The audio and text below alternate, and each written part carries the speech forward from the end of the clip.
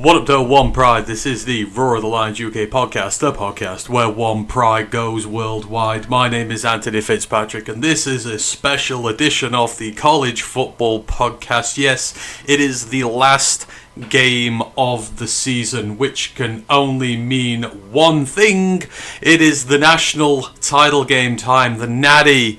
A game which, if you would have predicted this 3 years ago, people would have thrown you in an asylum. The Indiana Hoosiers are taking on the Miami Hurricanes in the Miami Hurricanes' own stadium in the national title game. Kickoff is in about 30 minutes from now, so thought I'd get in here a little bit early. Hope everyone is doing well this evening. Been a little while since we've been with you in the college football format. More on that in a little bit, but yeah, I'm really looking forward to this one today. So we're going to be doing a watch along of the game, and as this is the last game of the year, you know what that means. We are about to move into draft season. The Shrine Bowl is in 8 days' time. The Senior Bowl just after that. The Hula Bowl has been and gone. Then we're into Combine season. We're into Pro Day season.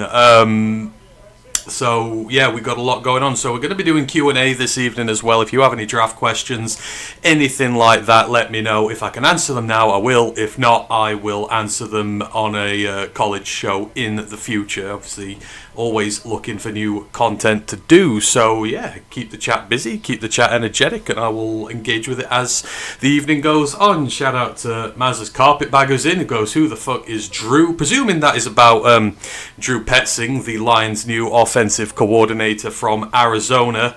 A lot of chit-chat about him this evening. Obviously not first choice for a lot of Lions fans, and Lions fans are letting their feelings be known on social media. Right now, I'm not going to do too many snap things about him. All I'll say right now is he's not my first choice. Not really the one I wanted to get, but it is what it is. I trust the regime. He seems to, he deployed two good run offenses in his first 2 years in Arizona. Obviously struggled this year. No quarterback one, no running back one. He's been without Marvin Harrison for some of it. And he had 11 total players on IR by the end of the year. So not working in the best of situations there against three of the best D-lines you'll see. It's in a stacked conference. So we'll see how he gets on. But yeah, it's going to take a little while to dig into this and get our true feelings out on that. First of many comments, presumably, on this, but has anyone ever told you you look like our new offensive coordinator? Oh yes, all us chrome domes get put together. I've got a better beard than him, though, but yes, it is not lost on me how much I look like him. I look like a white version of the Minions, as he does, so yes, I understand that. Bargain basement, nobody won 11 games in the last 2 years combined. Yes, like on the face of it, it doesn't look good, but we have to look down deeper into this. Obviously, organisational issues aside, is he responsible for a lot of this? Obviously, their defence has been rancid for years in Arizona. Offense has been doing relatively decent. I mean, he's had to work with Jacoby Brissett this year and made him look serviceable. He's made an all-pro tight end out of Trey McBride, so there's bad in there, but there is some good as well. But as I say, long off-season to digest all this. We can probably look back at some of his tape, etc., see what he's all about. But yeah, definitely not my first choice. I would have loved Mike McDaniel, but again, going to trust the regime and see what they think about that. But anywho, we are chatting college ball this evening. As I say, this is going to be the third Indiana game I've done this year. This is the first year we've obviously done watch-alongs for the college pod. Not done as many as I would have liked. Hopefully next season we'll up it to one a week, but wanted to be live for the last game of the season. Obviously, it's a big one. It's the Natty, and then that's it. Going to be done till August, and we're going to be going back into college previews and all that good sort of stuff when the draft is done. So yeah, going to be sad without it, but what a game this is cracking up to be. Obviously, we are witnessing something that you only really see once in a lifetime in terms of Indiana's run here this year. 2 years ago, they were dead, they were buried. No one gave them a second thought when a brash upstart Curt Cignetti moved from James Madison over to the Hoosiers and declared very loudly and very proudly, "I am a winner. I win everywhere I go. I do not intend to stop winning now." And while everybody in the college football world thought him crazy, he had other ideas. And 2 years later, after taking Indiana to their second set of playoffs in a row, he's got them to the national title game with, quite frankly, the best team in the country. And I think that is indisputable now. This Indiana team is the best team in the country. It's playing the best football in the country. It's got the best defense in the country.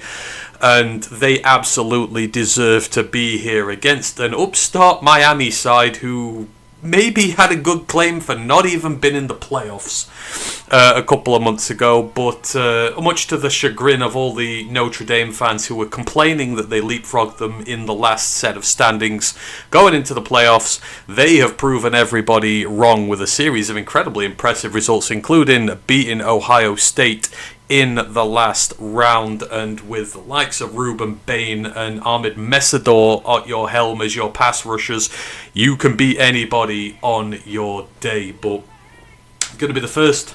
Obviously, Miami have won championships in the past. Indiana have never done so. This is going to be a fresh face at the top of the table, and it is exactly what college football needs in this age of NIL and money and people thinking that the gap between teams and the bigger teams is going to increase. Indiana this year have shown the blueprint for the future. You don't need a whole lot of shiny 5-star recruits. You don't need billions of pounds in NIL funds to be able to make a good team. What you need is solid coaching. You need players who believe in you. A lot of this Indiana team came with him from James Madison. 13 recruits headed his way. A lot of them are playing in this game tonight. They believe in him. They believe in his system. They are coached to perfection. That can beat talent any given day. We've seen them take the likes of Oregon apart, Ohio State apart, all these teams blessed with 5-star recruits, but if you can't coach them right, it doesn't mean anything. So hopefully in the future, this year from Indiana will mean a lot. We will probably never see a zero to hero thing like this again, ever. The scale of their improvement has been absolutely phenomenal. And, you know, this is for me a once-in-a-lifetime thing. I don't think you will see a team like Indiana progress in just 2 years from gaining a new head coach to reaching the national title game again. But they are absolutely here on merit. And hopefully we get to witness the end of this fairy tale this evening with the crowning achievement of them lifting the trophy. Yes, I am absolutely 100% an Indiana homer tonight.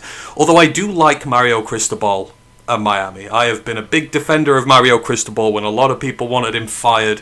I think he's done a very good job with this Miami side. So whichever way it goes, I'm going to be happy regardless. But yeah, it's going to be a fun one. Mr. Detroit City's in the chat. He goes, "Keep up the great work, Antony." Shout out from Florida. Appreciate you, Mr. Detroit City. Hope you are doing well. Go Lions will win the Super Bowl. Trust the process. I trust the process, and that's what I said with Brad. I put a long post out on Twitter not so long ago. I understand the skepticism about Drew and everything, but we're in a point now where a lot of people want to score points by seeing Brad fail.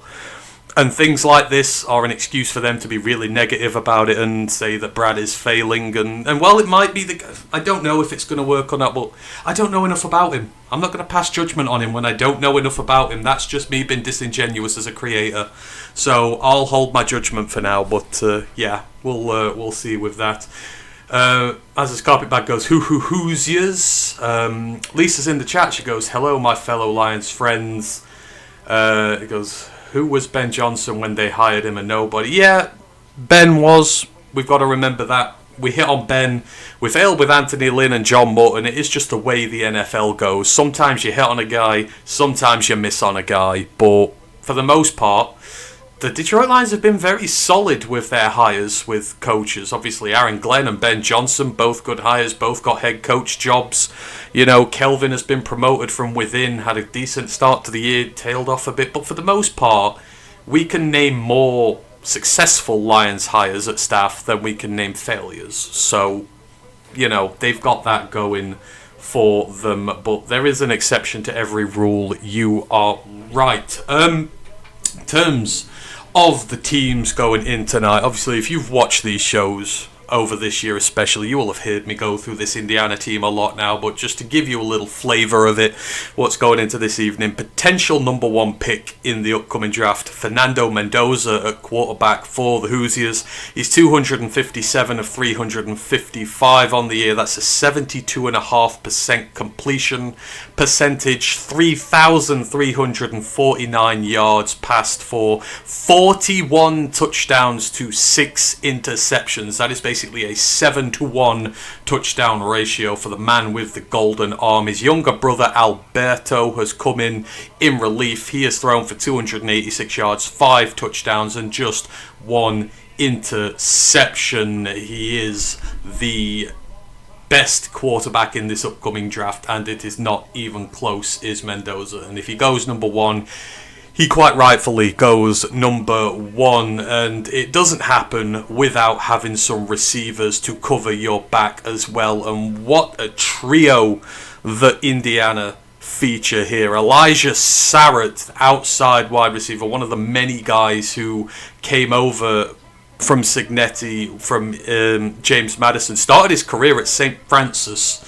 So he has really come up through the ranks. I love him to death. 796 yards and 15 touchdowns for him this year. You've got main man Omar Cooper Jr. He's got 866 yards and 13 touchdowns. And the emergence in the last part of the season of one of my new favourite players in college football, Charlie Becker, the outside wide receiver, the man responsible for some really huge catches, especially against Ohio State in the Big Ten championship game. 614 yards and 4 touchdowns for him in his freshman year. And then you've also got E.J. Williams, who has 438 yards and 6 touchdowns as well. So you have a veritable plethora of options in the wide receiver column. At tight end, you've got Riley Nowakowski, the fullback tight end entrepreneur guy. He's got 370 yards and 2 touchdowns on the season. They got plenty of weapons, these guys do. And that extends to the running game, where you have a veritable 3-headed monster here, highlighted by Roman Hemby, the big transfer in from Maryland this year. 1,058 yards for him this year at 5 yards per carry and 7 touchdowns. And Kalon Black, 955 yards and 10 touchdowns for him this season, going at 5.7 yards per carry. So 2 basically 1,000-yard rushers for the Hoosiers this year, as the panel are all picking Miami to win. That is disgusting. And then third man in the lineup, Kobe Martin. He's got 505 yards and 6 touchdowns at an average of 6.5 yards per click. So all 3 Indiana running backs are going over 5 yards per carry this year. And then you've got Mendoza himself, who does have some dual threat ability to him. 363 yards and 6 rushing touchdowns for him this year. In terms of the offensive line, guys you are going to be seeing in the upcoming draft for sure. At left tackle, you've got Carter Smith, who's had an absolutely phenomenal season. Has not given up a single sack, not given up a single quarterback hit. He's given up just 6 hurries on the season. The big behemoth is coming to the draft, and I love him. I personally hope the Lions take a look in his direction. At left guard, you've got Drew Evans, who also not given up a sack this year and just 1 quarterback hit. At center, a lot of people asking about centers. Pat Coogan, the Notre Dame transfer. He was a starter at Notre Dame, coming from one of the most well-known factories of O-linemen coming up to the NFL. He has also not given up a sack or a hit this year. He's given up just 9 hurries on the season, played nearly 1,000 snaps at center, penalized just twice. Really good as a pass and run blocker. At right guard, you've got Bray Lynch, who's been sort of the weak spot of this lineup, the freshman. But he's had a good end to the season. And then at right tackle, you have Khalil Benson, another transfer in, expert run blocker, grading up about 76 this year.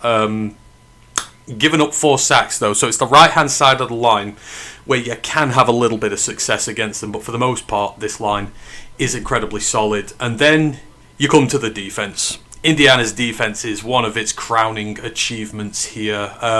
Your edge rushers, you got Mikhail Kamara, a quiet season by his account, just the 2 sacks, but he's got 60 quarterback pressures, 7 quarterback hits, batted passes, forced fumbles, and a really good run defense rating for him this year. That was the knock on him coming into this year, was the run defense stuff, but his sacks have gone down, but the run defense has improved, and he's going to be a big player in this year's draft in the edge classes. Then you've got Stephen Daly on the other side, 4 sacks for him, 41 total pressures, and 87 run defense grade. Kamara and Daly can defend against the run incredibly well. And then you've got the formidable defensive tackle pairing, the best defensive tackle pairing in the entire nation. You got Mario Landino and Tyreek Tucker. Both of them have 7 sacks apiece this year. They've both got 6 quarterback hits, 4 batted passes between them, and you cannot run on them at all. Tyreek Tucker especially. Landino's the nose tackle. Tucker's the sophomore. One of them's a sophomore, one of them's a junior. Still relatively young, but this defensive line is completely formidable, and you have a job to run past it. And then you go into the linebacking class. Maybe the best player on the defense for Elijah Hardy, the outside linebacker. He leads the team with 8 sacks and 9 quarterback hits this year. Complete and utter disruptive menace from that second level. And he grades at 91 in the run defensive game as well. The second level gives them a huge amount of versatility. And the rest of your linebacker room, you've got Isaiah Jones. He's got 7 sacks on the year from his middle linebacker position. And then you've got Aiden Fisher, the one I love most of them all. He's got 3 sacks as well. This front 7 bring pressure from all over, and each of them can get to the quarterback. But Aiden Fisher's going to be another draft prospect. You should keep your eye on these. Middle linebackers out the Big Ten are made of some fearsome stuff. And then you go into the secondary, and the secondary also incredibly dangerous. No more so than the safety pairing. You've got Louis Moore, who's come into the draft this year. I think he is. And then you've got Amari Farrell. Louis Moore has 6 interceptions and 3 PBUs this year. Amari Farrell has 4 interceptions and 7 pass breakups. So between the two of them, you got 10 interceptions, you got 10 PBUs, and they're only responsible for giving up 3 touchdowns between the pair of them this year. Amari Farrell especially, he's 14 for 30 in coverage. He only gives up 46% of passes thrown in his direction. And then you've got your star corner, D'Angelo Pons, best man coverage corner in this upcoming draft, bar none. 59 tackles from him this year. His missed tackle rate is 3.3%. That is insanely low for a corner. He is as good a tackling technician as you will find. Responsible for a forced fumble, has a sack. He's given up 30 receptions on 57 targets, so just 52%. He's got 2 interceptions and 6 PBUs on the year, but frequently put up on the wide receiver 1 of every other team he's up against, and he is just one of the best you'll find. And as I say, I don't think you'll find a better man coverage corner at all this year. Then you've got Jamari Sharp as the other starting corner as well. He's got 4 pass breakups on the season, a missed tackle rating of less than 9%.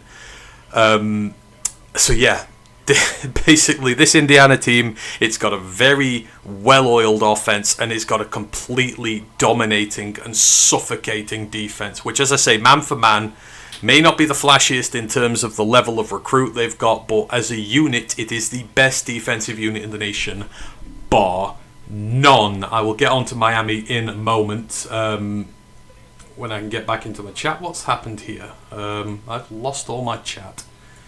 Please don't tell me that everything's gone wrong here. We are all good. Nope. There we go. I am losing my tracks. Where are we? How's Bain's matchup tonight? So Bain and Messidor, as I mentioned, Carter Smith has been tremendous this year, but you've got Messidor in there as well. You're going to put him up on the right tackle, which I think is where they're going to try and find some success. As I say, it's Khalil Benson out there at the right tackle position, but Nowakowski, the tight end they bring in to chip, is an absolutely massive human being. And I really like him as a prospect. He's been listed as a fullback, I believe, for the Shrine Bowl, because I've been doing my Shrine Bowl stuff today, and he's been listed in there. But he's huge. He's 6'2", over 250 pounds, really good run defender. So they'll use him with Benson to try and keep anything off there. But if you're going to put Bain up against Carter Smith, I would be interested to see that. Carter Smith's pass block rating this year is 94. He's absolutely huge. He's been one of the best left tackles in football this year, and no one is really talking about it. Many head coaches. Oh, so yeah. Indiana undefeated, by the way. I didn't mention that. Yep, Indiana are the only undefeated team left in the nation this year. Nobody has... I think Penn State were the closest to beating them. They nearly lost to Penn State. Required a last-minute drive to get them out of a bind there. I think Iowa pushed them quite close as well. But, yeah, everyone has thrown the bag at these guys. Nothing has broken them. As I say, with this defensive unit, this is absolutely crazy. Thanks for the info rundown, and appreciate it, Contrapast, and I'll go through Miami's team in a moment. Always figure it's good to go through these teams, let you know who some of these players are before we get into it. Our resident Seahawks fan is dropped by, Megan. Hope you are doing well, Megan, and congratulations to your Seahawks. Low-key, you look like the best team left in the NFL playoffs at this minute in time. I won't curse you by saying you're going to get to the SB, but... if it's judged on how teams are playing, the Seahawks should win the whole thing. So, hope you're enjoying it. Yeah, tremendous team you've got there. You always keep drafting prospects that I love, so it's good to see a lot of these players that I stand for in the draft doing so well and having a lot of success. So, hope you're enjoying it, and hope we get to experience this again in the near future. Because you're doing very well, not much sleep, but all good here. Same, I have been working like crazy recently, and my sleep schedule is all out of whack. I am exhausted. I'm going to be up till about 4 in the morning here, and I've got to be up at 8. So I should be in bed now, but hell, it's the Natty. It happens once a year. I will make an exception for this. You still have to roll the Rams. Yes, you do, and please do, because I hate the Rams. And I don't want Matthew Stafford to win another Super Bowl. If he wins number 2 with LA, he will get inducted into the Hall of Fame as a Ram and not a Lion, and I'm not ready to see that. I think we are about 10 minutes away from kickoff now, so let's just kick it to the other side of the dome. Miami, a lot more 5-star prospects in this team and big names. To start on the offense, obviously Carson Beck at quarterback, the discarded Georgia starter. He is 319 of 437 this year. It's a 73% completion rating, so him and Mendoza about bob on. 29 touchdowns to 11 interceptions though, so he's been a little bit honky-dory with the interceptions. I can't remember which game it was. He had... I think it was the Pittsburgh game. He had an absolute mare. Sorry, no, it was the Louisville game. He threw 4 interceptions in one game, so he is precursive to the turnover. Mendoza has a 7-to-1 touchdown to interception ratio. Carson Beck's is less than 3-to-1, but he still had a decent year and has got Miami to a natty, so that is nothing to sniff at. In terms of their rushing attack, you've got one main man here. You've got Mark Fletcher Jr., the guy who's been starting for them since they were a true freshman. 200 rushes, 1,072 yards at 5.4 yards per carry, and 10 touchdowns on the season. And his backup is Chamar Brown. He's got 455 yards and 7 touchdowns, running at 4 yards per carry. He's more the short yardage back. And you've got Gerard Pringle Jr. as well, who's got 4 rushing touchdowns on the season. Beck has 158 rushing yards and 2 touchdowns. He don't really scramble that much. So yeah, one big name in the building, not the triple threat that Indiana have. But in terms of receiver, they might have the most dangerous receiver on the field. The young freshman Malachi Toney, who's had one of the best freshman seasons in some time. He's got 99 receptions on the year, so one more for 100 for him. 1,089 yards and 9 touchdowns. He has not had a single drop all season. He's been targeted 127 times, no drops, and he is a true freshman. Go figure. You've got Keelan Marion, 740 yards, 2 touchdowns. You've got CJ Daniels, the LSU transfer, 495 yards for him and 7 touchdowns. So he is a red zone go-to for Carson Beck when they get down there. So again, maybe not the depth that Indiana have, but Malachi Toney can win games on his own if he gets going. Tight end wise, you've got Elijah Lofton. He's got 3 touchdowns this year, 218 yards, but he's very much a blocking tight end. The offensive line, starting at left tackle, you've got Mikhail. He is 6'9", 345 pounds. He is a massive human being. He's started at the program the last 2 years, potentially coming to the draft this year. He was, I believe, a JUCO transfer in, but he is absolutely humongous. He's given up no sacks this year and just 1 quarterback hit. At left guard, you've had a little bit of a rotation between Matthew McCoy and Samson Okunlola. I believe it is the former starting today. McCoy's given up 3 sacks and 4 QB hits on the year. Okunlola has given up just 1 QB hit. At center, you've got James Brockermeyer, the Alabama transfer, who's had a fantastic season for the Hurricanes. No sacks given up, 2 quarterback hits, just 9 hurries total.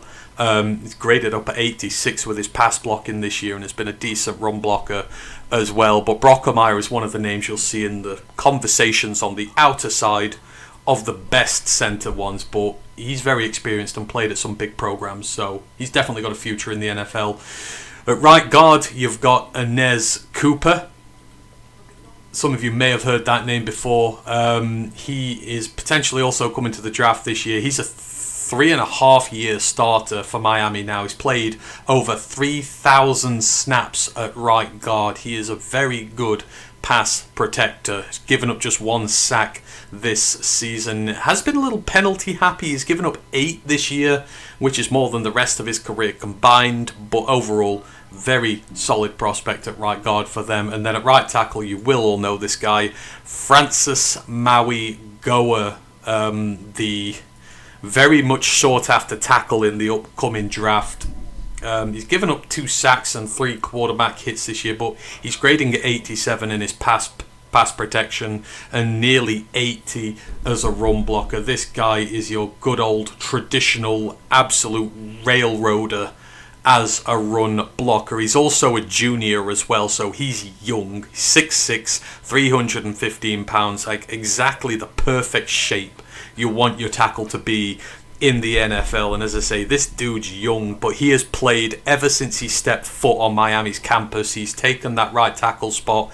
He has not given it back. He's just played 10 snaps at right guard this year. I think he had to cover a few injuries, give or take, but yeah, he's absolutely sensational. And, you know, potentially, depending on what the Lions are doing at this point, if he falls a little bit or whatnot, he's a name that you should be all over. But yeah, Maui Goa is just a figure of dominance. So this Miami offensive line has a lot of meat to it, especially when it comes to its pass protection. Then when you come to the defense, obviously pretty much everybody knows the defense. For its 2 star edge rushers, you've got Reuben Bain Jr., who's pretty much going to be a nailed-on top 5 pick in the upcoming draft.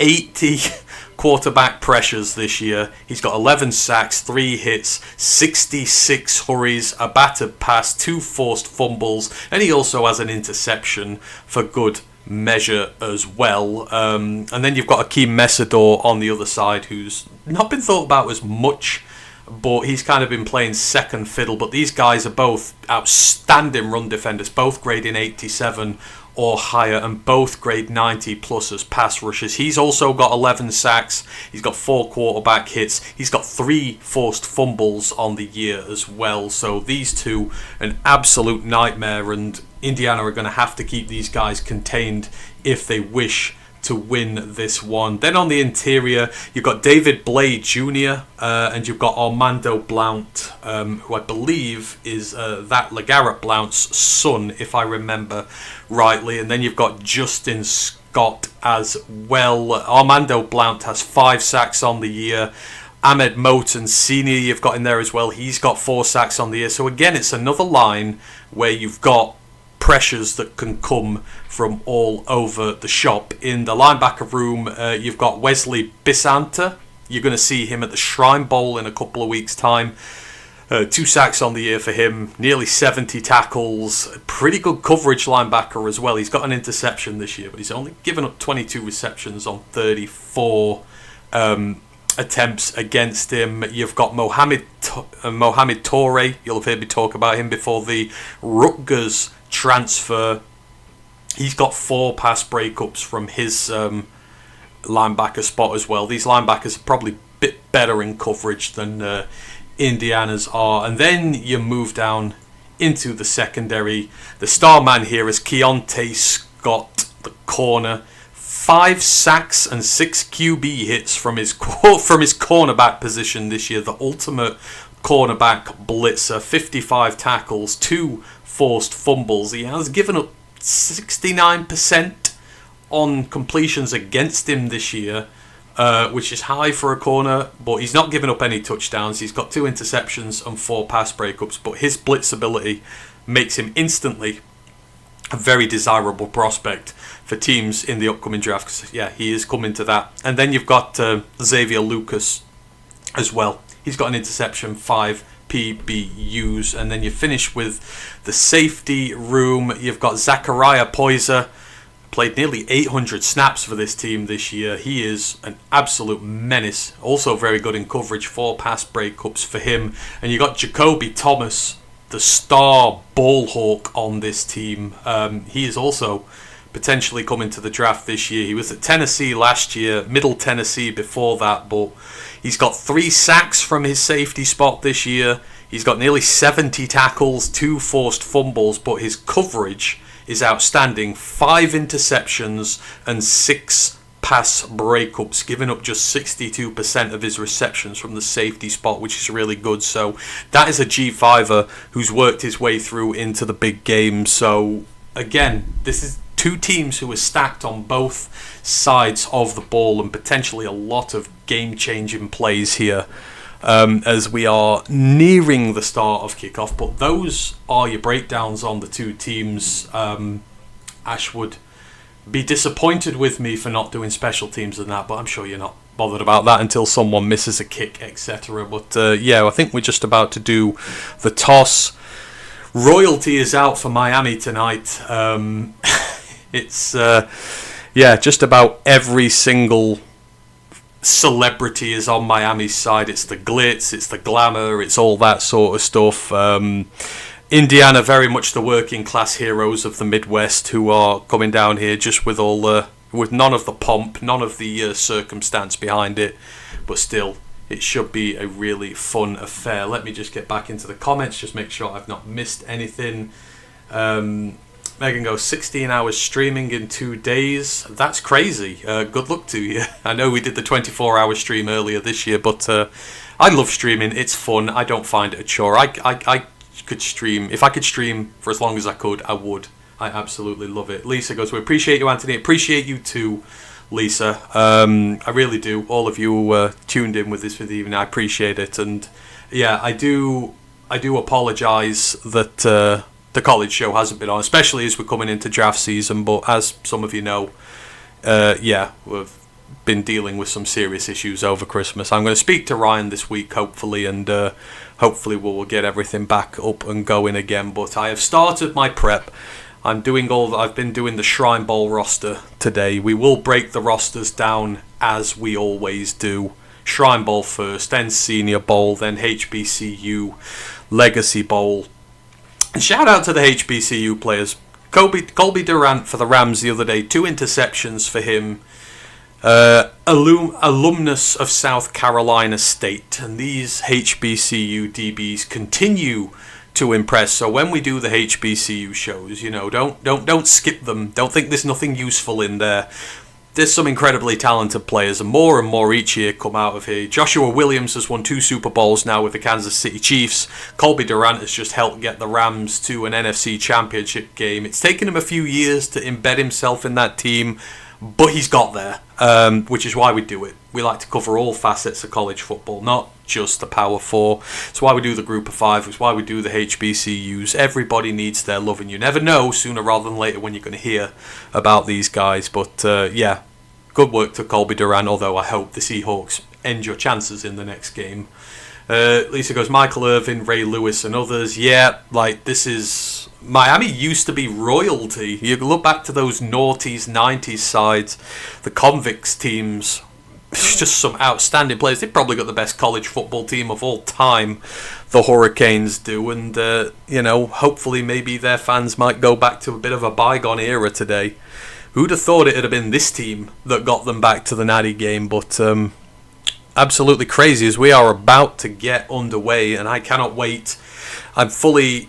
Cards on the table. I am a Hoosiers fan today, but I've been a Hoosiers fan. I'm a Cignetti fan, so wherever Cignetti goes, I will go with him. And it looks like Indiana are going to be kicking, so they must have won the toss and deferred. I could be wrong. I've not got the volume on, because if they pick it up in the mic, I could get a strike, and I don't want that to happen. So we're going to see Carson Beck and the Miami offense first save something bad happening. The catch is taken at the 2. The return comes out to the 20, the 25, about to the 28-yard line. So decent little return there. And Carson Beck and co. are going to come to the 4. Let's see what they've got, and let's see if this Indiana defense is going to make plays early. Again, running on this team is so difficult. You know, Mario Landino and Tyreek Tucker are two. No one talks about them, and I've no idea why. The pair of them have 10 sacks between them this year. Sorry, 14 sacks between them this year, and they're one of the best run-stuffing D-tackle pairings in the nation. So, let's see. Do Miami try and break through this line, or are they going to go to the air early? On the 28, first snap of the game. It is a handoff, run up the middle, and Mark Fletcher finds a crease, gets about 9 yards, and a good start there for the Hurricanes. And they're going to need Fletcher today. He's going to need to have a 100-plus yard game. They need to keep the chains moving, try and tire Indiana's defense out, and keep those chains moving, not put themselves in bad situations so Kamara and co can tee off on them. That's a really good start. They got 9. So a 2nd and 1 here. Chance to get an important first down on the drive, which will make life a lot easier for them. I'm going to snap it from the 37. And they're going for the screen pass this time, and it is an easy conversion for about 7 or 8 yards. And that looks like Malachi Toney is getting his first introduction into the game.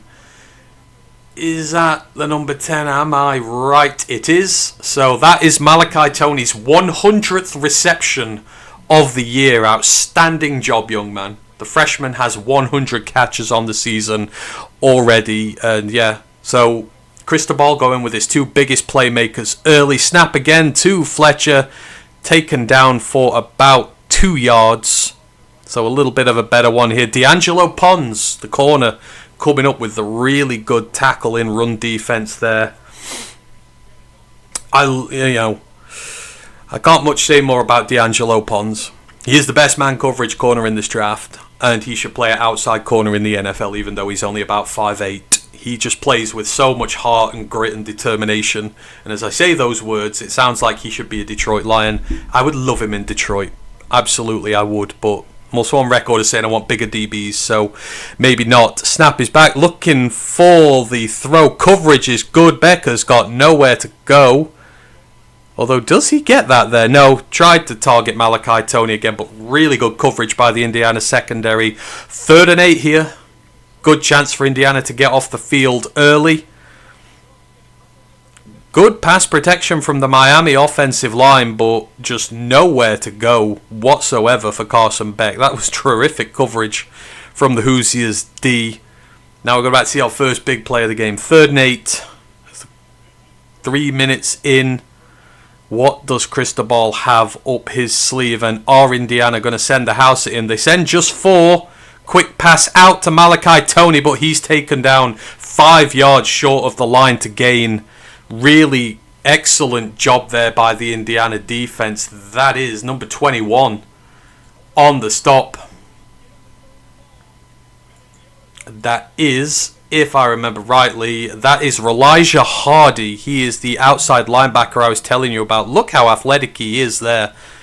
Elijah Hardy, when he comes to the draft, I don't think it'll be this year. Elijah Hardy is a name you need to get to know for the 27 draft. Outstanding pass rusher from his outside linebacker position, but incredibly good in coverage as well. As Miami punt it away, it is a great punt down to the Indiana 4. So no points for Miami on the opening drive, but special teams has given them a position here, and you've got Reuben, Bain and Ahmed Mesador about to tee off on this Indiana offensive line just 4 yards away from their own end zone. So assume they're going to try and come out and win the ball here. But for those in the Bain sweepstakes, going to be an early chance here to see if he can have a big impact on this game. And for those looking at Carter Smith, this is a big opportunity for him to make some big plays early against these Miami edge rushers. Contra pass down through way short of the sticks. He did, but I think the coverage was very good again. You look downfield, there was nothing on there for him whatsoever. So yeah, that Indiana defense just, gave up a first down, comes back, hits back instantly. But that was a really good tackle from Elijah Hardy. A lesser linebacker would have missed that, and Toney would have got the first down. But yeah, excellent punt there. I didn't do the punters and kickers and that. And again, I know Ash will hate me, and he's probably listening at work. But just good special teams. Good special teams. Mile Marker's in the building. Hope you are doing well, Mile Marker. As always, as I said, as the game goes on during the evening, if you've got draft questions and stuff, just send them my way. I'll get to them when I can. And if I can't answer them right now, I'll answer them in a future college episode. I will. Just in a timeout break at this moment in time. About 3.5 minutes in. Just waiting to see what Fernando Mendoza does. And Tom Brady is at the game today. John Spytek is at the game today. All the Raiders' top brass is at this game. So the Raiders making no attempt to try and hide the fact that Mendoza's more than likely going to end up at the Allegiant come the end of April. But we could be shocked yet. They may trade away the pick, who knows, but you would figure with their QB situation there, they're 100% going to pick him.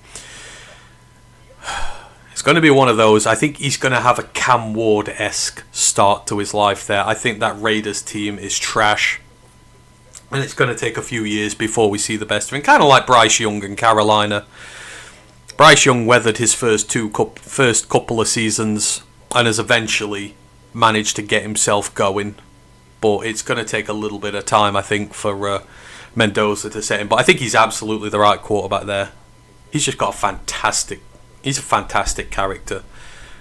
He's the breath of fresh air that the Raiders need to rejolt that organisation to life. And I think over time, give them success. Yes, the graphics up now. Fernando Mendoza has 8 touchdown passes in the playoffs and 5 incompletions. It feels like showing that is a little bit of a they're trying to almost put commentator's curse on him here, but a very tricky situation for Indiana here. They are on their own 4-yard line. Bain and Mesador are going to have their ears pinned back. What do the Hoosiers have up their sleeve? You've got to assume this is going to be a handoff to Hemby. It is not. It is a swing pass out to, is that Omar Cooper Jr.? And he gets a first down. Good play there from the Hoosiers, giving themselves a little bit of breathing room. I think it was Omar Cooper Jr. Anyhow, it was their number 3, and I believe that is the shirt that he wears. It is Omar Cooper Jr. Catch number 65 of the year for him. So Indiana got a first down on their own 16 now. Pass off to Hemby. Gets contact. Ooh, big hit. Goes for about a yard. So it's going to be about a 2nd and 9. I don't know what the spread was for this game. Donkey Kong, hope you are doing well. I understand the fallout from Drew Petzing. We will get back into that at a later date. Obviously, we are doing the college bit at the minute. But again, if you guys want to put line stuff in here, you're more than welcome to. I understand the skepticism about the move as Mendoza drops back, throws out a screen to Hemby, who gets about another yard. So this is going to be a 3rd and 8, and that was Reuben Bain on the coverage. Shows you how athletic he is. You can see him there at the 9 tech. Makes a rush in. Backs up with the right... Oh, it's not Reuben Bain. Sorry, my bad. I thought it was. Good pressure on the right tackle, but not able to get to the QB. But Mendoza looking calm under pressure so far. It is 3rd and 8, but the passes have been accurate. This is exactly the situation Miami got into against Indiana. Can Indiana get out of this 3rd and 8? Much deeper in their own territory. He's flushed out to the right. Hoiks it in the air to the sideline. Nothing going whatsoever. And both teams start with a punt and a very aggressive defense there from Miami. They did give up the first down. It was a good play, but they've come back to this. And core blimey. Did you see that there? That was absolutely crazy from, was it Mesador, the number 12? I think it was, no, it was Marquise Lightfoot, sorry. Absolutely sent the running back in pass protection for a spin. Just dropped him on the ground. Punt is up. From his own 10, it is going to, it's a decent one, to the Miami 35. The return from Toney gets it to the 42, so going to be good field position for Miami, but there is a flag on the play. If this is holding, then this is going to cost Miami some vital yardage, but as it stands, they're at their own 42. It's on Cristobal right now, the camera. What's gone on here?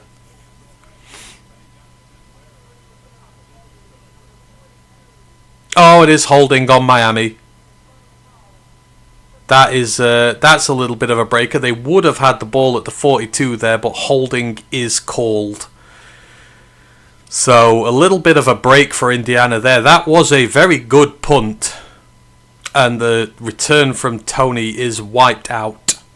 Don't know exactly where they're going to start. But yeah, punts for both teams on the opening drives. The defenses have the early upper hand as we maybe expected.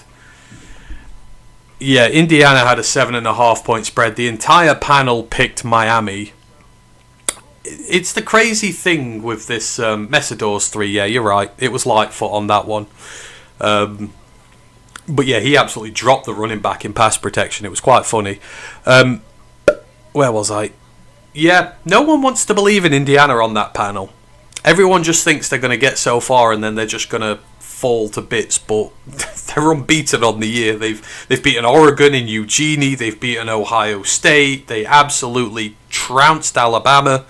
Like, I don't know what more they can do to prove to people that they're legitimate this year, but I think it's because everyone, all the celebrities and the famous faces are back in Miami, so everyone wants it to be Miami. There's a problem with we should all be cheering on Indiana here, all of us, sticking it to the powers that be. Gotta let the man win. Cristobal is pissed. Of course he is. That would have been a really good starting field position for them there at the 42. They're not going to get many good field positions like that, and now that holding has wiped it out. And I believe it's from the spot where the hold is, which was even further back. So I would assume they're going to be somewhere near their own 25, give or take. I'm probably a few minutes behind you guys there. So if you're wondering why the hell is he behind, it's because I'm in the UK, so I'm probably a few minutes behind there. Oh, did Pat say Hoosiers? Well, okay, I like McAfee a bit more now then. But Pat's always a rebel. Pat always goes against common... He always goes against common perception. He likes to be the rebel. They're saying that. They said about 65% of this crowd is Indiana fans, which is crazy as it's in Miami's home ground. Like, it's in Florida. So, like... It's literally where they play. I know the Hard Rock is away from campus, I believe, if I remember rightly, but still, come on. Letting a team from the Midwest outdo you at home in Florida. That is just terrible. We're getting ready for the start of the second Miami drive here, as we're getting more love for Fernando Mendoza. He really has come on leaps and bounds. I remember when they got him from Cal, and like he had a decent year last year, but after what, oh God, the quarterback out the MAC last year for them, I don't know, I've completely forgotten him, but I thought that Indiana had a good year last year. And I wondered if Mendoza would be the one to take him forward, but he's absolutely been fantastic. When a quarterback from the West Coast transfers over to the East, you should take notice. Cam Ward did the same. No one took a look at Cam Ward until he moved from Washington State to Miami. And no one took a look at Mendoza either until he moved from Cal to Indiana. Oh, was Pat's wife a Hoosier? Of course, he's an Indianapolis guy, isn't he? So it does not surprise me whatsoever. Handoff to Mark Fletcher to start the drive. Gets about 4. And I tell you what, they've been pretty good so far. These Indiana edges are really good against the run. Probably second only to Miami's edges in the country. So, but they're attacking the edges with intent here. Going through Mawigoa as well. That was through right tackle. You can expect a lot of running behind Francis Mawigoa today. He could really cement himself as a high top 10 draft pick with a good performance here. A lot of teams will want him. It is 2nd and 6 at the 27. Another handoff and stuffed this time. Tries to go up the middle. You try and run at Tyreek Tucker and Mario Landino like that, you will get nowhere. Tackle is made. That was number 97. That is Mario Landino. That is a name to remember. Absolutely fantastic. 2 fumble recoveries this year for him as well. It's 3rd and 5. Indiana can get them off the field again early at the 28. And expect this pass rush to try and get its best to go home. Snap is back. Beck drops. Protection is good. He's got a very clear pocket. Takes a big shot and a pass breakup. Excellent work there. That is Louis Moore, the safety. That is a name you're going to hear in draft circles a lot this year. 6 interceptions for the safety this year. 3 pass breakups. He is absolutely outstanding. Watch how he breaks on the ball here. Just completely comes out of nowhere. As soon as that ball's out of Beck's hands, he breaks on the ball, gets in front of the receiver, breaks it up. Louis Moore is a fantastic safety prospect. And once again, Miami got a punt. And their punter, not as big a leg this time. It lands on the Indiana 29, where it is fair caught. 2 punts forced by the Indiana defense to start this game. Miami are having some success with the run so far, but they've got nothing in the pass game. They're throwing short of the sticks, trying to get the ball out quick, and the pass protection's been fairly good from Miami so far. So it's just this coverage has been excellent by the Hoosiers D so far, as we're going to see Mendoza for the second time very, very shortly. We're not going to a break. Indiana at their own 29. Fairly average starting field position here as we see Tom Brady again. Tom, you should be looking at your potential future franchise quarterback, not rizzing up the lady on the sideline. 3 receivers out, 1 in the backfield for Indiana. What are they going to do here? Snap is back. Mendoza drops to pass. He's pressured to the outside again. Going to have a little run. Throws late and it is broken up. That looked like he was going for Charlie Becker there, but he had defenders all over him down the sideline. And there is a flag on the play. Feel like we're going to see a holding call here. Mendoza had the ball in his hands a long time. We have laundry, folks. Yep. Holding on the Indiana offensive line. That looks like the right God. It is. Oh, yeah, he's holding him like they're going on a romantic picnic in the park. Can't be doing that, Sunshine. Cannot be doing that. So it's 1st and 20 at the 19-yard line. It's a pass. That looks like Nowakowski. Oh, it's Cooper. Breaks the tackle. Gets the 20. Gets about 25 to the Indiana 45. And what a play. 1st and 20. No sweat whatsoever. They complete it at the first time of asking. Lovely pass from Mendoza. No drop back whatsoever. Just stays on his mark. Sees the linebacker come up. Cooper just finds his mark in the middle of the field, breaks the tackle from the safety, which could have made that a lot less of a lot less yardage. Breaks the tackle, gets 25. Handoff now to Hemby, finds a crease up the middle, just tackled for 6. Oh, he's so close. Good contact balance there to fall forward, but if that tackle hadn't have been made, that was going some distance. The Indiana offense, getting a little bit of rhythm behind it. They are in the huddle.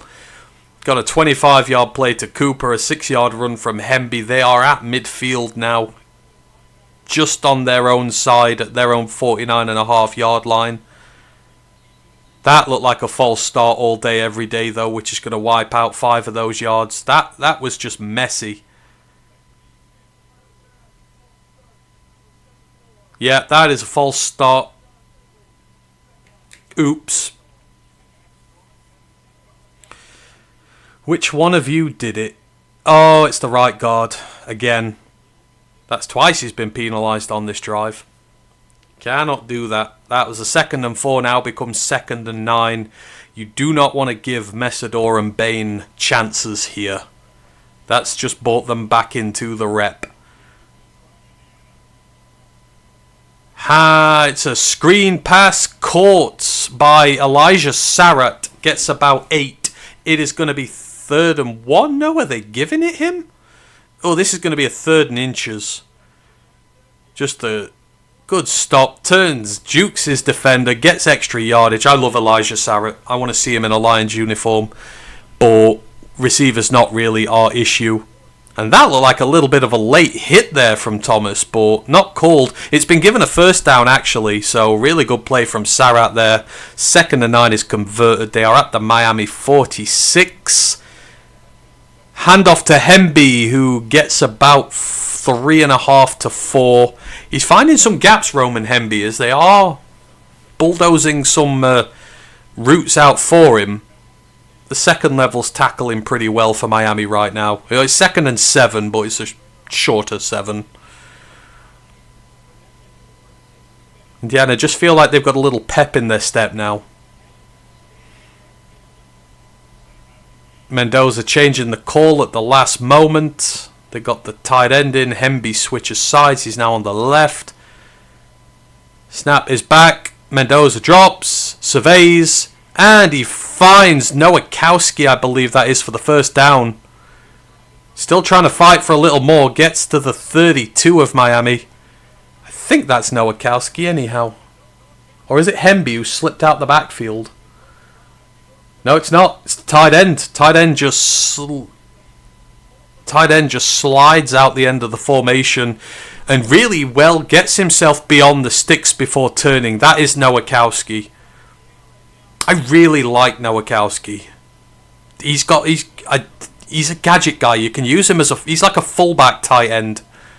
Another pass to Sarratt for 6.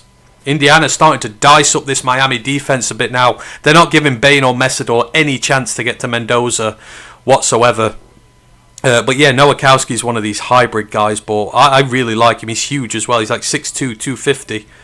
So you can get some good purchase out of him. Sarratt, both feet in play there. He's such a distinguished catcher of the ball. He gets both feet in play. He's just so technically gifted. 2nd and 5. Free rusher. Mendoza is hit hard. First time the pass rushers really got to him, and that was a huge hit there. Think that was Mohamed Toure from his linebacker spot. Just gets a free run at him, and yeah, that's a really tough hit for Mendoza. That will take the wind out of him. But yeah, Mohamed Toure, once of Rutgers. Really underrated linebacker. He's had injury issues, but he seems to have overcome them. It's 3rd and 5 at the Miami 28, and they hand the ball off. Crease is found. Hemby gets it. Or is that Kalon Black who's in now? I think that's Kalon Black who's in. And they got a first down. Goes for about 7. So big call from Cignetti there to go for a rush on 3rd and 5. Let's see the gap that opens up here. You've got... Oh, lovely. Yeah, that's a double block. So see Pat Coogan there. Pat Coogan, the centre, double block. Carter Smith at left tackle. Absolutely stonewalls whichever edge he's up against. I think that was Bain. But that was a really good completion there. At the 20, handoff again. Hits a little crease, but only gets about 2. Don't know how he found his way through that. And Mendoza's taken a hit. He's bleeding. He's bleeding from his mouth. He's got blood pouring all down his face, Mendoza does. I don't know what that's from. Oh, he throws a block. And he gets hit in the head. That's a nasty hit to a quarterback. That looks like targeting. He goes upwards into Mendoza's helmet. Although, is he a blocker? Is it allowed because he's a blocker? But yeah, Mendoza is bleeding from his lips. He's using that. He gives on a keeper now. Goes a keeper for 2. It's going to be 3rd and 6. Yeah, he's bleeding badly. He's going to need to get that seen to when he's off. Maybe cut his gums or something. Hopefully it's not a tooth issue. Can't stand teeth issues. 54 red zone touchdowns for Indiana this year. When they get there, they usually put it away. But an opportunity for Miami to make a stand here at 3rd and 6. And this is where you want Bain and Messidor stepping up. What are they going to throw here? Are they going to sit in coverage? It's a 6-minute drive, gone 10 plays. Throw is back. He takes a shot at the end zone. It's broken up. Aiming for Charlie Becker in the end zone. And that's Frederick Jr. He was a game-time decision today for Miami, and really good coverage. Becker gives him the look to the outside. There is hands too there. That might have been a PI, but it wasn't a well-thrown ball by Mendoza. It could have been picked, actually. Becker did well to get his hand in there. But an 11-play, 6-minute drive is going to end with Niko Radicic. 34-yard field goal. He's 21 of 22 from within 40 this year. He's usually a solid kicker. Hits. Ooh, that was close. Just sneaks it in. So Indiana first to put points up on the board. 3-0 to the good. But Mendoza's going to need some treatment for some form of gun wound he's got. But good play from Indiana. Good drive from them.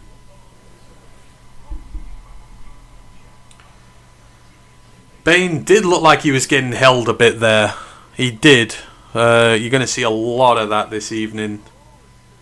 Shades of Luvu on Goff. Yes, that was shades of Luvu on Goff. But I think he was acting as a blocker. Like he'd thrown himself out there as a run blocker. So I think it's more allowed. If he was just quarterback in there, then it wouldn't have been. But yeah, nearly picked off. Yeah, that was not a good throw from Mendoza. It needed to be up above Becker, but instead it was thrown short away from him.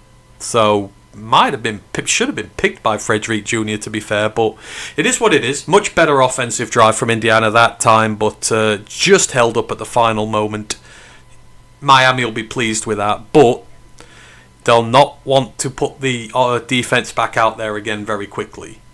You'll want to give them a bit of a rest now because they've just taken a bit of a pummeling. So Indiana, they'll be trying to force a 3 and out here. If they can get to work on this Miami defense again pretty quickly, you would figure they're going to put up some more serious points. Question for later. In addition to centers, is there any outstanding safety potential in this draft? There is. I mean, you're seeing one in this game, I believe. Let me just check, but I'm going through my Shrine Bowl roster. I believe Louis Moore is going to the Shrine Bowl. But he is. So you've already seen him in this game. He made that pass breakup on the last drive.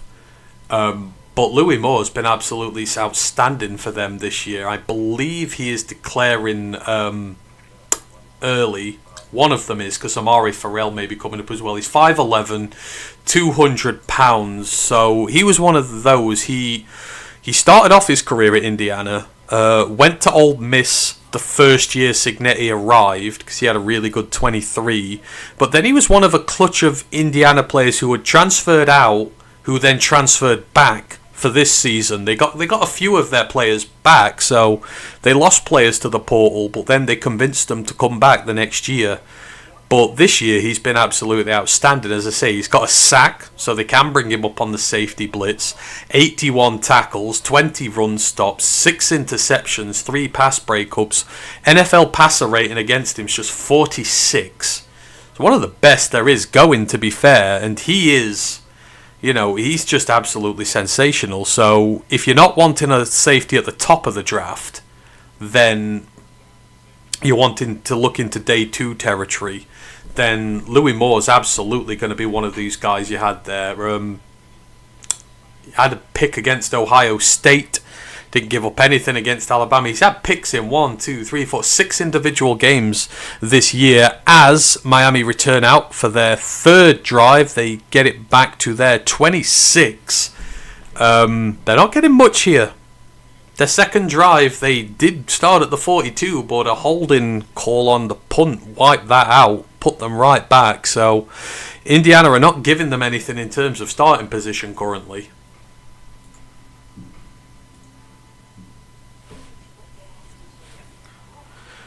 As we're just at a commercial break before the third drive starts for Miami, but they've got to get something going here.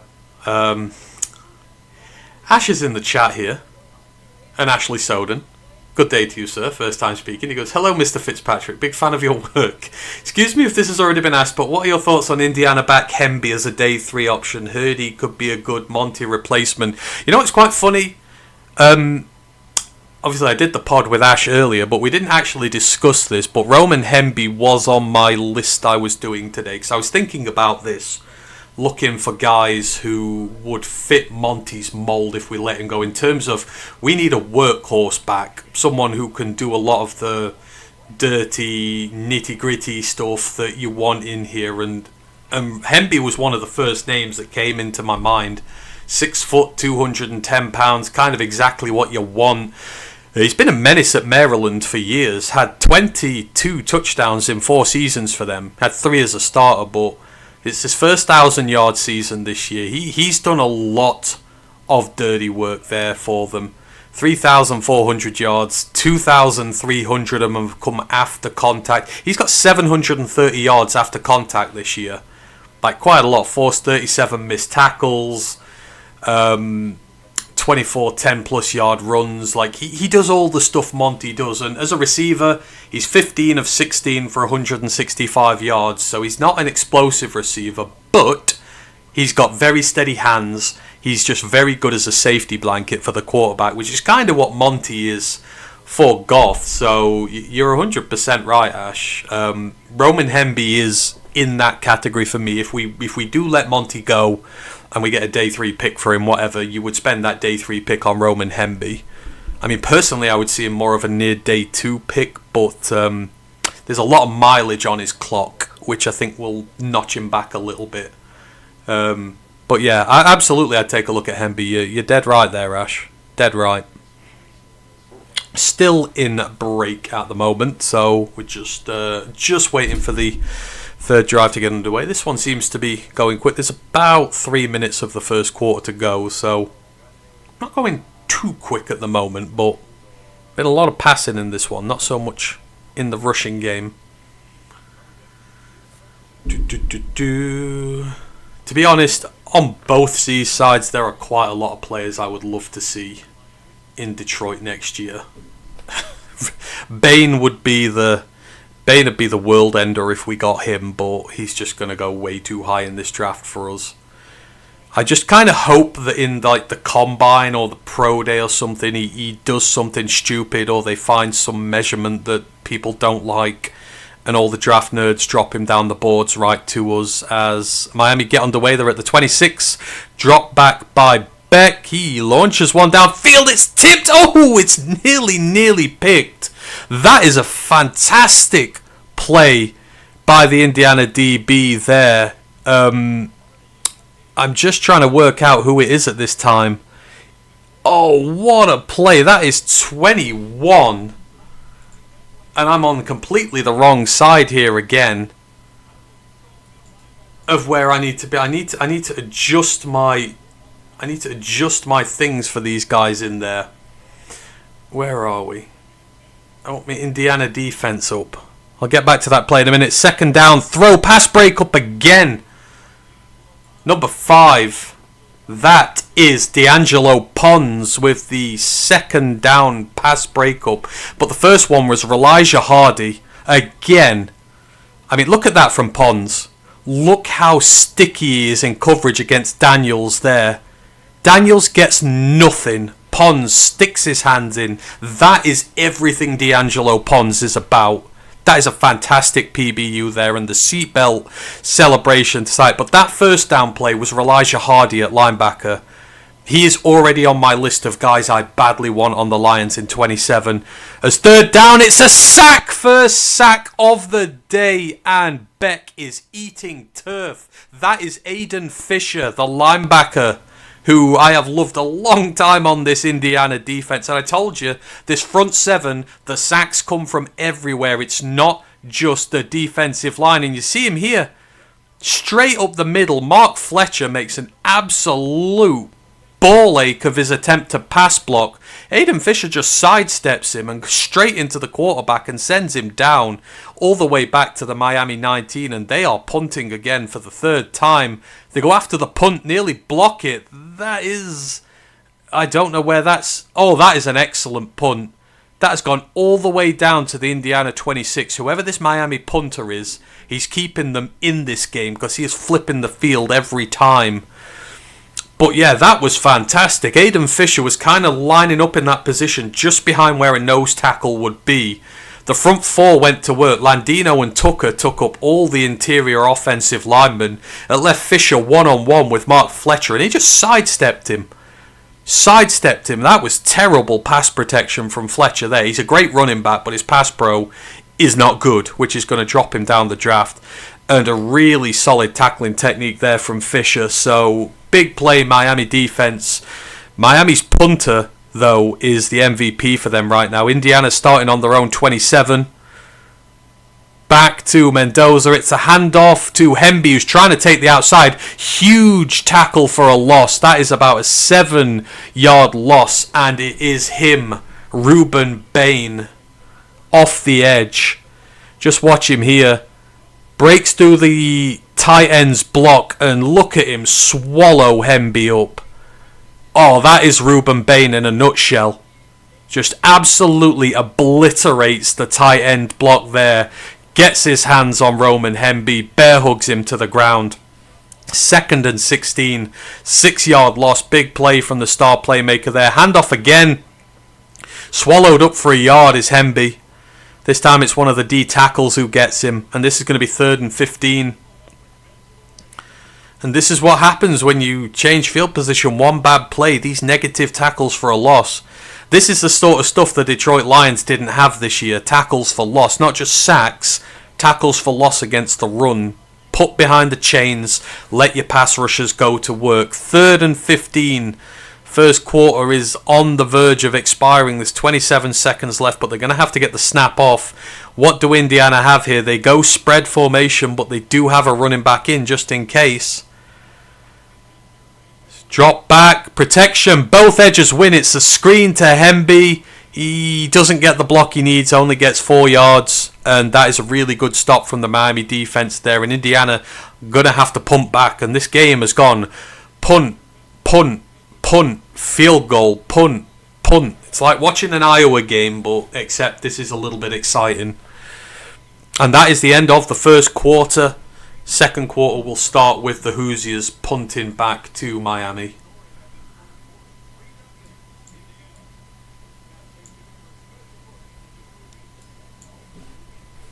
So, big plays from both defenses and some of their big players, but Reuben Bain on that drive killed that thing with that 6-yard tackle for loss. Why you would have a tight end blocking Reuben Bain Jr. and not Carter Smith, I don't understand. Carter Smith was sent on assignment to the perimeter, so the tight end came in to get the edge, but yeah, that just didn't work whatsoever. bad decision there from the Hoos. Oh.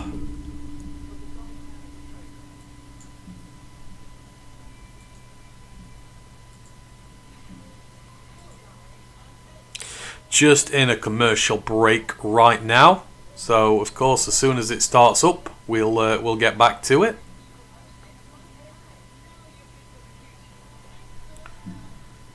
But yeah, maybe what we thought an attritional defensive game so far, but again, both these teams sporting incredibly good defenses with a lot of big names coming to the draft, so to be expected. Feel like the game might potentially be on the verge of breaking out, but Miami have shown nothing on offense so far. That early pass protection that held up so well has faded away, and the early run game they had has faded away as well. Seems like Indiana are all over them. But then Miami's edges are starting to come into play now as well, so who can put together the first really good offensive drive? That is the question. Indiana look most likely at the moment. But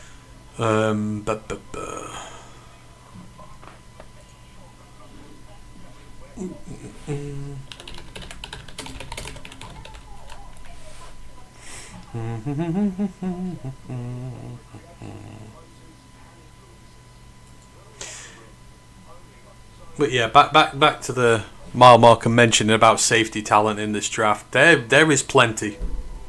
There is plenty. There's sort of a little bit of a gap on day 2, but the stuff you're going to get early day 3, maybe late day 2 is good. Obviously, Caleb Downs is going to be the guy.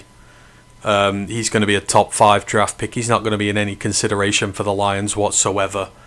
The junior out of Ohio State, but he is what he is.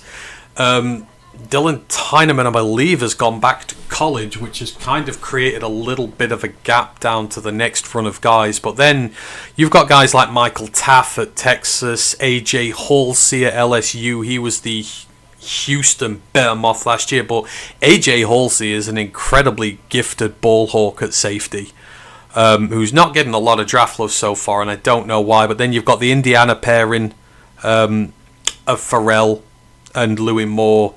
You've got McNeil Warren from Toledo as the punt is up in the air. And the punt lands at the 27 of Miami. It's returned, but Malachi Toney slips. He gets through 2 tackles, though. Gets to the 42. That was a really weird return. He got the ball. He then slipped. Looked like he was going to be tackled. Slipped out of the tackle. Ran 5 yards backwards. Called for a block, and then managed to get a little bit of a return. He's down by contact. His arse hit the ground.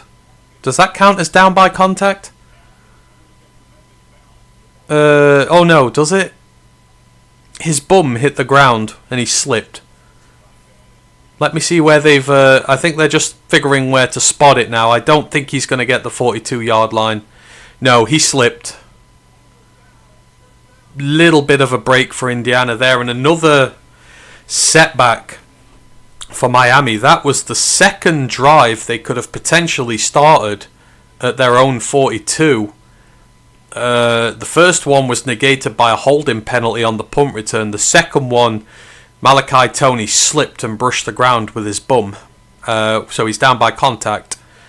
And they are instead going to start at their 31. So that's 11 yards further behind than they would have had. Hand off to the running back. Nothing. Squat. Nada. Maybe a half yard. Trying to run against this Indiana DT pairing again. And they got nothing.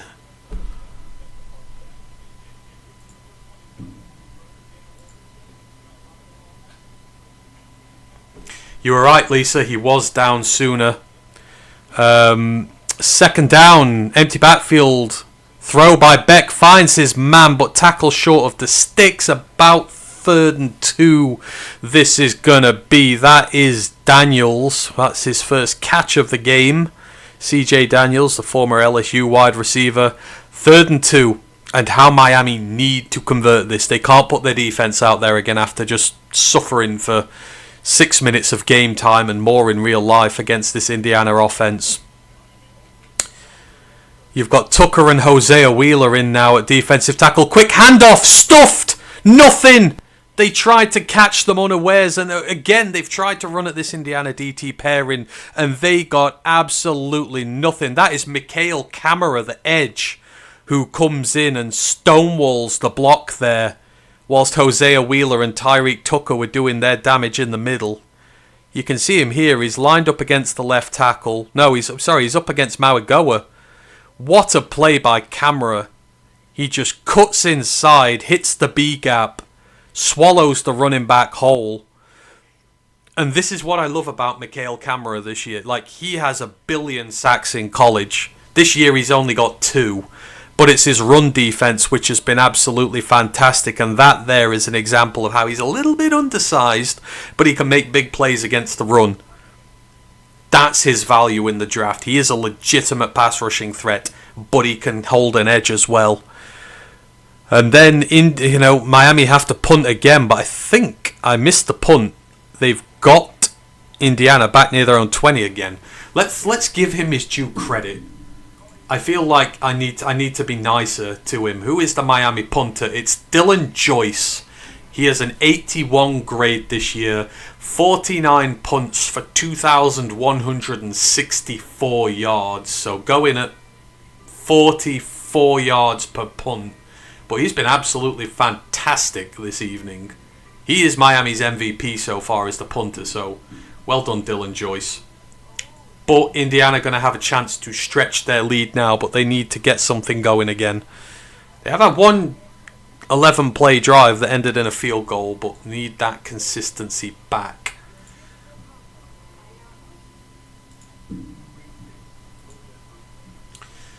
The SMU safety sticks in my mind. You are thinking of... oh, Lord. I swear he's at the Shrine Bowl as well. You're thinking of RJ Maryland, I think, aren't you? I think it is RJ Maryland who's at SMU. Or is he the corner?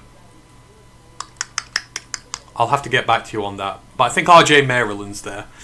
You got Ahmed Moses as well. I think they've got 2 safeties coming to the draft this year. But I think RJ Maryland is the one who's the more pronounced of the 2. Once again, the Shrine Bowl's full of talent. You don't want forget the Senior Bowl. Screw the Senior Bowl. Shrine Bowl is where the true underdog talent is to be found. I do not understand for the life of me why teams keep running up the middle when the inside runs are not working. No, I don't get it either. Again, you can't run on this team, this Indiana team up the middle. The tackles are too good. When Tucker and Landino aren't in there, you've got guys like Hosea Wheeler coming in relief who are also really good. Wheeler, I believe he's a Western Kentucky transfer. He's from the CUSA, but he's bloody good. And he's been a great rotational player for them this year. But the 2 edges are good as well. You saw there. Mikhail Kamara coming in off the edge and stonewalling a run on 3rd and 2. I'd have passed there, but the Indiana coverage has been so good, they're almost forcing Miami to run the football more. And Miami are not throwing anything beyond the sticks currently. They've not completed anything beyond the sticks, I know that much. Elijah Hardy's had a game and a half in coverage. When you've got linebackers like that, who are so good in coverage, it just makes life a nightmare for an offense. I think Hardy's got a PBU, he's got a big tackle on 3rd down. He's done really, really well. You can see there, though, Miami are getting a lot of pressure on Mendoza today. Bain and Messidor are having success, but the Indiana offensive line is doing just enough right now. And obviously that completely illegal hit on Mendoza did not help. Indiana starting on their own 15. Throw to the outside to Elijah Sarratt. Gets a 1st down. pushes forward for a few more yards. Elijah Sarratt, the ultimate chain mover, as I say, started his career at St. Francis. Went from St. Francis to James Madison, went from James Madison to Indiana at all 3 levels, Div 2, F Group of 5, Power 5. He has just been monumental for this team. They're the players I love the most, the ones who keep going through the ranks and they just have no problem adapting whatsoever. At their own 27, Mendoza again through the air, risky throw right back to Sarratt. That one is broken up though. Little bit of a risky throw there. That was OJ Frederic again. Frederic's had a good game so far. He's got 3 PBUs on the year. He's got 2 in this game alone. Not been his best year. I know he's been dealing with some injuries. Only played 330 odd snaps, but they're targeting Frederic and not getting anything. Snap is high. Mendoza throws. Oh, what a catch that is. I think that's Nowakowski, the tight end. He's fighting for yardage. He gets 9. Again, I love Riley Nowakowski. Is it him? I think it might be him. I have to keep trying to find... Yes, it is Riley Nowakowski, that is. He high points the ball, ducks under the defender's challenge completely and utterly just shakes him off. And then he's got 3 Miami defenders around him. He's carrying them all the way for 9 yards. He is so intriguing, Riley Nowakowski is. I'll do more on him, but as a gadget guy, he's so intriguing. 3rd and 1, handoff to Hemby, avoids the first tackle, gets 4 yards, and that is a first down, and that is Roman Hemby in a nutshell. Ash, that is a play there that's David Montgomery-esque. That's what he's all about. He gets contacted before the line of scrimmage, quite a hard hit as well, but just bounces off it. Has another 2 players trying to tackle him and just gets those extra 3 yards just to make absolutely sure. No, that is Kalen Black. You'll have to excuse me, that was Kalen Black. But still, again, this is a triple-headed monster. It's 3, not 1. Another run. That is Hemby this time. He gets a yard and a half. They do rotate in Kalen Black a little bit at the time, but it is difficult to tell them apart. They both sport dreads. So if I can't see the number from the side, it's tough. But, yep. This Indiana team's just tough, man. But, yeah, it's... I think when... remember Connor Haywood... No, was it Connor Haywood, the younger Haywood for Michigan State a few years ago? Like, that's what Nowakowski is to this team, except he's doing it at championship level. Handoff to Hemby again, gets about 3. This is going to be a 3rd and 6. And just like that, another critical 3rd down. Indiana are mixing it up a lot. They're throwing on 1st and 2nd down a lot. Then they're going back to the run stuff. They're throwing a lot of different looks here. They're at their own 44. Drop back. And it is broken up. Frederic again, but there is a flag. That would have been Frederic's 3rd pass breakup of the game already. Is this DPI? Are they going to call? That didn't look like much. Let's have a look.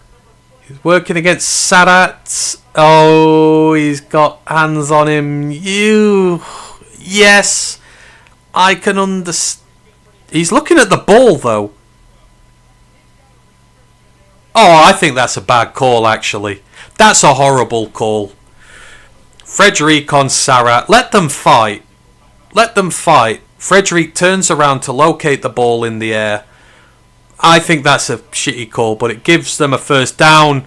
But Hemby absolutely swallowed up on the next one. Another tackle for a loss. That is big, number 99 for Miami. That's Ahmed Moten Sr. 4 sacks for him this year. 16 run stuffs. Big tackle for loss. And he just... It's the right guard again. Bray is such a weakness on this Indiana offensive line. They're targeting him at guard. And he got a bit of Coogan as well. It's 2nd and 14. They can't allow themselves. That's a really high snap. Hemby runs for 1. It's going to be 3rd and 13. But Miami just getting enough splash plays on defense. You had that 6-yard tackle for loss from Bain on the last drive, which kind of killed it dead.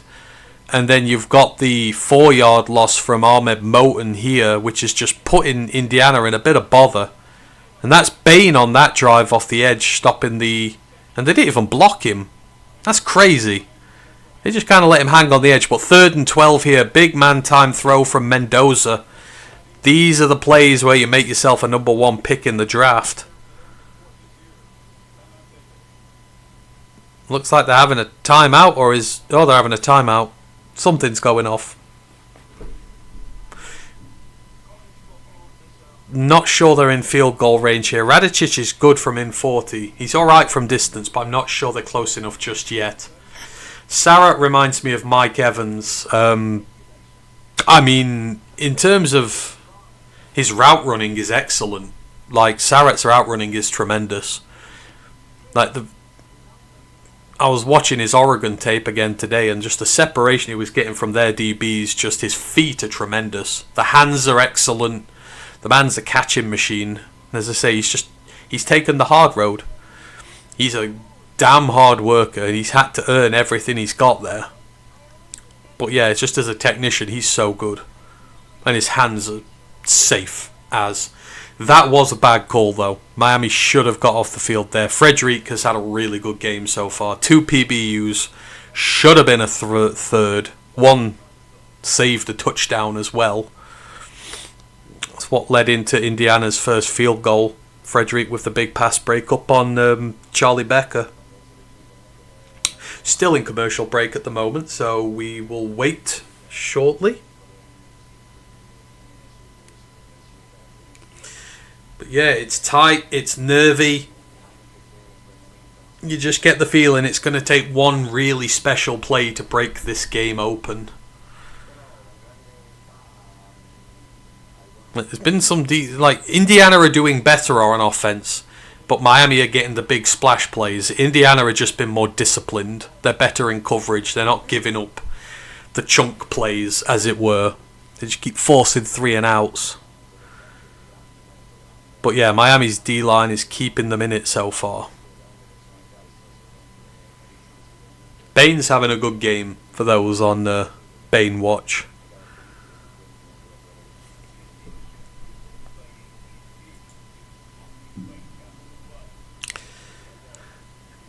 Well into the second quarter now. Mendoza, more Mendoza love. Wonder how many players from this team are going to go in the Indiana Hall of Fame. It'll be a lot. It'll be a lot.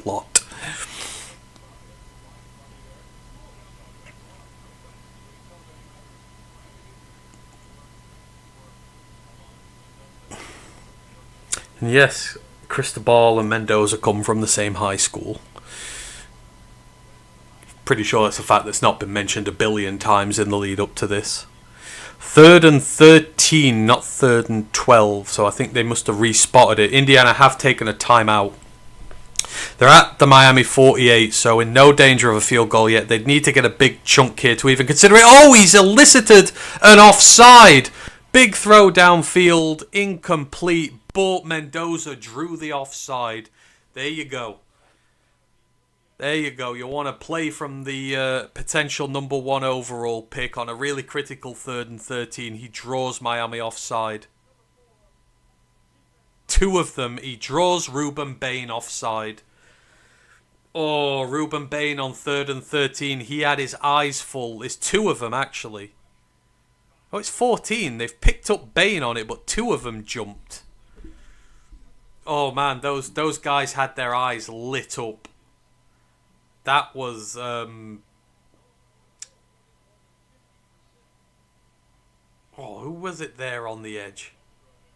Trying to work. Was that... I swear that was a 14. Anywho, it's 3rd and 8. 5 yards back. They hand it off. Runs straight down the middle. Gets it. He's going down to the 20. What a huge play there from Kalon Black. And he ran up the middle. He ran right up the middle there. 3rd and 8. Look at the 3 interior guards here. Coogan, Gets his... Oh, that's just tremendous. They just cleared them out. Screen pass. Omar Cooper nearly forces a missed tackle. Goes for 3. Oh, and Miami have missed out there. 3rd and 13. Chance to get Indiana off the field. False start. Then they just allow Indiana to run right down the middle of them. That is a clutch run from Kalon Black. But kudos to all 3 interior offensive linemen there for Indiana. They just cleared a gaping hole out for him. 14 rushes of 20 yards this year for Kalon Black. He's not the lead running back, but he is the explosive one. 2nd and 7 at the 20. Screen pass, 1st down. That is Charlie Becker's first catch of the game. He's fighting for the end zone. Has he got a touchdown? He's got a touchdown. First one of the game. Oh my lord, you can see why I love Charlie Becker so much. Like, Sarratt and Cooper are the guys. How has he got a touchdown from there? Charlie Becker is going to be the envy of everybody. He's got 2 guys all over. Oh, he's out. No, he's out. He's out at the 6. Oh, that is so unfortunate. He takes 3 Miami defenders over the line with him. Oh, he's out at the 6. Oh, there's like an inch of his boot on there. Oh, but look how good he is. Like, he is... Oh. This is what Tesla should have been in college. That is unfortunate. What a play there. Again, just have Charlie Becker on your draft lists for 2028. For those of you who are crazy enough. He's going to be an absolute magician. Especially when Sarratt and Cooper are gone next year. He's going to be the main target for whoever's under center there. But he is so damn impressive. When Sarratt was hurt a little bit earlier this year, he stepped into this void. And he's just given them a wonderful wide receiver 3 option. But he's going to be an NFL X receiver one day. Just look at that. Tackled at the knees. He's got a DB hanging on his back. And he's just fighting. Second DB comes in on him. Ball tightly wrapped against his chest. That is what you want your ex-receiver to do. Physically fighting, tough, strong, good ball security. That is so unlucky for him there. I feel so bad for him there. If he'd have just kept that foot in, it's not his fault. Like, he's not accidentally gone out of play. He's got one guy on his back and another trying to push him out. Like, he can't be helped. But it's 1st and goal for Indiana at the 6. You've got to convert this. This has got to be converted. And for Miami, they need something special on defense here. You don't want to go down 10 against this Indiana D. They will start to put the hurt on you. Got an inline tight end guy in motion. Handed off to Hemby at running back. He gets only about a yard. There is a secondary push. They're still going. Ooh, he might have got a yard and a half. I think he's just within the 5-yard line. Yeah, Lisa, he is an excellent player. Charlie Becker is excellent. I will check at halftime, but there is one game if you've got to go back and watch of his. Who was it? It was the Ohio State game, 6 for 126. He was he made some of the game-altering plays in that game. For such a young man against Ohio State, one of the biggest games they've ever had. 2nd and goal from the 4.5-yard line. Are they going to try and run it again? Snap, handoff, down the middle. Oh, he's close. He's down to the 1. He's down to the 1. That's Kalon Black that time. They're down to the 1. And you've got to figure this time, I'm going to call quarterback sneak right away here. Or this is going to be a quarterback play, I believe. But again, good work from the center and the left guard to create a hole for him to get those 3.5 vital yards. 3rd and goal at the 1. I bet you anything Mendoza's going to try and take this in. They're lining up in the I. They've got 2 running backs set in the I, and there's going to be a timeout here. Cristobal didn't like that look. He's using a timeout. There's 6:17 left in the second quarter. Miami were lined up in the I, but with 2 running backs back there. So, obviously, 2 reads potentially. I did like that play call. Don't know if they'll come back out with it again, though.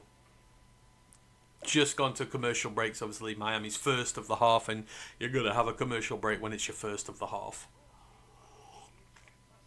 But Indiana knocking on the door 1 yard away from really stamping their authority down on this game. If they get this in here, Carson Beck's going to be in a whole world of pain because Indiana are going to send everything they've got at him. 10-point lead. You can't afford to get behind against this Indiana team. Cannot at all. And this Miami defense is now really tired. You think how long they've been out there? Over 6-minute drive last time out. Now they're getting pummeled again.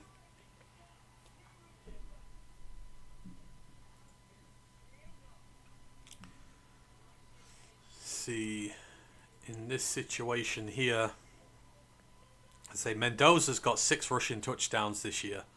Nearly got as many as Hemby does. Although, this could be Kobe Martin territory as well. They do like to bring him in some of these short yardage sitches.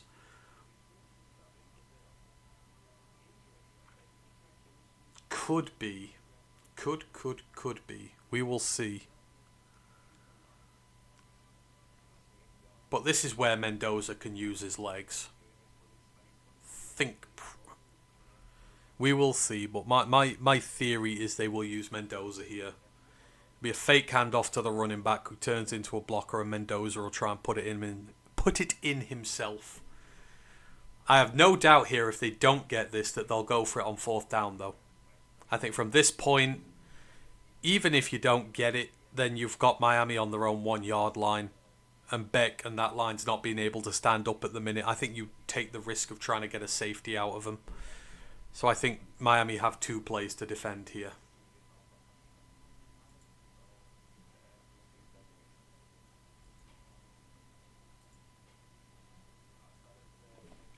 Still in the commercial break right now. Indiana 3-0 to the good on the Miami 1 yard line, looking to break this game wide open on a 3rd and 1.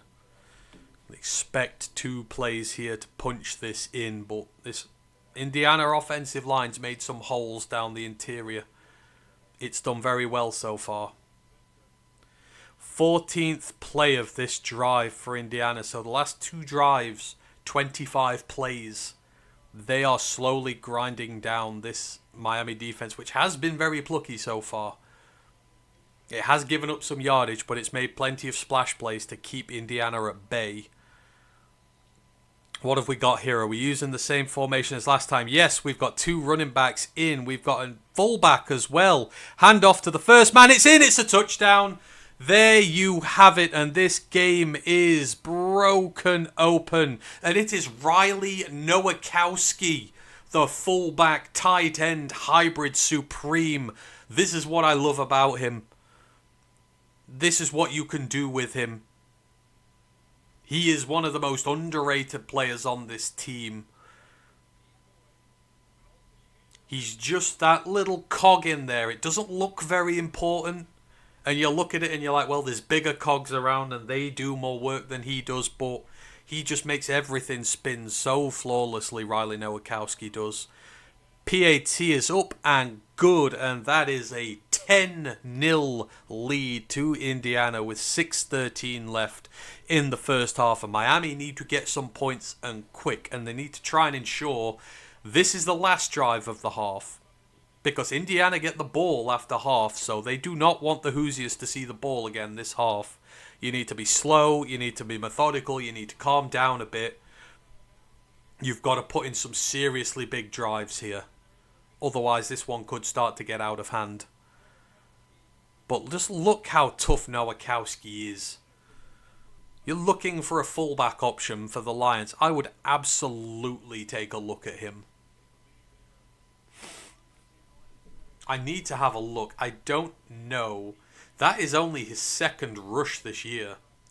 But Nowakowski, this year, 2 rushes, 2 yards, 2 touchdowns. I mean, that's pretty incredible. 100% of his rushes this year have been touchdowns. He's going at 1 yard per carry.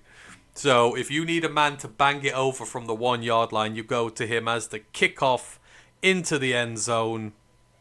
Miami are going to start at their 30. 6'2", 243. Yeah, I think he's put on a bit of weight. I did a bit in him. I think they've chunked him up a bit this year. But honestly, if you like weird, fascinating draft prospects, like he's right at the top of this list. Right at the top of it. He can play tight end. He can play receiver as well. He can play receiver. As I say, he's got 371 yards, 3 touchdowns this year. Sorry, 4 touchdowns now because of his rushing ones as well. Handoff to Fletcher down the middle. Ooh, they get a little bit of success there. They get about 5 as they get a bit of rare push down the middle. Going behind Brockermeyer. It's a really good tackle from Brockermeyer. But yeah, Nowakowski going up to 400 yards, 4 touchdowns for the year. This is his draft year. He spent his first 3 years at Wisconsin and didn't do very much there. So he's not very experienced in terms of a starter. But you've seen here what he's capable of. He's capable of some very good things. 2nd and 5 for Miami. Perfect start for them. Like I say, you want a slow, methodical drive. You want to be able to just take some time out this game. Give your defense a rest. 4 linemen look here for Indiana. They hand off again down the middle. Oh, tripped. There was a seam there for Fletcher to hit. He was tripped. He has got it down about another 4 yards. It's going to be 3rd and maybe 1 or 2. But he tripped over one of his own linemen, I think. Or no, he's tripped by an Indiana player, but not deliberately. That is Isaiah Jones, the linebacker, who's thrown to the ground. It's 3rd and 1. This is massive. They've got to get this. Handoff for the 3rd time. He's stuffed. Completely and utterly stuffed for a 1 yard loss. And Miami just too cocky there.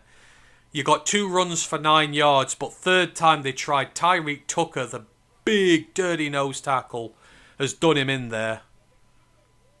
You just can't keep doing that. 3 times in a row. Fool me once type territory. Oh, and what a play from him. He just swims the center. Brockermeyer, that's a terrible play from Brockermeyer. He loses yardage. They're staying out there. This is brave. This is very brave. 4th and 1. 3 seconds, 2 seconds, 1 second. They snap it. Hand it off again. Oh, they've stopped him. Have they turned him over? Unbelievable. Why would you do that? They've turned him over on downs. I think the call's not been made. Oh my God, they've given them the 1st down. Oh, he did not look like he made that. That is... No. He's not made that. No chance. No chance. Landino looks like he's in there. Curt Cignetti almost showed a flicker of emotion. Why is this not... They've snapped it. They've given it him and snapped it. It's not even been reviewed. Big shot downfield and Miami suddenly moving up to the 40. What a crazy few moments that was. I swear they've been turned over there. There has been a really bad decision made. But that is CJ Daniels with the catch there. It's a good throw from Beck. Right over the head of Elijah Hardy.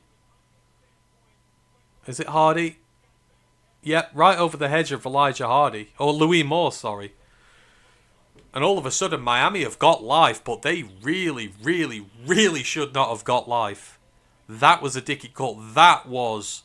I think Indiana stopped that, but they're at the Indiana 40. They've got momentum behind them. Is this going to be the part where everything changes? Screen pass inside, stopped for 2. Indiana swarmed all over that. That is... Ooh... No. I don't like that call at all. Do not like that call at all. You wouldn't know with Cignetti, though, because he can't physically show emotion. But he must be fuming inside there. 4 straight runs from Miami. Took 3 runs to get 1 yard. It's crazy. 2nd and 8 at the Indiana 38.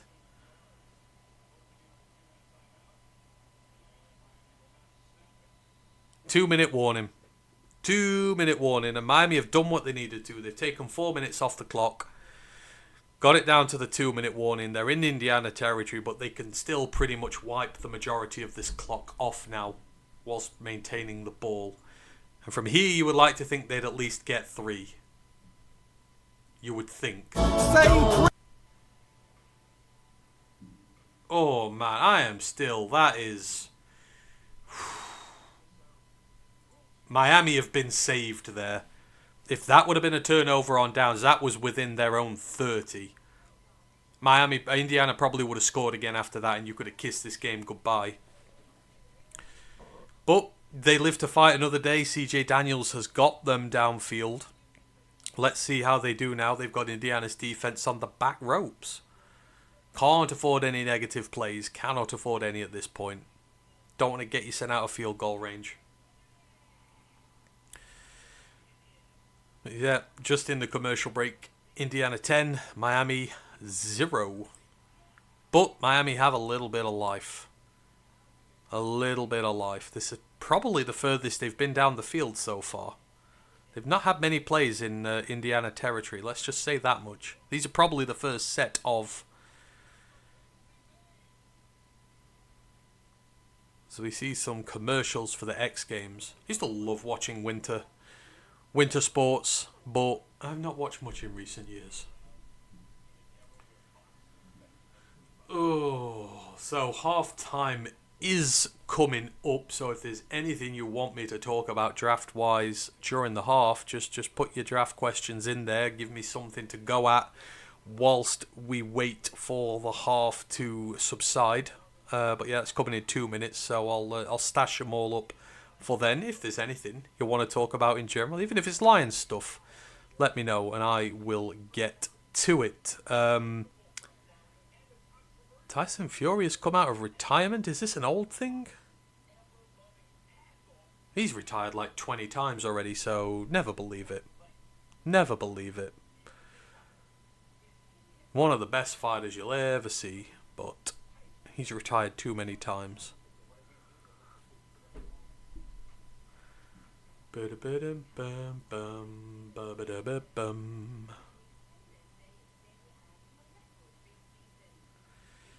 Keep seeing all these adverts for Serie A on DAZN. I used to love watching Serie A as a kid. The Brits in the group will all know about Golissimo. We used to have a Sunday show over here dedicated to Serie A, and it was one of the most popular shows going. And it was about the Italian Premier League, not ours, but it was still one of the most popular shows going. I love Curt Cignetti. He's got one facial feature and that's it.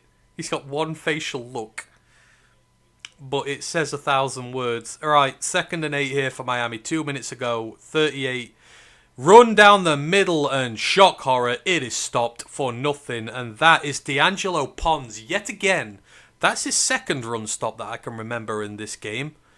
But the diminutive corner, look at him here, just on the edge, just works around the edge of all the blockers. Great tackle down low by the legs. Great technique there. D'Angelo Pons is going to be a force in the NFL. 3rd and 8. He's ranked as the number 5 cornerback in this draft. That is bull. Absolute bull. He's only drafted there because of his size. 3rd and 8. Screen pass is out and it is broken up. Boy, it is going to be about a 4th and 2. Really good tackle there. I couldn't see which linebacker it was. It was a quick screen pass out. What's he going to do? He's down 10 with a minute to go. I think they might let the clock work out. If I was Indiana, I'd call a timeout and give myself one more go at this, but they seem happy to let the clock go down Cristobal doesn't seem in a hurry. I think they're just agreeing to run the clock out here. And someone will use a timeout. 7, 6, 5, 4, 3, 2, 1. Timeout. That's really negative from Cristobal there. I would at least have tried to bait Indiana into believing I was going for that. You've already gone for it 4th down on this drive. You went for it on 4th down on your own 30. And you won't go for it on 4th down on their 30.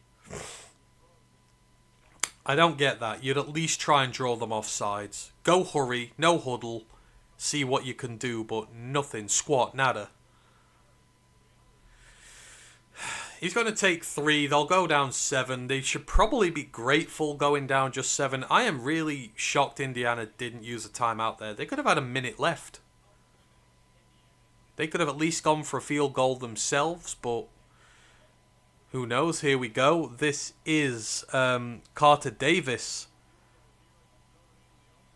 Up it goes, and it's no good. He's missed. That looked good to start with, but that moved a lot through the air. That did. That started off outside the left hash, and it just moved all the way and missed via the right. Indiana are going to be kicking themselves now. They could have had a minute 10 left. Oh, it's a doink. I hear you, doink. Doink, doink, doink. And, I mean, I'm sorry, I love Mario Cristobal, but that is shocking from him. Did not even try and get Indiana to jump on that 4th and 2. Runs all the clock down, takes a field goal and misses it. And now, Indiana have 2 timeouts left. They're at their 32. They're running it about 6 yards for Roman Hemby. Are they going to use timeouts? No, they're not. They're going into the half. I'm surprised. That was a weird last minute and 10. Neither team seemed interested in going for it. Oh, they've snapped once more. Mendoza throws. Caught at the 50 by Charlie Becker. They've used a timeout now. What is this? What is... Okay. They just let the time run off the clock. There's 3 seconds left. Both coaches have just befuddled me. Both coaches have just befuddled me there.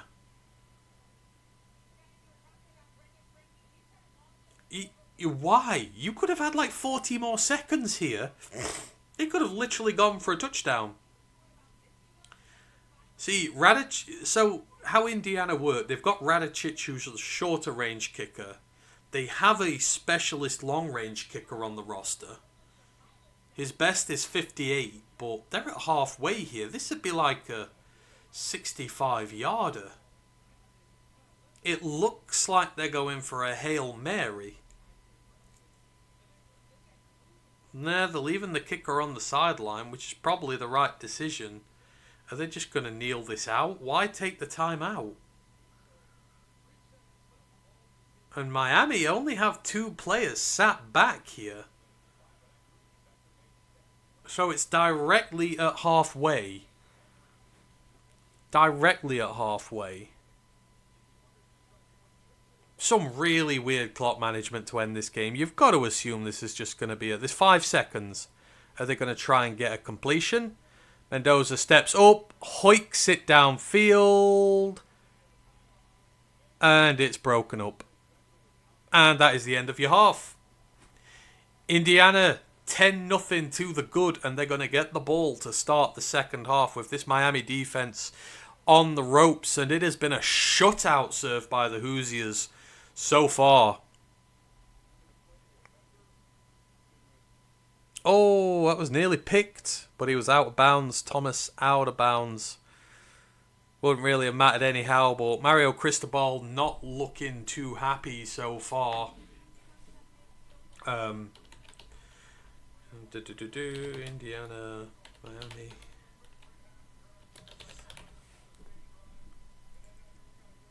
Let me just see if I've missed any comments so far. What position do you think they will draft round 1 and 2? Oh, I'll get to that in a moment. I'll just go through the some of the half-time stats, the box scores so far. So as I say, Indiana 10, Miami nothing. On Indiana's side, Fernando Mendoza 12 of 17 for 116 yards in the run game. Kalen Black has 7 carries for 43 yards, going at 6.1 yards per carry. Roman Hemby, 9 carries for 7 yards, although there's been a couple of big tackles for loss in there. But overall, the 18 carries, 53 yards, just 2.9 yards per carry. So Miami keeping it in check. Riley Nowakowski has a rushing touchdown from 1 yard out. Receiver-wise, Omar Cooper Jr. has 3 for 39. Elijah Sarratt, 3 for 28. Charlie Becker, 2 for 27. Nowakowski, 2 for 17. And Hemby, 2 for 5. So Mendoza has been doling it out and about. In terms of Indiana's defense, not much so far. You've got 1 sack from Aiden Fisher and a tackle for loss for him as well. Mikhail Kamara leads the way with 4 total tackles, 3 solo tackles. D'Angelo Pons has 3. Louis Moore has 3. Got 3 PBUs, 1 from Pons, 1 from Moore, 1 from Elijah Hardy, who's had a great first half as well. In terms of their special teams, Niko Radicic has had 1 field goal hit from 34 yards out, and their punter Mitch McCarthy has had 2 for 96 at 48 yards per carry. On Miami's side, ain't pretty reading. Carson Beck is 6 of 10 for 49 yards. In terms of rushing, they've got 12 carries for 20 yards. They're going at 1.7 yards per carry. Mark Fletcher Jr. has 9 for 26. Chamar Brown has 2 carries for 1 yard. Carson Beck has 1 for -7. In terms of receiving, CJ Daniels has 2 for 32. Malachi Toney, the star freshman, has 3 for 11. Keelan Marion has 1 for 6. In terms of Miami's defense, a lot of tackles. They've been out there for a lot of snaps. Mohamed Toure, the linebacker, has 6 total tackles. Jacoby Thomas, Reuben Bain Jr. have 4. Reuben Bain has 1 tackle for loss. So does Ahmed Moten Sr., the defensive tackle. Big tackles for loss of 6 and 4 respectively. And you've got 2 pass breakups, both from OJ Frederick Jr., the cornerback. He should have had a 3rd. Got penalized very meanly by the refs, giving up 1 there. In terms of kick returns, Keelan Marion's had 2 returns for 50 yards, although one of them was negated by penalty. Kicking, Carter Davis just had his first kick of the game, missed it, doinked it off the right upright. Punter Dylan Joyce, 4 punts for 190 yards, going at just under 48 yards per punt, and he's landed 2 in the 20. Those are your half-time stats thus far. What do you think of the game so far? Is it going the way you expected? For me, it kind of is. I thought it might be attritional to begin with, but Indiana just showing signs of breaking down this Miami defense now, and Miami just struggling to get anything going whatsoever. Lots of mental mistakes and errors, just compiling what has been a rough game for them so far. So that is everything in terms of your stats and your update for the time being. Where we at? So we'll move down into questions and stuff. As I say, you got any draft questions, anything, just let me know and I'll get through them. Lisa starts off. What position do you think they will draft rounds 1 and 2? This been the Lions. I mean, this for me, it's not a cop-out answer, but obviously a lot is going to depend on what they do in free agency. But I think if the team is as it was now, going into the draft, which it won't be, but just theoretically at this moment in time, it feels like edge is the main one that you would be looking at. Potentially a trade up for one of the better ones as well. Maybe if Reuben Bain slips a little bit, if Cassius Howell is still there out of Tamu. You do feel like they'll want the complementary edge, because I don't think the Lions can afford AQM in free agency. He's going to command like 11, 12 million a year when he's said and done. And I don't think the Lions can afford to pay that. So I certainly think edge is going to be high on the board. I would say with the guys around, that might be where they go. But it's a close run knit between that and tackle. As I said earlier on the main pod, if the Lions don't have a left tackle next year, the Lions have drafted their left tackles for time immemorial. You've got Taylor Decker, Riley Reif, oh Christ, who am I thinking of before that? You know what I mean. They've, like, for the last 20 plus years, they've had homemade drafted left tackles in the first round. So I think they do put great emphasis on, drafting their franchise cornerstone pass protecting. So I think tackle could be up there. I just pray to God it's not Caden Proctor like they're all saying it's going to be. Like, he's just a bust in waiting, Caden Proctor is. But obviously Mauagoa's not going to be there, but it depends who's on the board. If one of the Utah tackles is still there, if Spencer Fanu or Caleb Lomu's there, then I would absolutely be in. I would think Caleb Lomu would be an early front runner for potentially a guy we could go get, but it all depends on what the market's like, which teams need tackles, what happens in free agency. There's so much stuff we can't predict right now, but I think defensive end and offensive tackle are right up there in terms of importance. Centre is important, but there aren't no first round centres this year, so that's not going to be in the conversation at all, like, period. I think outside of that, the only other places they may take a look at corner, potentially. If I was them and the right corner was on the board, I would maybe take a look at that in the first round. I know Rakestraw and Arnold and that, but I still think there's way too many injury concerns there's way too many injury concerns in the secondary. I think everybody's expendable potentially. If you're going to draft a DB in the first round, I can back that as well, because it needs to be better. Obviously, I would prefer trench warfare, but if the right guy's there, they would probably go for that. Attila goes left tackle, D end, yeah, agreed. Safety, linebacker, I would. I think safety after Caleb Downs, there's a gap. I don't think there's any more first round safeties in there. So I don't think they'll spend their first on that. I don't know even if they'd spend the second on it. There's quite a gap between Caleb, like with Dylan Tyneman and that going back to college. There's quite a gap between Caleb Downs and everybody else. At this early point, this may change, but I could see there not being another safety till round 3 after Caleb Downs goes. Although I think there are guys who deserve to be picked higher but may not. Sign a centre in free agency. Yeah. I would take the centre in round 2. I would take Jake Slaughter in round 2 in a heartbeat. That would be the pick I'd make all day, any day. Jake Slaughter, Tate Ratledge, Christian Mahogany as that trio for years to come would be fantastic. I'd love it. Unless you can find some way to convince Linderbaum. Unless you can find some way to convince Linderbaum to come. But I don't think you're going to be able to pay him as much as you want to there. Get Markel Bell in the 6th or 7th. The Miami left tackle. The thing is, we've got Manu. We've got one big lump there already. We can't really pick a development left tackle while Manu's in the system, because that would mean we'd have to cut Manu, and I don't think they'll cut better. I don't think they'll cut Manu just yet. Obviously, my choice for left tackle would be Carter Smith, the Indiana left tackle, or Caleb Tiernan. I will take either one of those quite happily.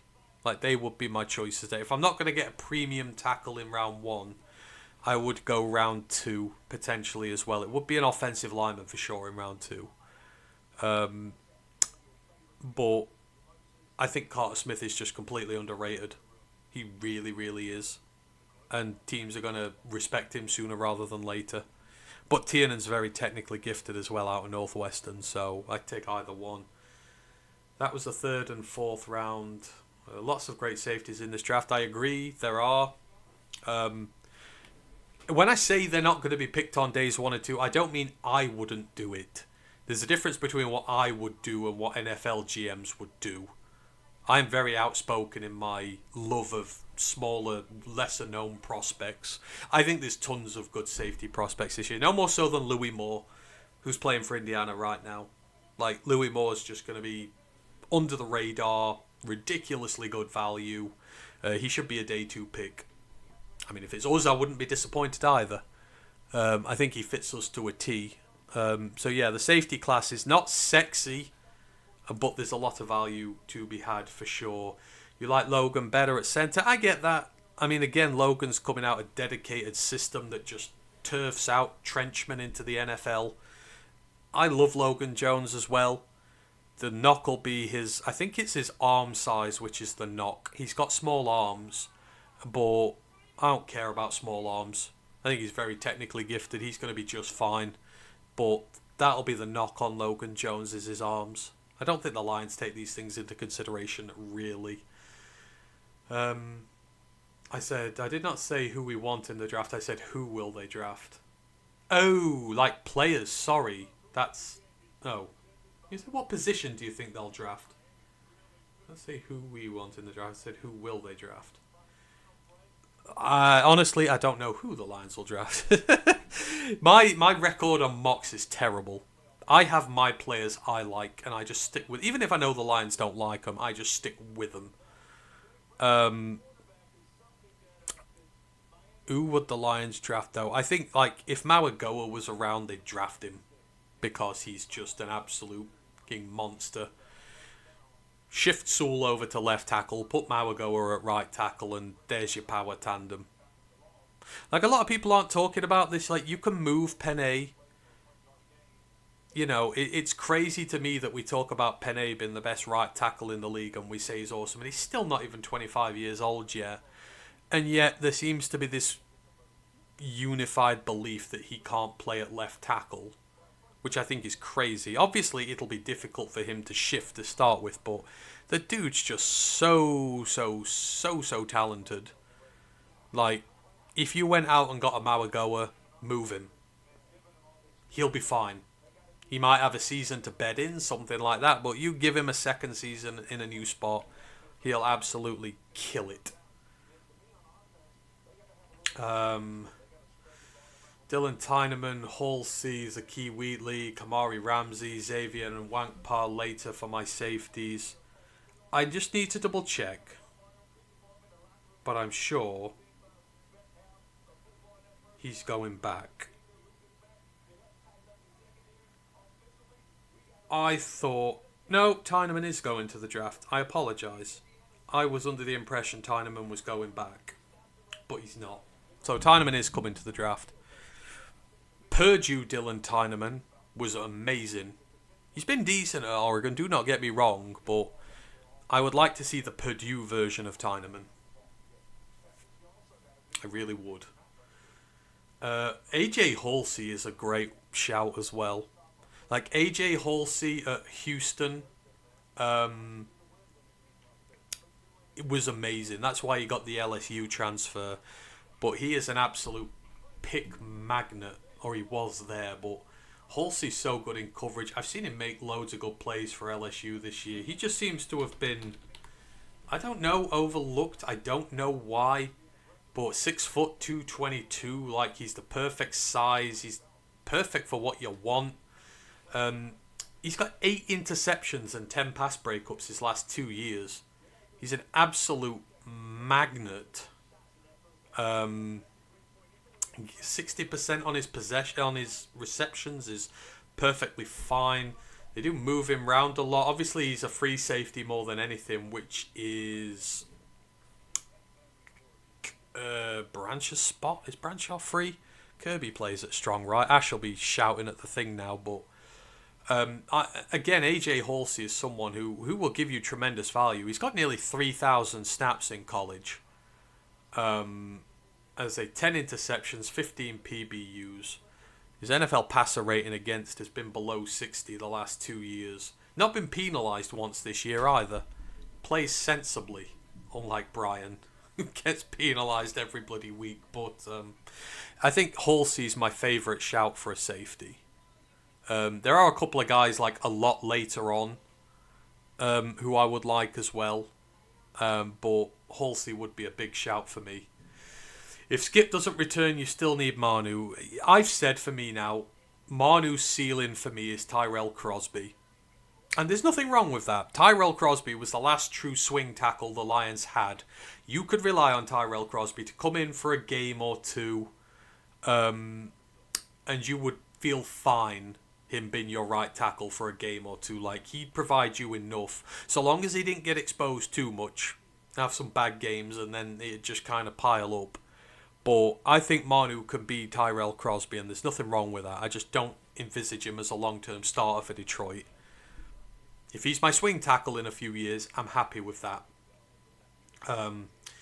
You convinced him to come out for Detroit. I don't know where Tyneman will go in the draft. He's an interesting one. Athletic as fuck. Like, you know, he's got every tool you want. So I can't see no reason why he wouldn't go quite high. Trying to get a safety who can play both strong and free to support Branch's injury and Kirby, who knows. Yeah, potentially. I know what you mean. You kind of want an interchangeable guy. I would also, and people know for this, but I would be looking for getting a safety, and to get the room even better, I would look for a star linebacker as well. Not me pushing Kyle Louis, but if you can get that star linebacker who can play the hybrid linebacker safety role as well to give you another option, like that increases your depth further. I'd try and bring Maddox back, and Attila's just mentioned him. Maddox was ranked quite highly as a safety. I would love to get Avonte Maddox back, but you know, he's a vet. He's had a decent tenure with us. You think he's going to be asking for money? It just depends about the money aspect of things. The trouble with us paying so many youngsters in Detroit is we can't afford to pay some of these fringe guys a bit more money to stay. So, but you know, if we could keep Maddox, draft someone like Halsey, get in some kind of star linebacker like Kyle Louis, and then you got Thomas Harper on the ranks. Then you've got good depth at the position. You've got some versatility at the position. You can change your looks at the position. I think that will be good for us going forward. So, yeah, I think we need to see several investments in the safety position. Who knows? Maybe we could get a vet in free agency as well, like your Justin Simmons type. I would like to see a little bit more of that this year.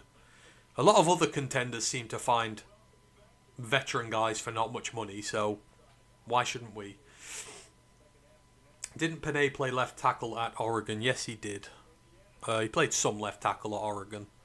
So he's got it in him. And again, he's a generational player, Panay Sewell is. He's going into the Hall of Fame if he carries on the career that he is. So Hall of Fame level players don't have issues like moving from left tackle to right tackle. You should be able to do it. I would trust him.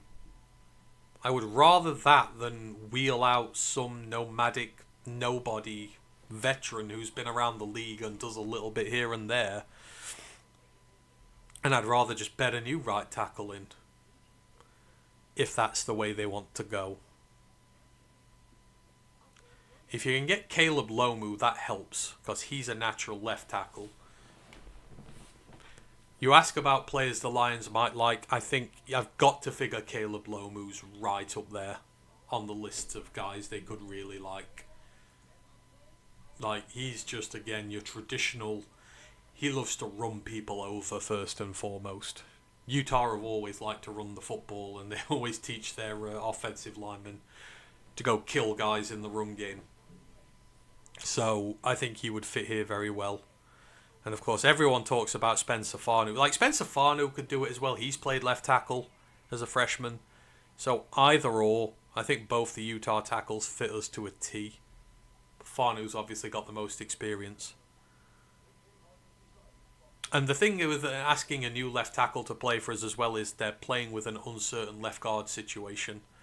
So you've got to have a lot of trust in that guy because he's not got a veteran at guard to help him. He's going to have a rookie, well, someone on a rookie deal with not a lot of starting experience.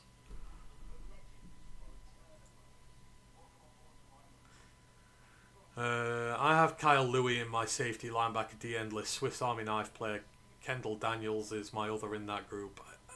Yeah, I like Kendall Daniels. I think, if I remember rightly, he might be going to the Senior Bowl as well. I can't remember what they've classified him as. But I'm looking forward to seeing more of him. But Louis is my ride or die prospect in this draft. I can't remember what game it was. He was playing a game for Pittsburgh last year, season before last. I can't remember what it was. It may have been the Backyard Brawl. Probably most of the prospects I like from West Virginia and Pittsburgh I see in the Brawl, but he stood out right away.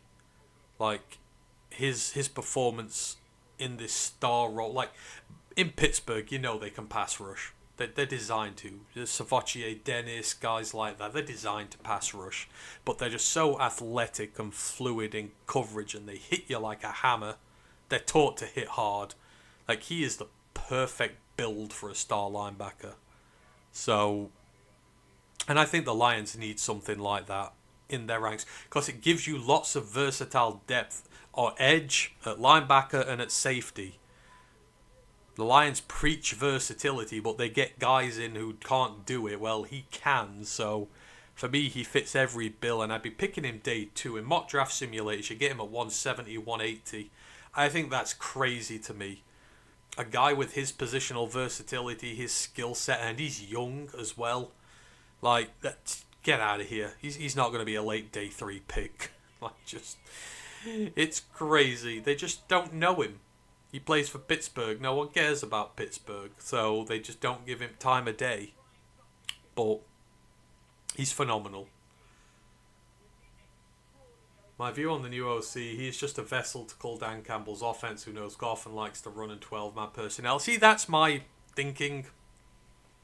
Someone like McDaniel or Kafka would probably want a little bit of influence on the offense to incorporate some of their own stuff. Petzing strikes me as someone who will do as he's told. Not that that's a bad thing. Like you say, he likes to run. He's got some interesting run concepts. He loves to use his tight ends in heavy packages. It could work. If, you know, Dan gives him the orders, Petzing puts it into practice and, you know, has some of his own experience in there. You have the makings of something that can work. I'm not going to give up. And plus he's young. He's not John Morton. He's not old at the end of his career and not had much coordinating experience. He's young and he's got experience. And young guys take time to adapt. This Cardinals team ain't exactly been a beacon of success these last few years either for him to flourish. So there are big concerns, but at the same time, I'll give him the benefit of the doubt as the second half is just about underway with Miami kicking to Indiana, and they kick it through the end zone. And, they hit the upright. So here we go. This is big for Miami. Down 10. Indiana have the ball in hand. You have got to get a quick stop here. If not a 3 and out, you want to do it quick. You don't want another double-digit play drive. Indiana have run 25 plays on their last 2 drives. You can't keep allowing 12.5 plays per drive on average. Your defense will get absolutely exhausted.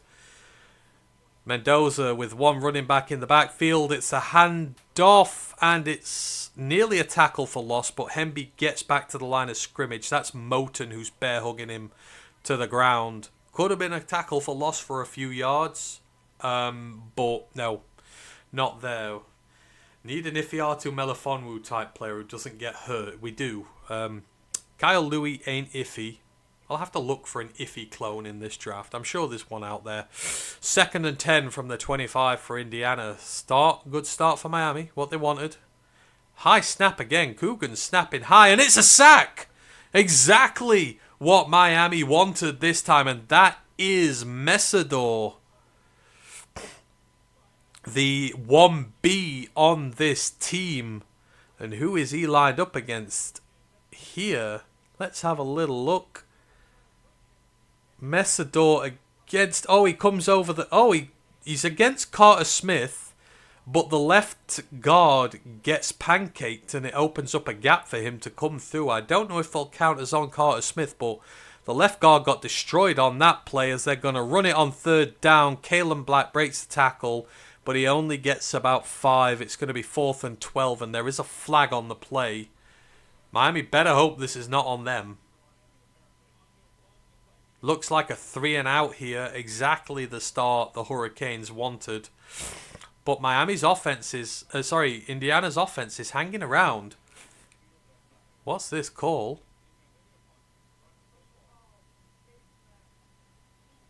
It is a... Oh my lord, it is a face mask on the defense. They got the stop. They got the stop and it's a face mask. Oh, he gets... Yep, that's a clear face mask. That is a big mental error there from Miami. That's huge. That's given Indiana a new set of downs. Oh, 4 penalties for 41 yards. The indiscipline is killing them. That gets Indiana to their own 39. They should be punting. Are they going to make them pay? Hand off to Hemby. No gain whatsoever. No gain. It's going to be 2nd and 10. That was coming off the edge. Keontae Scott, their star corner. He's graded at 91 in run defense, and that is a big play against the run there from Keontae Scott. 2nd and 9. Oh, he got a yard. Or he got a half a yard. He didn't get much. Lots of time for Mendoza. Rolls out, throws. Looking for Sarratt. Nothing there. It's going to be 3rd and 9. Hakeem Messidor is like 27. He's 25. We're not talking numbers here, are we? Messidor's number 3. I don't know his age. This is his draft year. He has been in college for 6 years, so he is on the older side. This is his 4th year. By far his best year in college. But he is old. 3rd and 9. Miami, they blew one chance already. They've got a chance to make a quick redemption. It's at the 39. Snap is back. Fairly clean pocket for Mendoza, but he's chased down by Reuben Bain and he's sacked. Both edge rushers coming up big time there for the Hurricanes, and they get the stop they so desperately need. Reuben Bain working off the left-hand side there. Let's see. He's playing at the 5 tech over the left guard. Oh no, he's playing against Carter Smith. He beats Carter Smith. Oh, that is the first sack this season that Carter Smith has given up. He's just bullied by Reuben Bain there. What a tackle. It's 4th and 17. Punter's going to hit it from his own 20. And it's a decent one. Gets it to the Miami 20. It is returned. Malachi Toney to the 30. To the 37, give or take. 17-yard return from Malachi Toney. And big stop there. Messidor and Bain. What a time for Bain to inflict the first sack up on Carter Smith this year. He just bullied his way past him. That is what you expect a top 5 pick in the NFL draft to do to a guy who's probably going to go day 2. Just absolute bullying. But Miami coming out with a purpose here. The defense has made a stop. Their offense has to do something now. This is going to be their best starting field position at the 37. Got to put some points on the board. And they've got to take their sweet-ass time doing it to give the defense a break.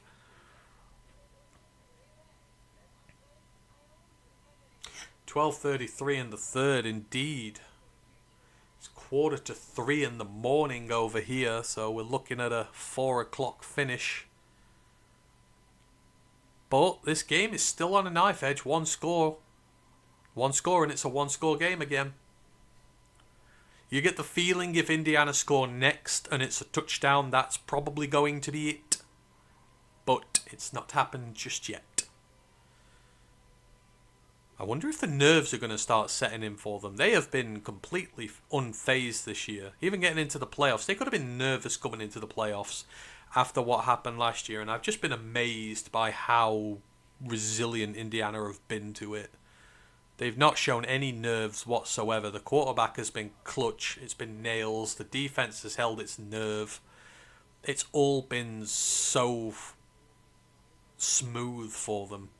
But this is a national title game, and you have 27 minutes left to play, and you're winning by 10. The nerves will be going up, especially when it stays 10. If it's 17, they ease off a bit, but especially if Miami score now, we're really going to see a test of character for this Indiana team. We're just on commercial break right now, so as soon as it gets back, we will get to it. But yeah, looking at the safety, talking about safeties again just briefly. Look, I've got the Shrine Bowl list here. The guys that have not even been talked about, we've got Cole Wisnowski in this draft. Ryan loves him, the former North Dakota State safety. He's going to the Shrine Bowl. You've got Bishop Fitzgerald from USC. He's my NC State guy. He is an absolute ball hawk. I'm shocked he's not going to the Senior Bowl. But Bishop Fitzgerald he's everything you want in an NFL safety. I 100% believe he's going to be a good player for whoever drafts him. So Bishop Fitzgerald should be in day 2 conversation for sure. So Louis Moore is going to the Shrine Bowl, which is going to be great as well. So yeah. You just won't have heard of many of these guys, but trust me when I say there is a lot of good players available. And this Shrine Bowl list especially is potentially, it's just full of talent waiting to be found. Taurian York's going to the Shrine Bowl, which is crazy. He's one of the best linebackers in the draft. As Miami get going at their own 38, Carson Beck stands, delivers, passes caught, but it goes for about 5 yards. Not much there at all. Malachi Toney again. He's got 4 catches, but only like 16 yards. Not much yak. Indiana are swarming him the second he gets it in his hands. That looks like Aiden Fisher with the tackle there. I see that war paint. That's definitely... Oh no, it's Isaiah Jones. The other one. They're all good. Isaiah Jones, Aiden Fisher, Elijah Hardy. 2nd and 5 at their 43. Handoff to Fletcher. Tries to hit round the right-hand side. Does! He's found a crease! He's gone! Is he going to house it to the 30, to the 20, to the 10? And it's a touchdown for Miami. And just like that, there is your game breaker. Indiana blown open. And Mark Fletcher, 57 yards, takes it to the house. Game on. Unbelievable. They've just shown nothing on offense all game, and just like that, they blow the bloody doors off, as they say. 2 plays, 62 yards. The second of them went 57. They hit the right-hand side that time. Who are they running behind? Of course, Francis Maui Goa been the one who helps there. I want to see this again in slow time. The PAT is up. It is good. We have 11 minutes left of the third quarter, and we have a game on now. And now we see Indiana's resilience here. Maui Goa, here he is, up against the tackle, just seals off the side, and it's just such great blocking on the perimeter there. The wide receiver block, I think that's CJ Daniels. He takes the corner out of the play. Maui Goa seals up, the tight end seals up. That is just a well-designed play, and that is what Mark Fletcher can do. His pass protection might be a little bit off, but his home run ability is absolutely not in denial. That's what he's capable of, and man has wheels.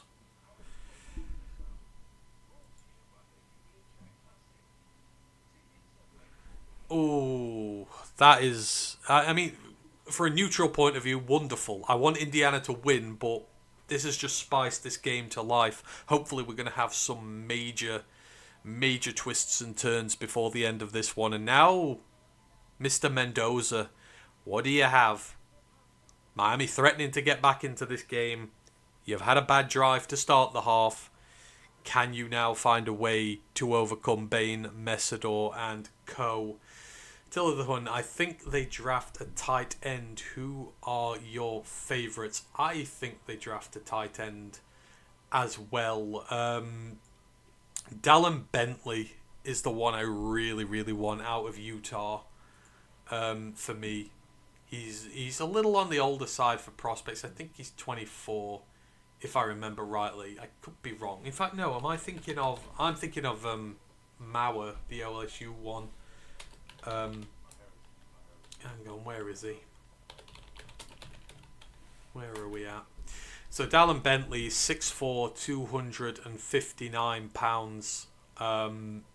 It's his third year at Utah. This is the first year he's played really in a significant capacity as a receiver, but 48 catches, 620 yards, 6 touchdowns, not dropped a single pass all season, targeted 76 times, no drops, decent contested catcher. But it's his run blocking that's really good as well. Like, again, this Utah team loves to run the football and, loves to be able to establish its dominance. He's good as a run blocker and a pass blocker. Like, it's hard to find guys who are good in both facets of it. But he's a really underrated receiver as well. So, I mean, I would put Dallin Bentley up there as one of the ones I really want to see. Because I don't really want to spend a top 2-day pick on somebody. So, I'm more looking at day 3 tight ends at this point. But Dallin Bentley's up there. Seydou Traore, the Miss State tight end. He's a little bit more of a receiving threat, but he's a player who's kept popping out to me on occasions. So, I think I'd have him in there as well. I'm just trying to think. There might be... I feel like there's someone I'm missing. No, I don't think so. I mean, the tight end class is not... It's not got much star power to it this year. Like, outside of, Kenyon Sadiq and guys like that. Kenyon Sadiq could go really high. I don't think there's a lot there. Obviously, Eli Stowers is in there, Max Clare, but he's had a disappointing year at Ohio State. Yeah, I think Dallin Bentley's the one I really want. So hopefully we might take a swing at him. I will do some tape work on Bentley. I think it's just because he's shown what he can be, but he's not shown it too much, so you'll get good value for him. Although part of me would be excited if we did draft Eli Stowers. Like, he is a Taysom Hill clone for all intents and purposes. So the right guy would do a lot with Eli. In fact, thinking about our new offensive coordinator, Eli Stowers makes a lot of sense. But, Dallin Bentley, he's the one. He's the one who has my tight end heart at hold as Indiana start the second drive of the half, looking to make a better jump of it the first time. Hand off, hit round the right-hand side. Hemby finds a gap now. Goes for 10, goes for 15. Good start for the half, and Indiana giving Miami back what they gave them, running outside the right tackle. Good play there. Really good blocking to seal the edge. And the exact sort of start to the half they want. Only 60 rushing yards for Indiana. They've not really been able to exercise that part of the game. These edges for Miami are good. They're at their own 40 now, giving themselves some breathing space. Snap, handoff again, up the middle, gets about 4 for Hemby. So they're making good gains. It's a good start. Good start to the drive. 2 positive runs, 21 total yards. Now in a nice manageable 2nd and 6, or 2nd and 5 actually. It's a long 5. Get another half of this, you put yourself in 3rd and short. Your playbook is wide open. Bisantha looking menacing there in the linebacker room for Miami. Snap, high snap again. Hemby gets it again. He gets about 3, so it's going to be 3rd and 2. I must say, I do like Pat Coogan as an under the radar center prospect for this draft, because he's out of Notre Dame and they're really... Oh, Moton's injured for Miami. That's big. He's gone off. But Coogan's been snapping very high today. Very high. I've not liked the snapping at all. Mendoza's been having to jump for a lot of these, which is putting him off. 3rd and 3. Huge play here. Indiana need to convert this. They're at their own 47. They need to keep the drive alive and keep the momentum down. And it's... Oh! Is that a catch? He's dropped it. And here we see it. Elijah Sarratt. I've just spoken the entire broadcast about how good he is with his hands. He drops a dolly. It bounces off his helmet. It's stripped out. Oh, man. That is the first time I've ever seen him really drop anything. It's fired at him really quickly. He bobbles it. He then gets it in his hands, but then it's knocked out by the linebacker. It's 4th and 3 and Indiana are punting, and momentum is a real thing. Miami have the ball back with the chance to take the lead. It's a good punt down to the Miami 11. Oh, man. You can see the nerves. If there is one receiver on that team you'd have asked me to throw that to, it would have been Elijah Sarratt. I think that might be the first time I've seen him drop a catch, period.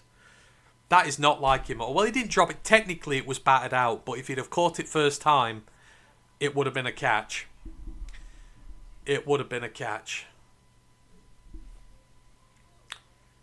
You like Dallin Bentley too. Jake Ferguson's a great comp for Dallin Bentley. I agree with that. He's I don't know, I just watch his tape and there's something about him, but I like, his big 260 size. Like he's going to be good as a blocker. But if you're working him in a 2 tight end set with Sam Laporta, you'd feel quite happy throwing to Bentley 6-7 times a game if Laporta's taking up all the, he's taking up all the coverage. I think that gives you a serious mismatch, but it gives you the block ability as well. So if you can get a bit of both, I think he works perfectly. Especially if, our new offensive coordinator loves to run 2 tight end sets. I don't think Brock Wright and Shane Zylstra are enough anymore. They've both been hurt. They've both had major injuries. It's time to clear out the tight end room and start from scratch and give Sam a new supporting cast. Because who knows? Sam Laporta might not be right for next year if his back injury's bad. So we need a receiving tight end as much as anything, because Zylstra and Wright are not it. But Bentley can be the best of both worlds. And then hopefully if Laporta's fit, 2 very big weapons for you there. But yeah, I like the Ferguson comp. That's really good.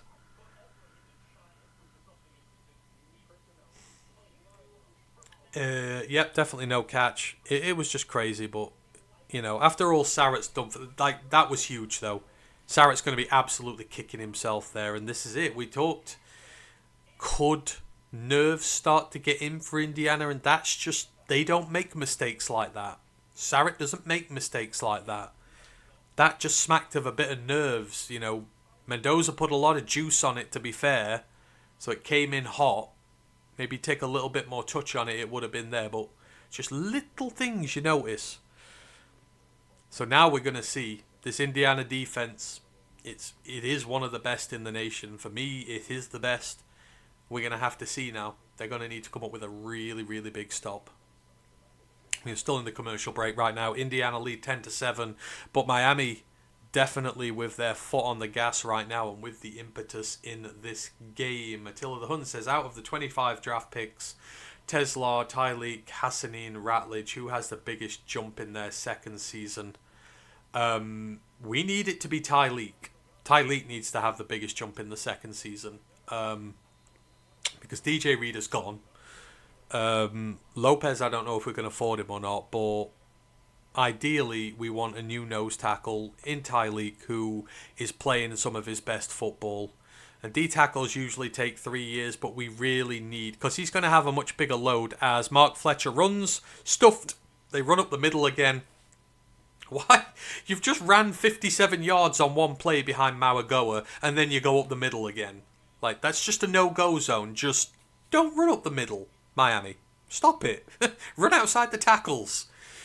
But, sorry, where was I? I digress. Yeah, we need Tyleek to take the biggest leap. and just be that athletic freak in the interior of our defense to hopefully make the run defense better. Tyleek needs to be the one not getting the sacks, but getting those tackles for loss. Explosion off the line as there is a throw incomplete to Malachi Toney, and just like that, Indiana have forced a 3rd and 9. And this is where you settle the nerves. You've got to get them off here.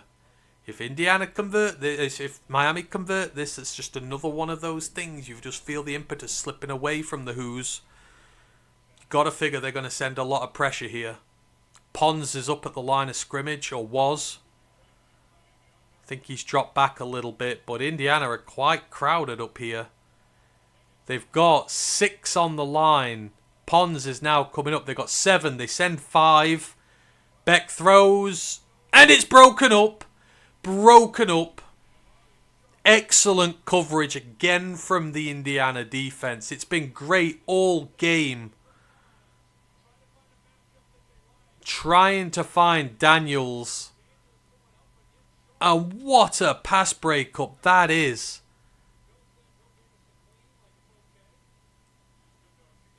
That is wonderful play there. That is 22. That's Jamari Sharp. He's another one of the starting corners here. That's his 5th pass breakup of the year. Not even one of the main guys. Miami have to punt from their own end zone, and it's a... Where's that gone? That's gone to about the Indiana 42. It's a 58-yard punt.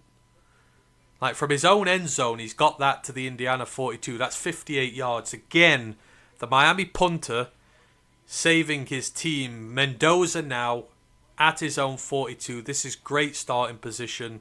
Indiana just need to calm down. They've got to stop. They've halted a bit of the momentum against them. Let's just see what they can get done here. Indiana run 18 more plays on offense. They need to get that back up again. They are winning time of possession, but now they've got to be careful. Mendoza drops. Oh, he's sacked. No, he's stood up. No, he's sacked. And once again, that is Mesador. Absolutely rinses the right tackle. Gets low. Bends underneath him. Look at this. Just straight underneath. Grabs Mendoza's throwing hand. That's tremendous play there from Mesador. He grabs the throwing hand so Mendoza can't get it in his throwing hand to throw it. That's a fantastic play by Ahmed Mesador. 2nd and 18. Massive loss. Indiana in all sorts of bother now, back on their own 35. What a play there from Mesador. It's a handoff. Hemby runs, it's Kalen Black up the middle. He gets through 1 tackle, 2 tackle, gets about 8. So it's going to be 3rd and 10. That is a tough run there from Kalen Black. That looked like he'd get a yard or 2. He ends up getting 6. But it makes it more manageable. 3rd and 12 is better than 3rd and 18. But a big chance here. And you've got to figure that Miami are going to send the absolute house. Mesador's now hanging out over Carter Smith. Bain's switched over to the right-hand side. He's switched on to the right tackle for Indiana. Got to figure these are both coming. Triple bunch set up at the top for Indiana. Oh, it's a drop. The throw is to Sarratt, and Sarratt drops again. I don't know if it was a drop or it was a battered pass. They were looking for PI. They didn't get it. It's 4th and 12. They're going to have to punt. Oh, that's interference. That's Frederick Jr. That was worse than the one he got pinged for earlier. Sarratt has an impossible catch to make there. It's on his outside. He's got to try and catch it one-handed. It's not a great throw, and Indiana are going to have to punt, and their offense has just not come to play in the second half. Punt is going to go pretty deep. It is a good one. Toney catches it at the 4. Indiana swarm him, take him down at the Miami 6. So it is another punt for the Indiana offense, but they've got Carson Beck pinned up right against his own end zone. And this is turning into a chess match. This is very tactical now. See, yeah, Messidor on that play, what he did, he dipped under the right tackle. He got to the quarterback, but what he did is he grabbed Mendoza's right arm. And because you're thinking, why is Mendoza not throwing the ball away so he doesn't get sacked? But because Messidor's hooked his right arm, which is his throwing arm, he can't get the ball in his hand to throw it, so he has to hold on to it and gets took down. That's a tremendous sack, that is. It's good nous and knowledge from the D-end. Take the quarterback's throwing arm away, he can't throw it because he risks throwing a pick with his weak arm, which he can't do. And that just ruined that drive. So Messidor with Messidor and Bain are both doing really well. They are as advertised. Attila goes Messidor or Danny Dennis Sutton for RD in the draft. Hopefully, I don't say I hate draft prospects. I don't like Dennis Sutton at all as a draft prospect. I would much rather Messidor, even though he's older. I think Dennis Sutton has been very disappointing in his Penn State career altogether.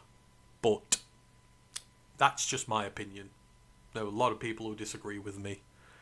If we're talking about edge depth, I mean, neither of those would be the names that I would really go up for there. Because there is a lot of good edge depth knocking round. I mean, George Gums I would love out of Florida. He is another older prospect, but I think in terms of a very serviceable NFL depth player, like he's been at Florida, like Florida have had all these big 5-star recruits like Tyreek Sapp and guys like that. George Gums was a transfer in, and he's just been quietly very solid for that team, which has been a lot better. So, George Gums I would like if we're going depth. But yeah, Dennis Sutton's just not my cup of tea. But yeah, if he becomes a Lion, he will be my cup of tea because he's a Lions player and I back all our Lions players. I think usually I like a lot of edges in day 3. Day 3's not maybe got so many edges this year. I think you've got to go day 2 for your edge rushers this year. I don't think you want to wait till day 3. For me, there's not a lot hanging around back there. I mean, if someone like Patrick Payton fell far enough, I despise him. I think his attitude stinks and he's really not succeeded. But if Patrick Payton's there in the 200s, his upside would be enough to tempt me. Even though Ash should hate it because he defected from Florida State, but not until the 200s.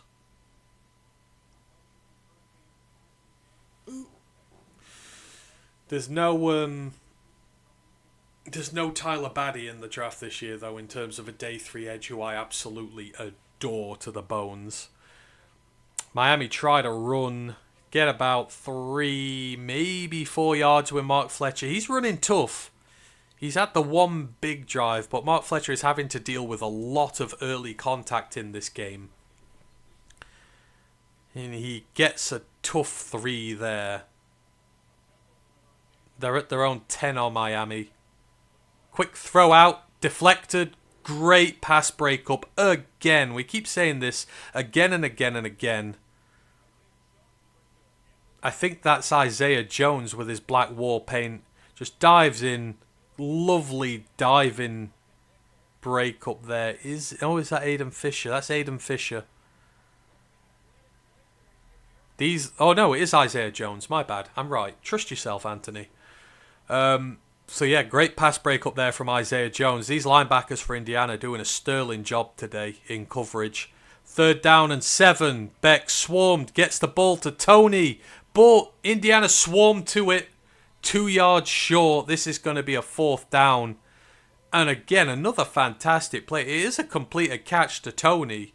And he does look like he's got the forward momentum to go get this. But again, the linebackers drop into coverage. And that is Elijah Hardy. Oh no, that's Aiden Fisher. He drops with him, forces him back, allows the safety to come up. And it's Louis Moore who comes and finishes it off. So Fisher holds Toney up. Moore finishes him off. It's a 4th and 1. Miami clearly not going to go for this on their own 14-yard line. Punts away. It's blocked! Block punt in the end zone. It's a touchdown. And just like that, Indiana's special teams come to the fore. And it is Mikhail Kamara, I think, by the looks of it. That was doomed from the start, and the Hurricanes fans are absolutely in disbelief. Curt Cignetti is ecstatic. It's ecstatic Curt Cignetti with his same face. But just like that, Miami are broken, and that is what Indiana needed. They were struggling. They needed some inspiration, and that is Mikhail Kamara, I believe, their star edge rusher, making the play on special teams. That's what he brings to you in the NFL. Screw his size. Screw the lack of sacks this year. Mikhail Kamara is going to be an absolute star in the NFL. And the point after, he doinks it in. It is Indiana 17, Miami 7. And what a play there from the Indiana special teams. And Cristobal is going to be fuming. Kamara just gets the go off the edge, destroys the gunner. Destroys the pass protection. And the three men in front of the punter don't pick him up. And he gets a strong hand behind that. What a play from Kamara. And is he the guy who lands on it? It's 46. I think that's Aiden Fisher, the linebacker, who ends up on it. 46. Let me double check again. No, it's Isaiah Jones. Stop I keep getting this mixed up. Isaiah Jones with two massive plays on that drive. The third down pass breakup, or the second down pass breakup, and then the touchdown off the punt block from Mikhail Kamara.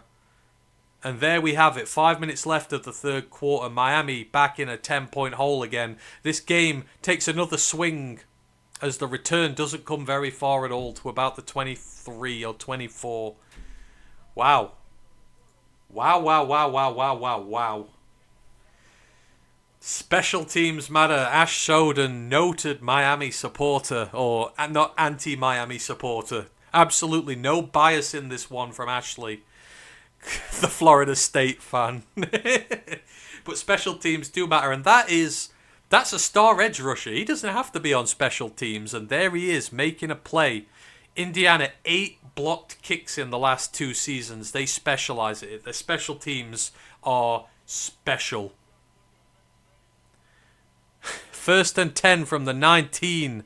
Beck hangs on. He's in the pocket. He's clear. Just a little dump off to Fletcher, and it gets about 8.5. They may call that 9, so it's going to be a 2nd and 1, but they got to start moving now. 10 down, still 19 minutes to go, or 20 minutes, best part of to go. They're not in danger territory yet, but they need to make a move. 2nd and 2. Hand off to Fletcher again. He hits the right-hand side. He's through. Finds another crease. Gets up to about the 37-yard line. And once again, Miami running behind Mawagoa are having a lot of success. Why they're not going through the right tackle every single damn play, I don't know. But there you have it. There's a hold there. Blatant hold missed on D'Angelo Pons. I don't know why that wasn't given. Miami got away with one there. Beck, 1st and 10. Big shot downfield. Huge hit and break up there. And again, it's the safety tandem. That is Louis Moore, I want to say. Oh, is it? No, 5. Is that Pons? It's D'Angelo Pons. Thomas, look. What a hit that is. D'Angelo Pons waits, times that perfectly. Ball lands in the receiver's hands, and then Pons is there and smacks him. You won't think he was 5'10". Or 5'9", depending on what the measurement is. Wonderful stop there from D'Angelo Pons, who's having a tremendous game. Run through the middle, goes for 3. It's going to be 3rd and 7 at the 41 here. There's a lot going on. I will get back to the comments in a moment. 10 pass breakups for D'Angelo Pons this year now. Again, he's not cornerback 5 in this draft. He's as good as Mansour Delane. I will not hear about it otherwise. He is an absolute special talent, D'Angelo Pons is. And keep him at outside receiver in the NFL because he will prove a lot of people wrong. 3rd and 6. Massive play for Miami on their own 41. 5. Blitzing for Indiana. Good pocket. Beck has to roll out to the right. He's trying desperately. Heaves one downfield. And he's got a catch. That's C.J. Daniels. That's a huge play. That goes about 25 yards. Beck did really well there. He was hanging around in a pocket, getting hounded. It's good pass protection initially. It's good coverage. Beck rolls out to the right, comes back to the left, sets, and Daniels is able to find separation. It's good coverage to begin with. The ref kind of gets in the way a little bit, but then Daniels just has a little juke to get a couple of yards.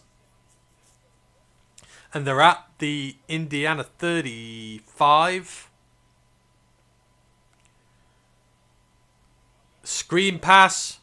Caught, but feet down. That's a shame. That could have gone for a first down quite easily. But the receiver caught it when his knee on the ground because it was quite low. Well, does he drop it? Nope. He's down. He just has his knee on the ground. Yep, Carson Beck's got his head in his hands. It was a well-blocked screen, that was. But the knee's down. He has to stay where he is. 2nd and 9. It was just a yard. That should have gone for at least 15. At the 34.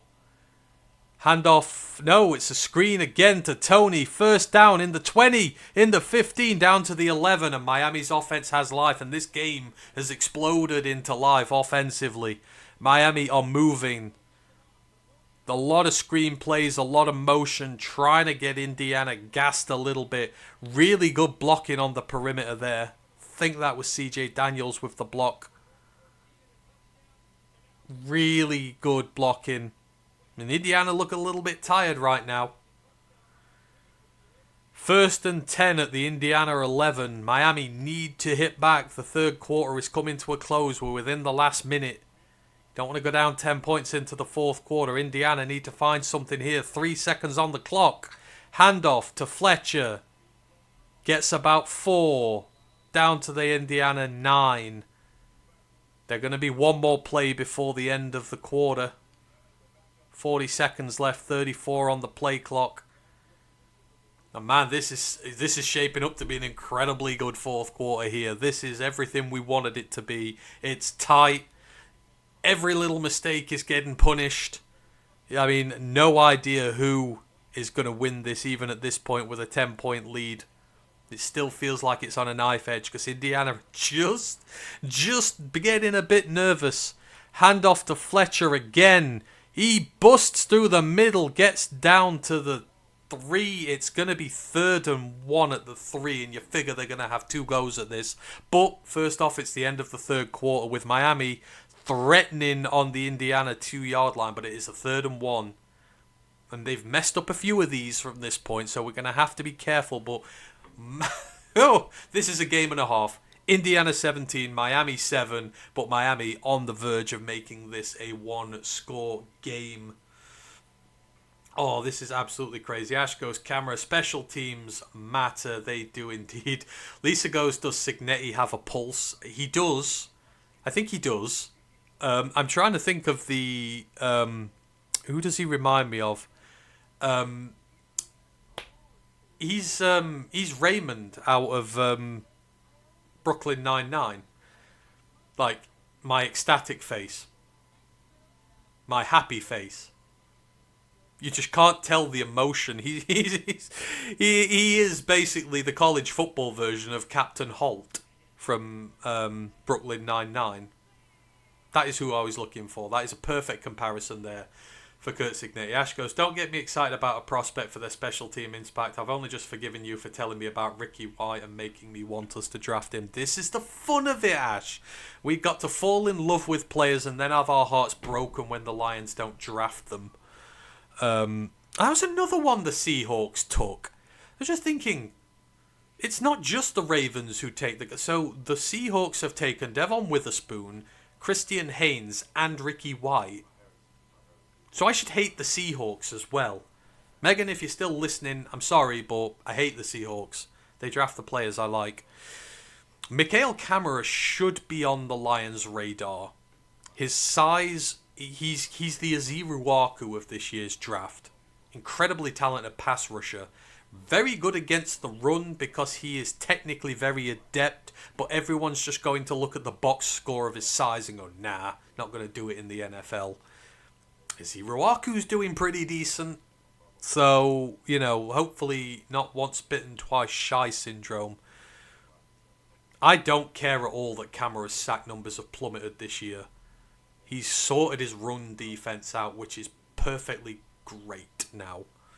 He can run defend, he can pass rush, he's the total package. And he's a great special teamer as well. So there you go. The three-way bingo bango. This game's good. The Pistons-Celtics game is also looking like a classic. It's a good night for sports. Can't wait to watch the highlights from the wrestling later. Yes, the wrestling has apparently been very good. Not been able to watch that. I've not even had a look at what the Pistons-Celtics game is doing. Would be a typical Miami thing to win a natty before they win the ACC. Yes, it would. That'd be hilarious. A team winning a natty before winning their conference would be crazy. Lisa goes, reminds me of Belichick. It's crazy. Attila goes, I'm watching the championship, the Pistons, and listening to you. Sensory overload. Hey, Attila, that is a great compliment. I appreciate that. The fact that you have me on whilst you're watching two sporting programs as well does actually mean a lot to me. So I do appreciate it. As we are at 3rd and 1, start of the 4th quarter. They're at the Indiana 3.5 yard line. Heavy set in. Man in motion. Hand off to Fletcher and he's in. That is a real good play design. And we have got a Miami touchdown. And this is about to be a 3-point game again. That was really well designed by Cristobal. So they had Malachi Toney in motion from the left over to the right, threatening to pitch it to him. Carson Beck then spun out to the left with Fletcher to his right, intimating that maybe the quarterback is going to keep it. He then spins round, gives a delayed handoff to Fletcher, and there's just a big gap on the right-hand side of the line that's opened up for him. That's very well designed, that is. The PAT is good, and we have a 3-point game. It's Indiana 17, Miami 14, and we have 14 minutes and 57 seconds of the 4th quarter to go. So basically the full quarter, but this is a hell of a game from Mark Fletcher. He's had a lot of hard runs and stuffed runs, but when it's mattered on the clutch runs, he has been nails. And Carson Beck was good on that drive as well. That throw to CJ Daniels under pressure was huge. Like, they could have been taken off the field at that point. So, got to give Miami's resilience credit here. It's a delayed handoff. That is such a good play design from Miami there. So there's two men going to the left. So Toney's moving out to the right. The tight end then motions out to the right. That takes all the edge defenders on the right-hand side of that line out of the equation. The offensive line buckles the defensive line to the left. And Fletcher's just got about 15 yards of space to run into there. Very intricate play design from Cristobal. I'm sure Ash would appreciate that one when he sees it. I know you do not like Beck, but he made that play. It's not that I don't like Beck. I just, not as a draft prospect. I just, he's not flashy, but I've just said there, Beck was very good on that drive. Like, kudos to him. I still don't think he's going to do much in an NFL capacity, but that is a very good play by him. Very good indeed. What happens with his draft future, I don't know. I think someone's probably going to take a flyer on him.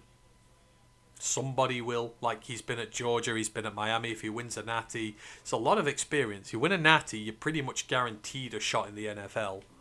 Pretty much guaranteed.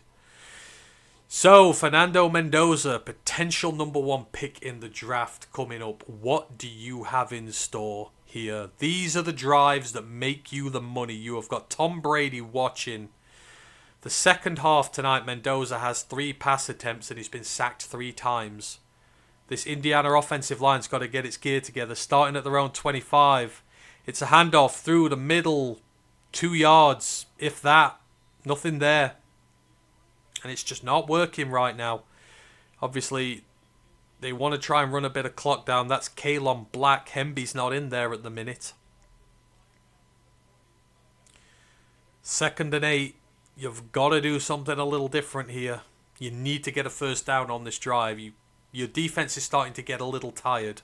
I think that's what it is. In the first half, Indiana wore Miami's defense down. This half, Miami is doing the same. It's another handoff. Through the middle, breaks a tackle. What a run from Kalon Black that is. That is sensational. That goes for about 14, 13 yards. Runs straight up the middle. That is such great blocking, but breaks 1-arm tackle, 2-arm tackle, 3-arm tackles. Eventually, he's taken down to the ground. Massive play there for Indiana and Kalon Black. This is what I mean. Not just Hemby. Then you've got to deal with Kalon Black. Then you've got to deal with Marion. Their running back room does not run out of energy because they keep bringing someone new in who's equally as good. Throw from Mendoza this time is nearly picked. Oh, don't be doing that. He tries the screen. That is blown up instantly. That is so nearly picked. Omar Cooper Jr. 24 makes a break on that. That's Ethan O'Connor. He's got 4 PBUs this year for Miami. He reads that like an open book. That could have been housed. That was dangerous from Mendoza. 2nd and 10 at the 40. Just calm yourself. Calm yourself, lad. Screen pass. Well blocked. Omar Cooper hits a gap in the middle to the 45, to the 41. Excellently designed play by Indiana there. The screen was thrown. The 2 blockers out there just parted the Miami defense like the Red Sea.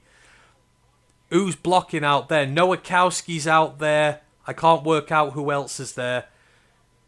It is... that is the 4th receiver. I can't remember his name. But once again, I talk about Riley Nowakowski. I'm talking about some utility guy here. Throws one of the critical blocks there. He's a tight end. He's a fullback. He's a blocking wide receiver. He's anything that you want him to be. Big play. Hemby's back in. Mendoza steps up into the pocket, evades pressure, gets about a yard. It's going to be a 2nd and 9, but there's pressure coming all over the show for Mendoza now. He is feeling it. Bain and Messador, they are eating. Bain gets a free rush on him there. That's crazy. They've just given Reuben Bain a free rush on Mendoza. He has to step up in the pocket and take a hit. How do you not block Reuben Bain Jr.? Really? How? 2nd and 9. Handoff to Hemby. Hits a crease on the left. Gets about 3. This is going to be a 3rd and 5. They are within the 40. They do have a long-range kicker. But 3's no good.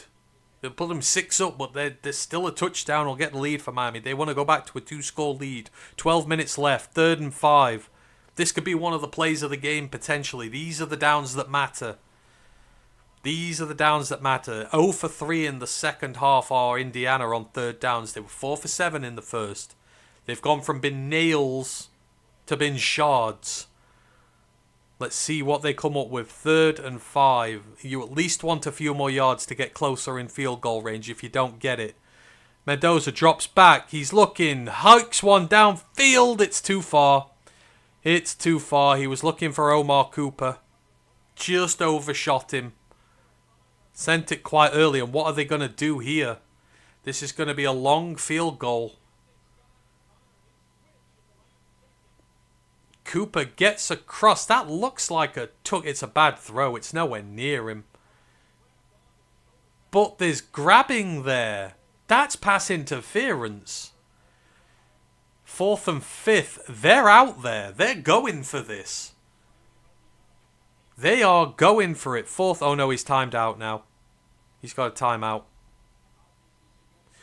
This is a huge call for Curt Cignetti here. They're within the 40, but if they don't get this, that's a decent position for Miami to start.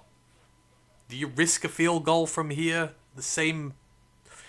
I think if you're Indiana, you have to go for this. This feels like if you want to win a natty, don't play it safe. Be bold.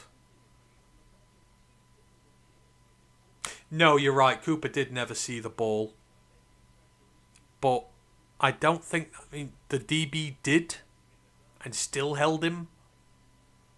I can see it's like the positioning where it is. Yeah, I can understand why the call's not given. But, it's one of those. Half a dozen, 50-50, half a dozen. 6 of one, half a dozen of the other. There we go. I think Beck could be a really good development prospect. He potentially could be. To be honest, Carson Beck would make sense for someone like the Lions. He is a stand and deliver pocket passer who has a little bit of leg, like Goff does, but not much. But if you're going for, if you're going to do that route and you're going to potentially take your first shot at replacing Goff in the long term this year, Carson Beck is one of the quarterbacks you would look at to do that. I would just hate to waste a draft pick on him. I would like to get him up in undrafted free agency if possible. I would love Taylor Green, though. The Arkansas QB. Dual threat. That's the direction I want to go. But Carson Beck could be a good developmental project, and Lions could be a fit.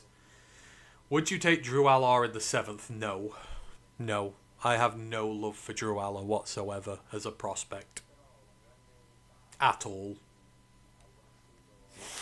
I just don't think he's not got that clutch gene in him, which you need. At least Carson Beck has a clutch gene in him. Like Drew Aller, every time it was a big game for Penn State, he would not deliver.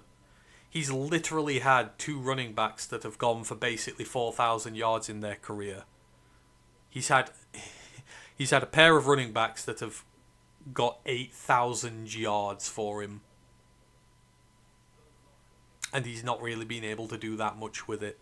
Like, you've had all the help. I know the wide receiver group ain't good there, but you've always had decent tight ends at Penn State. They did invest in receivers this year.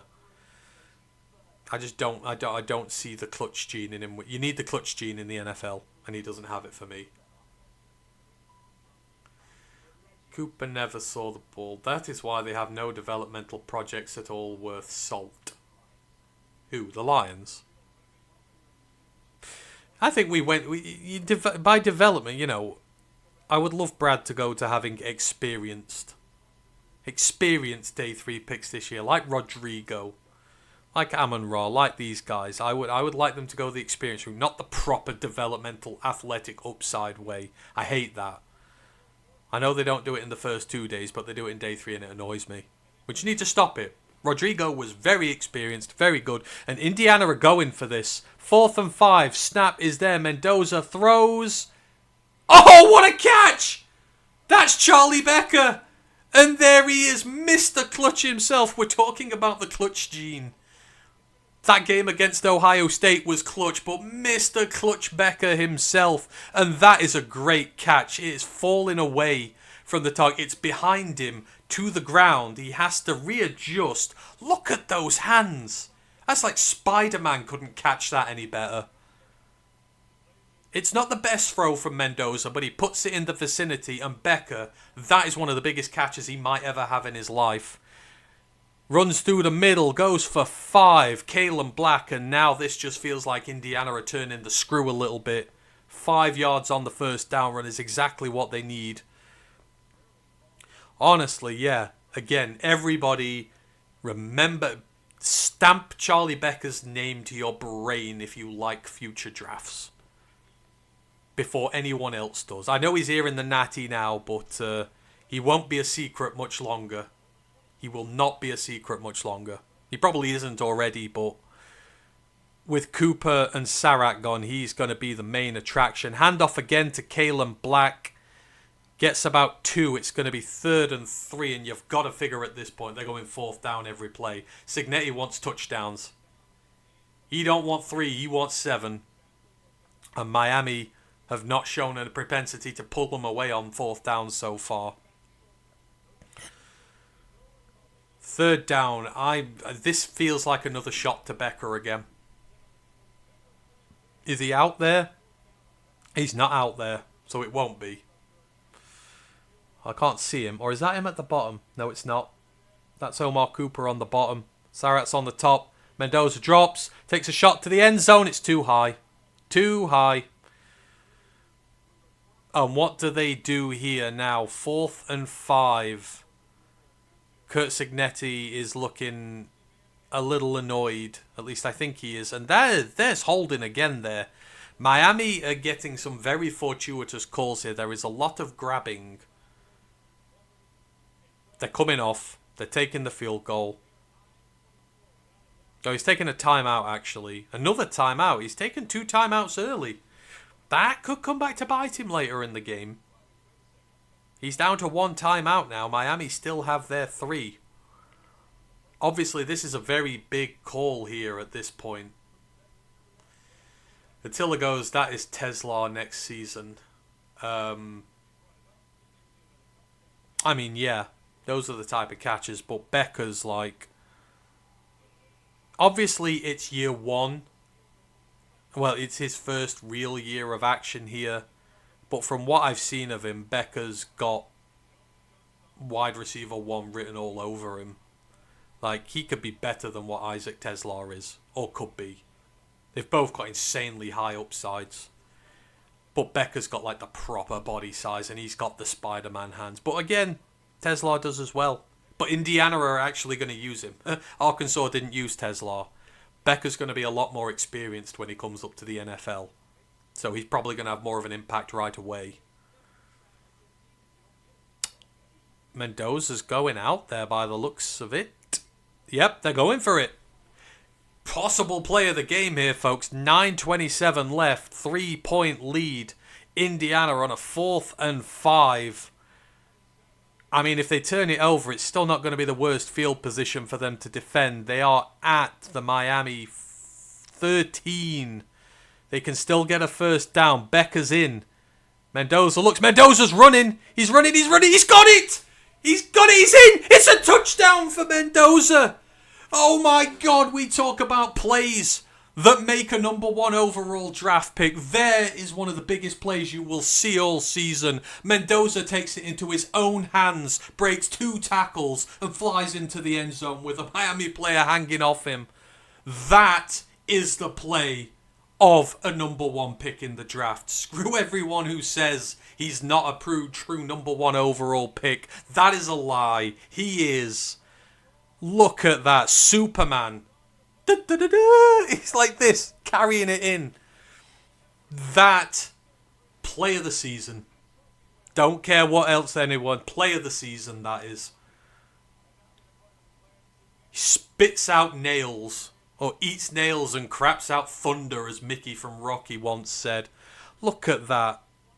Breaks 1-arm tackle. Breaks a head-on collision. Spins out of it and then just does his best Clark Kent impression and flies into the end zone. And oh my God, I think Curt Cignetti smiled. It's official, folks. The world is ending. Curt Cignetti, he smiled.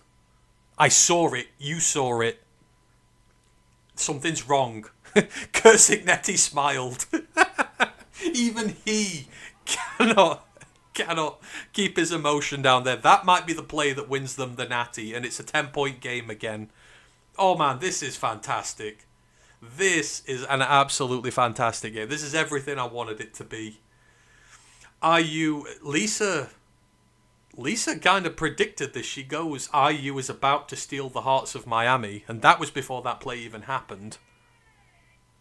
Lisa, what are the lottery numbers? Please, I will take them from you right now. It's the national championship game. Let them play. I agree, but Miami is still holding a lot, Lisa. There is letting them play, and there is letting blatant holding go. Terry and Arnold would have been flagged on every single one of these plays in the NFL. Spectacular, says Contrapastan. Yes, that is a spectacular play. And he just went for it. He was committed. The second that ball was snapped, he was moving forwards. When his team needed a play, Mendoza said, I'm your man. That is what a true leader does. I'm just really disappointed that it's going to be the Raiders who get their hands on him. Like, don't you dare ruin him. I will never forgive the Raiders if they ruin him. He's got Jonty there, who should hopefully have a good year too. There's some bits on the offensive line. You take him, you build around him. He can definitely be one of the best. He can be a top 10 quarterback in the NFL, Mendoza can. If they support him. But that is what I'm worried about. Terry and Arnold is a Lion. Yes, that is true. You get flagged if you're a Detroit Lion. Flag. Flag, flag, flag, flag. Is there another twist in this? Is there another twist? Look, that is going to be the defining feature there. Mendoza walking around with blood pouring down his face. Like, that's how legends are born. Look at this here. So, they're at the 14. And let's look at the block in here. Kalon Black, second level. Look at that block from Kalon Black on the linebacker. Just completely jams him up. And then look at how he brings him across. That is one of the best blocks I've ever seen from a running back before. He just goes up and hits a linebacker who's a lot bloody heavier than him. Completely stonewalls him and then pushes him out the way. And the left guard got some action in on that as well as Miami return. Not much in it. And there's a flag on the play. Got to about the 20. Loads of flags on the play.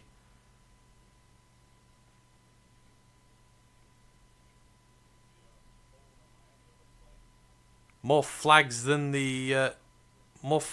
an AO summit here.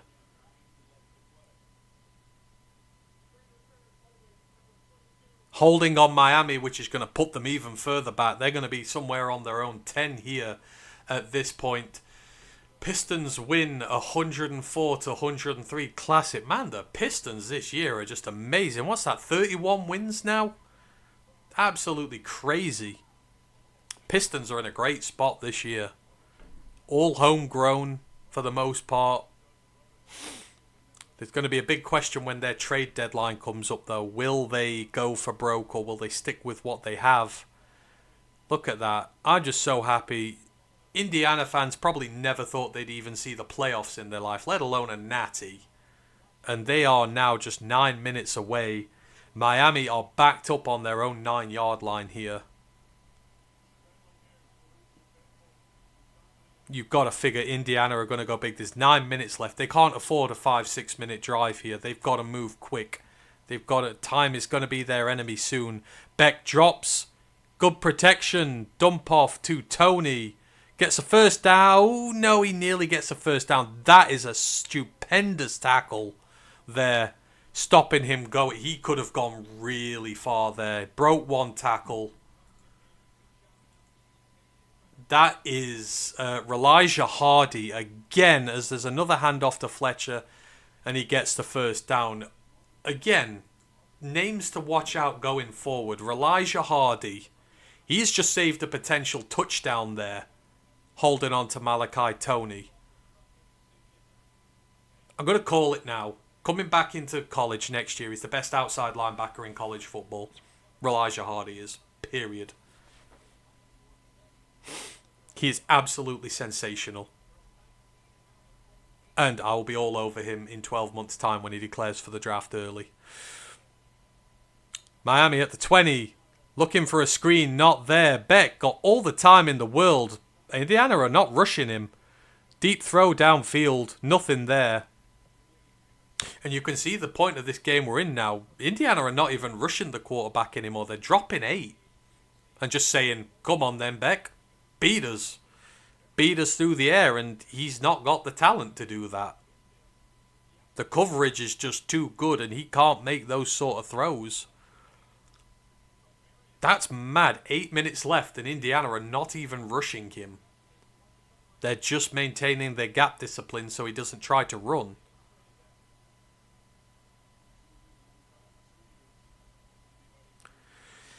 At the 20, 2nd and 10. Beck drops again. They do rush him this time. 4. It's a deep shot downfield. Oh my days! That is a catch! Oh, is it? No, it's 3rd and 10.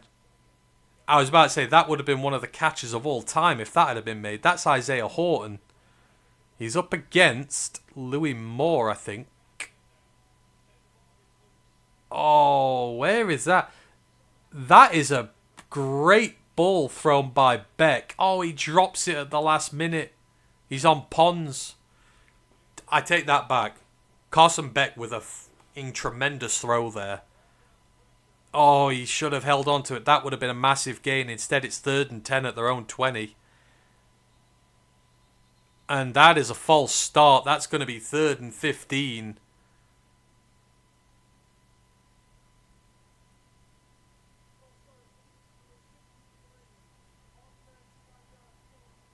Oh dear. 3rd and 15 on their own 15-yard line. You don't really want to punt here either. You're probably not going to get another 2 possessions with less than 8 minutes left. You've kind of got to go for it. 6 penalties for 55 yards for Miami. Just 15 penalty yards for Indiana. These things matter. 3rd and 15. What have they got? Spread formation, but they do have a running back in. Sends the tight end out wide. Beck drops. Throws. Caught. Tight end. He's got it. That's a great throw there, and they convert. And chance missed by Indiana to essentially put an end to this game. Miami just breathing by the hairs of their chinny chin. They've got 2 double personnel packages now at receiver. Another catch. It's Malachi Toney. He's got. This is a big gain downfield. They're into the Indiana half, and Miami are marching now. That's what Malachi Toney's all about. Great throw here by Beck.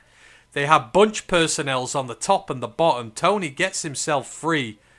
Bursts past Amare Farrell at safety, and it's D'Angelo Pons who brings him down. But not before he's at the 40, the 30, the 25, nearly the Indiana 20. They're nearly in the Indiana red zone. Pons just saved a touchdown there. They're at the 22. Less than 7 minutes left. Spread personnel, 4 of them. Beck's looking. Oh, that was close. He just tried to dump it off. It got hit in the air. Nearly intercepted. 2nd and 10 with 6:44 to go. And this is the drive. They've got to get something here.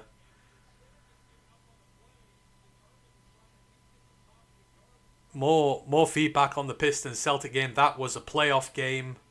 There you go. Going to the Oklahoma game next month. The Thunder are the standard in the NBA at the minute. But looks like the Pistons can beat anybody right now. So they only gave them a 6% chance of making the NBA championship game, which felt really disrespectful to them given they're one of the best teams. As Malachi Toney hits an edge on the run. He's in the 10. He's at the 5. It's a touchdown. Miami respond.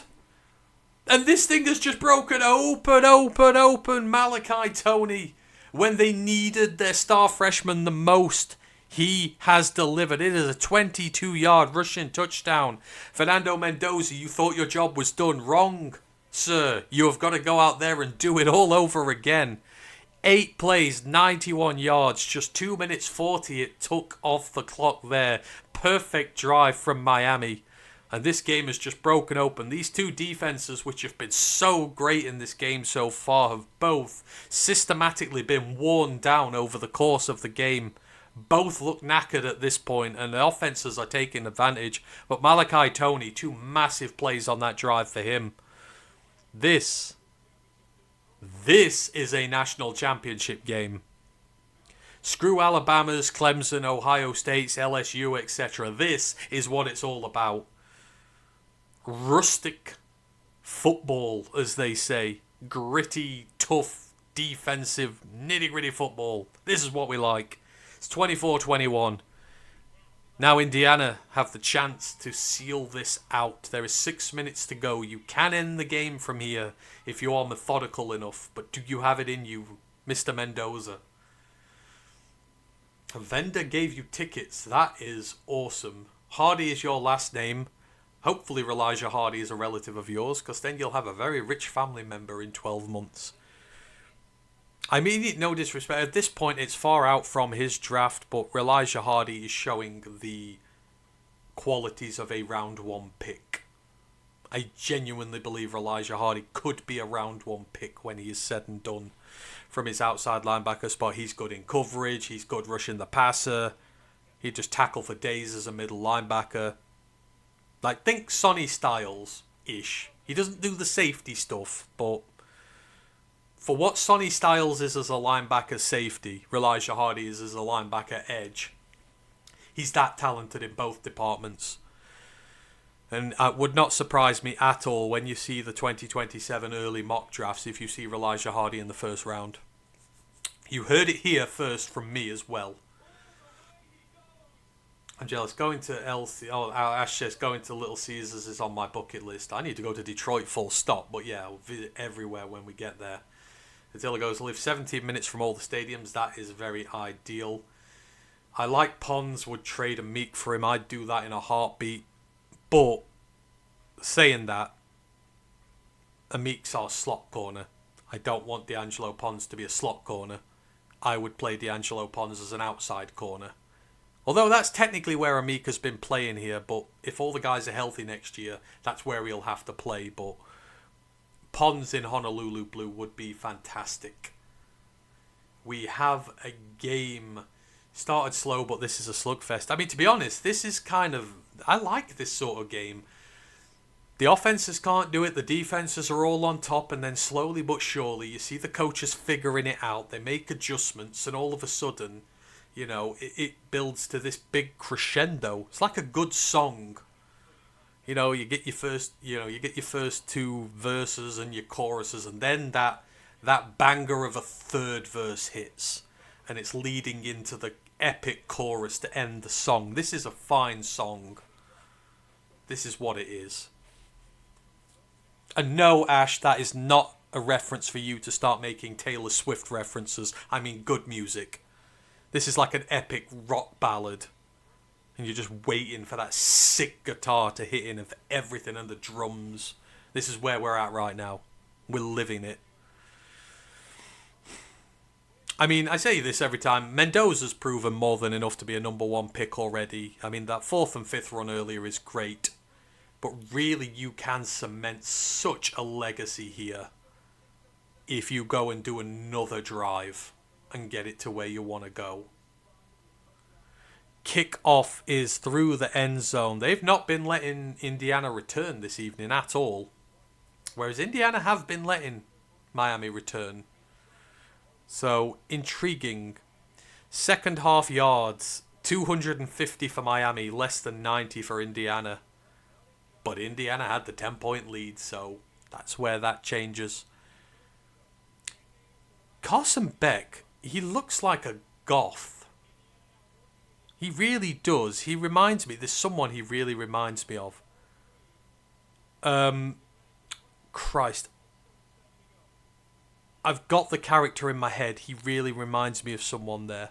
Anywho, handoff to Hemby. Goes for 1, 2, maybe about 3 yards. 2nd and 7.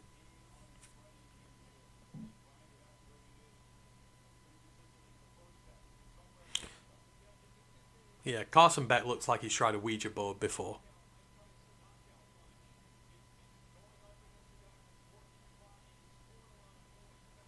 And listens to grunge.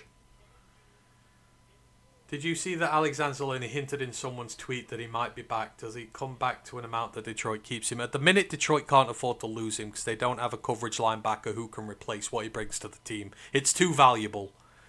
As a pass-off to Hemby, he nearly hits a gap, but it's 2 yards. It's going to be 3rd and 5, and here's Miami's chance. 3rd and 5, you get Indiana off the field, you're 3 points down. Still got 5:40 to go here. Time is not an issue. It is not an issue. Reuben Bain again. Look at that. That is why I want Bain in Detroit. Like, he just destroyed the run block there. Brought Hemby down. He reminds me of the Kurgan from Highlander. He reminds me of Kurgan from Highlander. That's who he is.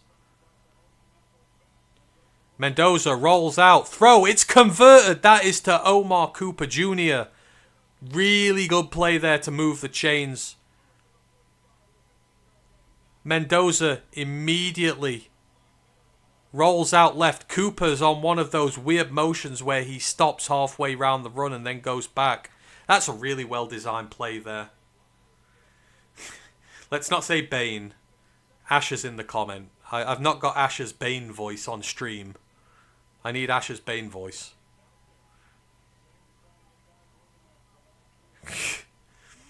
But Reuben Bain is fantastic. He needs to come to Detroit. If I'd sell several years of firsts to get him. As Kalon Black this time gets about 5, keeps the clock moving. We're down to 4:26. Miami have all 3 timeouts to go, so judging the way the clock's going here, you're going to need you get 2 more first downs, you're going to make this very difficult for Miami. Very difficult, and they're starting to use all the clock now.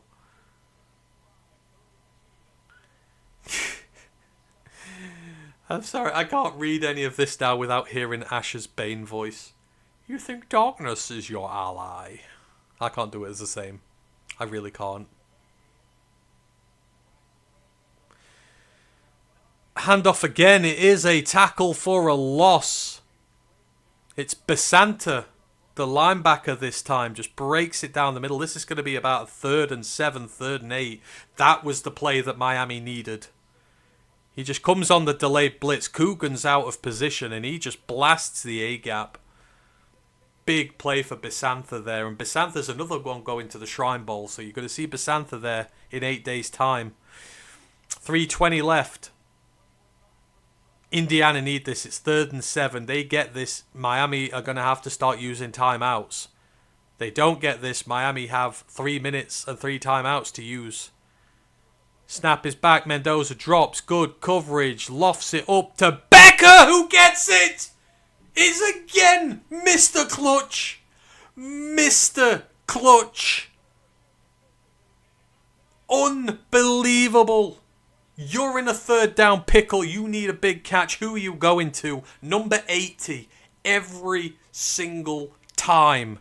Charlie Becker. There's nothing the Miami DB can do about that. That is a perfectly thrown ball away from the DB. Becker gets his body in the way. And, his hands are made of glue. 1st and 10. 2:20 left. Miami is saving the timeouts for now. Assume they're going to hit the 2-minute warning. Hemby gets a 1st down again. They're at the Miami 20 just about. The clock stops at 2:16. Have Miami just used a timeout? Omar Cooper Jr. on the side here. Just a little slant inside. Takes the DB out of position. Look at that. That is just superb play. And he throws a block as well. Omar Cooper Jr. has just taken 2 Miami players out of that equation. He's run blocked 1 whilst another's marking him in coverage. That just allows Hemby all the space in the world that he wants. And we're at the 2-minute warning. So here we are. This is the set of downs that decide the game.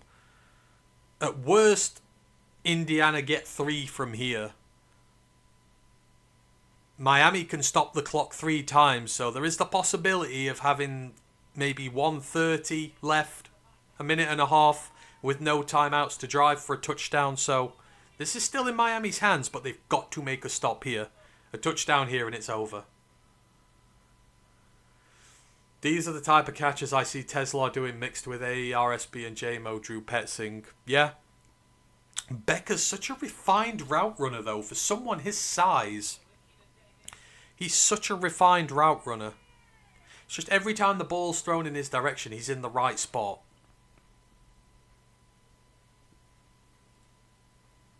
Man, this has been a tremendous game. This has been worthy of... As much as I would love Indiana to have blown them out, this is even better. Indiana winning a close one. Oh no, yeah, I'm hearing it too. I can't do the Bain stuff. I cannot. I'll have to find my own impersonation I can do. But yeah, this is basically what Tesla has been designed to do, except, you know, Becker gets a load of catches. But at the same point, we'll see how good Charlie Becker is next year when Cooper and Sarratt are not around. I mean, I know they've got some good receivers out the portal, but still. Like, these three have been in Indiana for a long time now. They've got a lot of cohesion together. And he's going to have a new quarterback next year.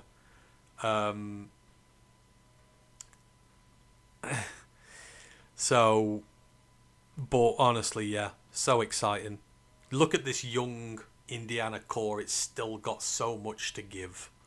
So much. Obviously, though, they've got to replace the offensive line next year. Left tackle's gone, center's gone. Pretty sure both guards might be gone as well. In fact, the entire five might be done. But yeah, the way he recruits and develops, it's not going to be a problem, I don't think. Contrapast goes, glad you streamed it. And hey, appreciate you, Contrapast, and been here. I appreciate all of you who've been here with this evening. This has been fun. I've enjoyed it. It is 4 a.m. here, and I probably pissed my neighbours off with the noise I've made, but this is going to be the last time I do this year. So they've got 8 months of peace and quiet from me now. And my TV's just decided it doesn't want to work. There we go. Do not let me down. Do not let me down. The stream has worked well as well, so...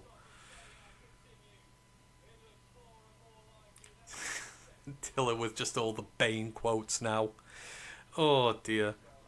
It's crazy. When I was young, Bain was never an interesting Batman villain, Bain was. The job that they did with him in the films was just amazing. Like, he is the most menacing guy. Like, he's always been... But I remember the old Bain version. They're just like a roided up muscle man who went around, like, hurting people. Bain has a lot of depth in the films. They need to do one for Mr. Freeze now. Mr. Freeze is such a... As Hemby gets 9 yards, and this is going to be game. This is going to be game. Is that Miami using a timeout? I think they've got to. 2nd and 1. This is the worst. It may as well have given him the extra yard. Because if they convert here, Miami's used their first timeout. So now they're going to have to use another timeout if they convert. And then they're going to use a timeout on first down. So, yeah, they've got to make a stand here. 1 yard. Indiana need 1 yard to be your national champions. The Indiana Hoosiers, national champions in football. You are going to be able to say that in a few seconds' time. It still doesn't feel real now. Like, we're going to be talking about this in 20 years' time. Hey, do you remember in 25 when that Indiana Hoosiers team went and won a national championship? We've never seen anything like that since. You're going to remember that. And there we see the Becker catch again. Look at the hands. They're so good. Honestly. It gets me sexually aroused watching him be a receiver. That's probably too much information, but it's just so good. That's what I want my ex-receiver to be. It really is. And yes, Carson Beck is definitely the Kurgan. If they ever do another Highlander, he needs to be cast as Kurgan. 2nd and 1. 1 yard for the title. Do you have it in you, Indiana? It is handed off and it is blown dead. Oh. Okay. I see you. That looks like a false start. So, Miami with a little bit of a lifeline here. It's going to be 2nd and 6 now. Number 65. Who is that? Is that the right guard? He's had a rotten one. No, it's Carter Smith, the left tackle. A what? I didn't see a false start there. And that's annoyed. So 2nd and 6. So Miami still have a chance here. Now it's 6 yards to go win your national championship game. What you got, Indiana? Handoff. Stuffed. Stuffed completely. and maybe a twist in this tail just yet. This is going to be 3rd and 5, maybe? 1:51 on the clock. Miami have 1 timeout left. So we're still in the situation here where they might get a minute and a half. Ooh, this is on a knife edge right now. The big part of me wants Indiana to finish this, but just from a pure spectacle point of view, I kind of want Miami to have a chance to go and win the whole thing. Just from a spectacle point of view. But no, I think I just want Indiana to win this. This has been close enough. 3rd and 5. Play of the season for Indiana potentially here. This is what it is all about. Mendoza's not even been that good this evening. 16 for 186. He's got 11 incompletions. He only had 5 incompletions in the playoffs before today. He's had 11 today. So he's doubled his incompletion tally. Or he's tripled it, technically, in one game. What do you have up the banks? This is either going to be to Becker or maybe it's Nowakowski. Is he on there? I think he is. I see you. It is a handoff to the left-hand side, and it is stuffed. Stuffed. And they're going to stop the clock. Okay, I'm sorry, Ash. It's going to happen. Miami are going to get a chance to win this. Unless, do they go for it? I would have been intrigued if they'd have got 2 or 3 yards here and it had been 4th and 2, 4th and 3. I would have maybe gone for it. I think you possibly have to kick here. Because then Miami have to get a touchdown. But do you want to put it in their hands? Dan Campbell here would definitely go for it, I think. They're kicking. They're kicking. This will be Radicic. Nico. Does this game have one last surprise to give us? 35-yard attempt. He's sunk from 34 already. It's basically dead center. Snap is good. Hold is good. Kick is up. It's good. It is right down Broadway.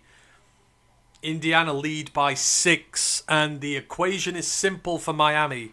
They have 102 seconds with no timeouts to go the length of the field and steal this national championship game from Indiana's hands.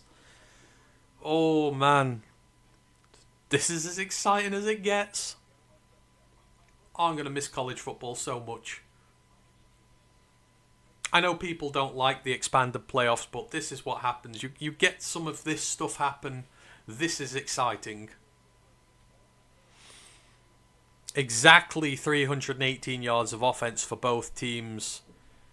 Carson Beck, what do you have in you? Mr. High star recruit for Georgia, meant to be the next guy off that pipeline. Never worked out for you.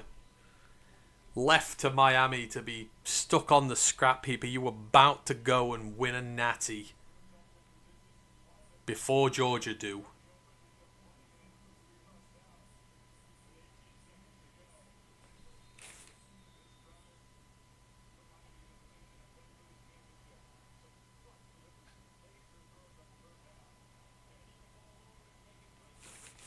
Of course, they kick it through the end zone, so this is going to start at the 25.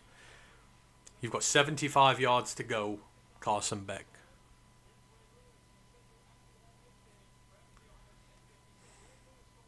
For the love of everything in college football, Indiana need to hold on here.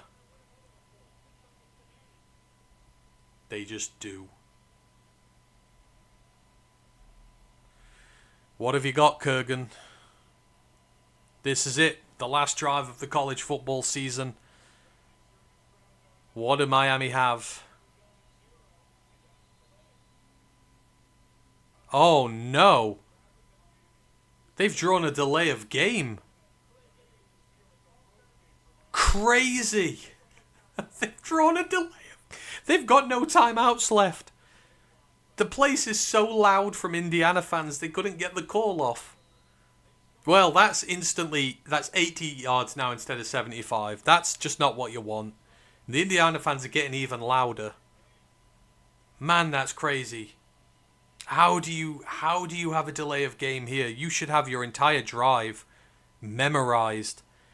Back to Beck, drops, good protection, but he's sacked. He gets the ball away. Oh no, it's lucky. That's lucky. I thought he'd been sacked, but he managed to get rid of the ball at the last moment and it landed harmlessly down. It's 2nd and 15, 1:36 to go, just 6 seconds off the clock. That is big Tyreek Tucker who gets him. Great pressure there though from Kamara as well. But yeah, big Tyreek Tucker gets a big hit on Beck. It's 2nd and 15. 2 plays. Need to get 16. Beck drops back again.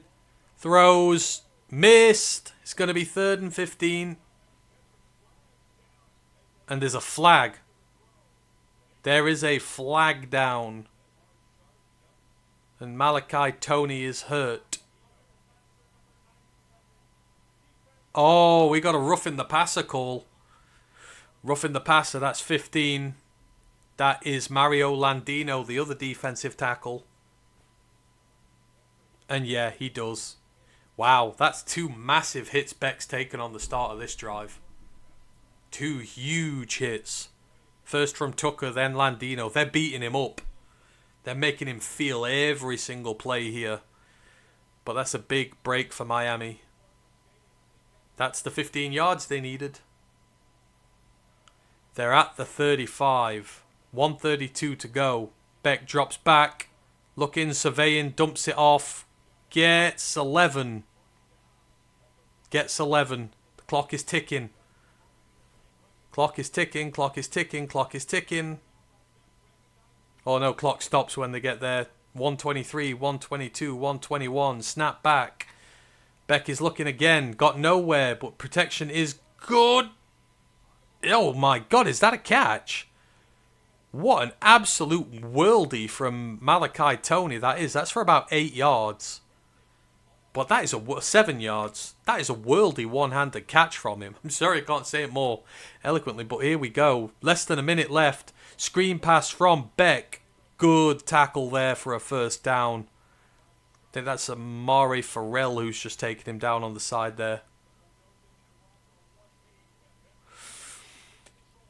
52 seconds left. They are in the Indiana half. They're at their 41. And there is I think Indiana have taken their last time out. Yep, they have. My God, this is on a knife edge. It was Elijah Hardy. You're right, Attila. That's Elijah Hardy again. 22. He needed. That was a one-on-one tackle. That could have gone to the house if he'd missed that tackle. Indiana are holding on here. And Miami now, the clock is 41 yards, 51 seconds. This is eminently possible. Figure Indiana are going to start dropping 7 or 8 on every play now. They can't really go after the quarterback now. They can't be too aggressive. This is coming. This is... Oh my. You couldn't ask for anything closer than this. 51 seconds, 41 yards. And Indiana now, they've got to sell it. They've not got enough time to go and score themselves now. They've got to make a stop here. What does Beck have? What does the Indiana defense have? Beck takes a deep shot downfield. It's picked! It's over! The game is over, and that is Elijah Hardy. Or is it? It's over. Indiana are your national champions. That is unbelievable. There is a flag down. There is a flag down. What's the flag? There's a flag. This isn't over.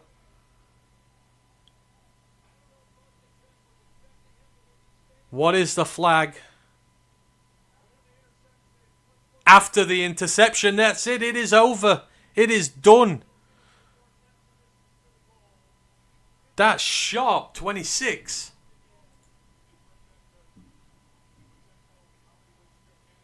That's Jamari Sharp, I think, the number 22. That is his first interception of the year. And that could not come at a better time. I mean, this is a questionable play call from Miami. You still had time. You had 51 seconds and they went for it all. That is a horrible throw from Carson Beck. It is completely underthrown. He's trying to get Isaiah Horton. No chops on that whatsoever. He's short by at least 5 yards. And it is over. No, they need one more snap. One more snap. There's literally 2 seconds on the clock. They're going to have 2 seconds left on the clock. They've got to kneel down one more time.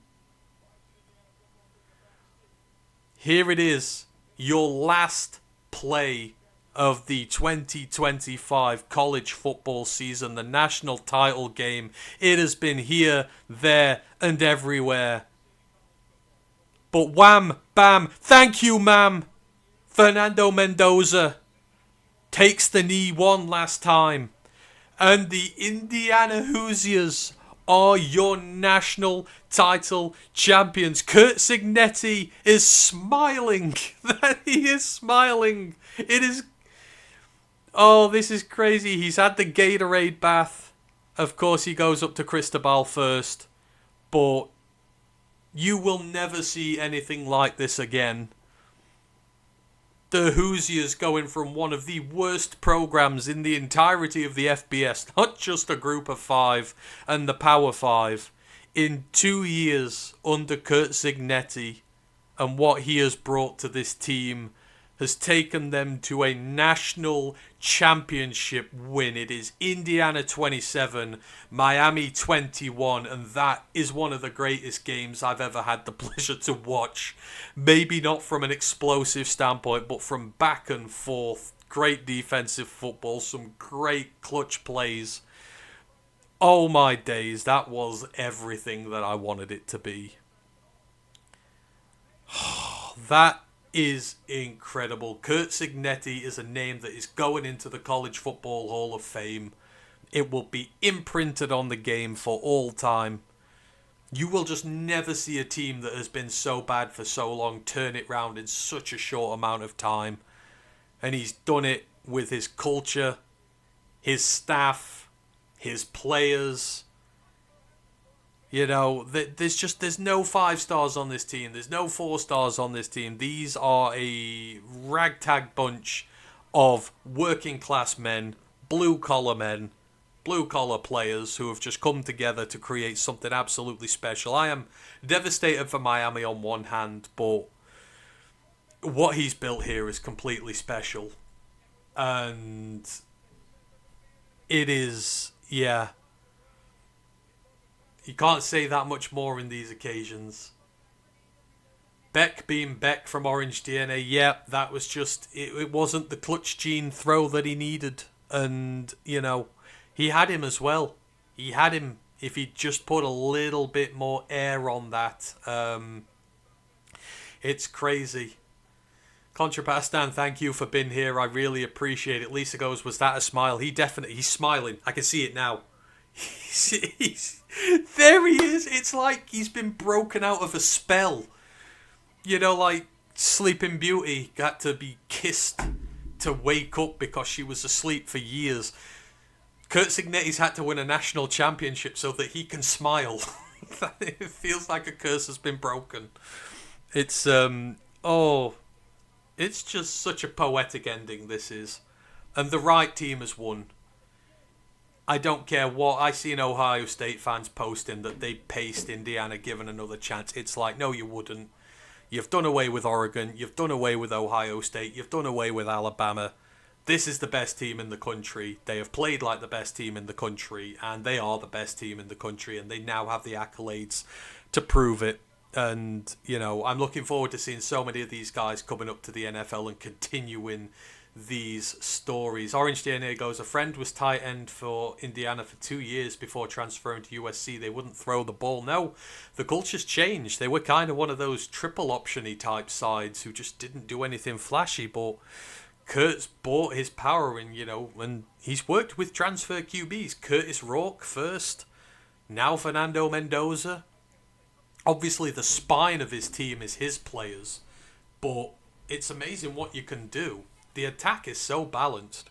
Three-headed monster at running back, a great quarterback, a trio of great receivers, a really good offensive line.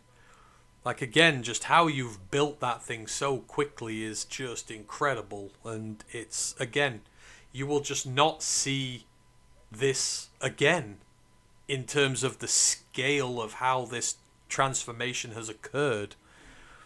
But, you know, this is what it's all about. A lot of these players started at James Madison. They weren't wanted in the Power 4. They weren't considered in the Power 4. These were small school recruits. Some of them have been at James Madison since the FCS days. And here they are, winning a national title. This is a victory for college football in a time where a lot of things can be said that are wrong with college football. The schedule, NIL, stuff like that. Indiana have just proven that if you have the structure in place, the coaching in place, the right players in place to execute your scheme the way you want it, you can win a national title. You don't need a whole bunch of 5 stars. You don't need 100 million in NIL deals. You can still do it the old-fashioned way per se. Yes, they've spent money, but you can still do it without having the greatest of resources at your disposal. And hopefully this is going to inspire teams going forward to be able to do this more. Take winning coaches from smaller programs, input their winning identity into your program, and feed off it. Indiana's clearly not had a winning program, winning mentality like this for so long. All Cignetti's done is win. That loser mentality that IU had didn't affect him because he's not been exposed to it. But yeah, it's amazing how quick they've gone around. There's Becca. Becca's going to be a superstar going forward.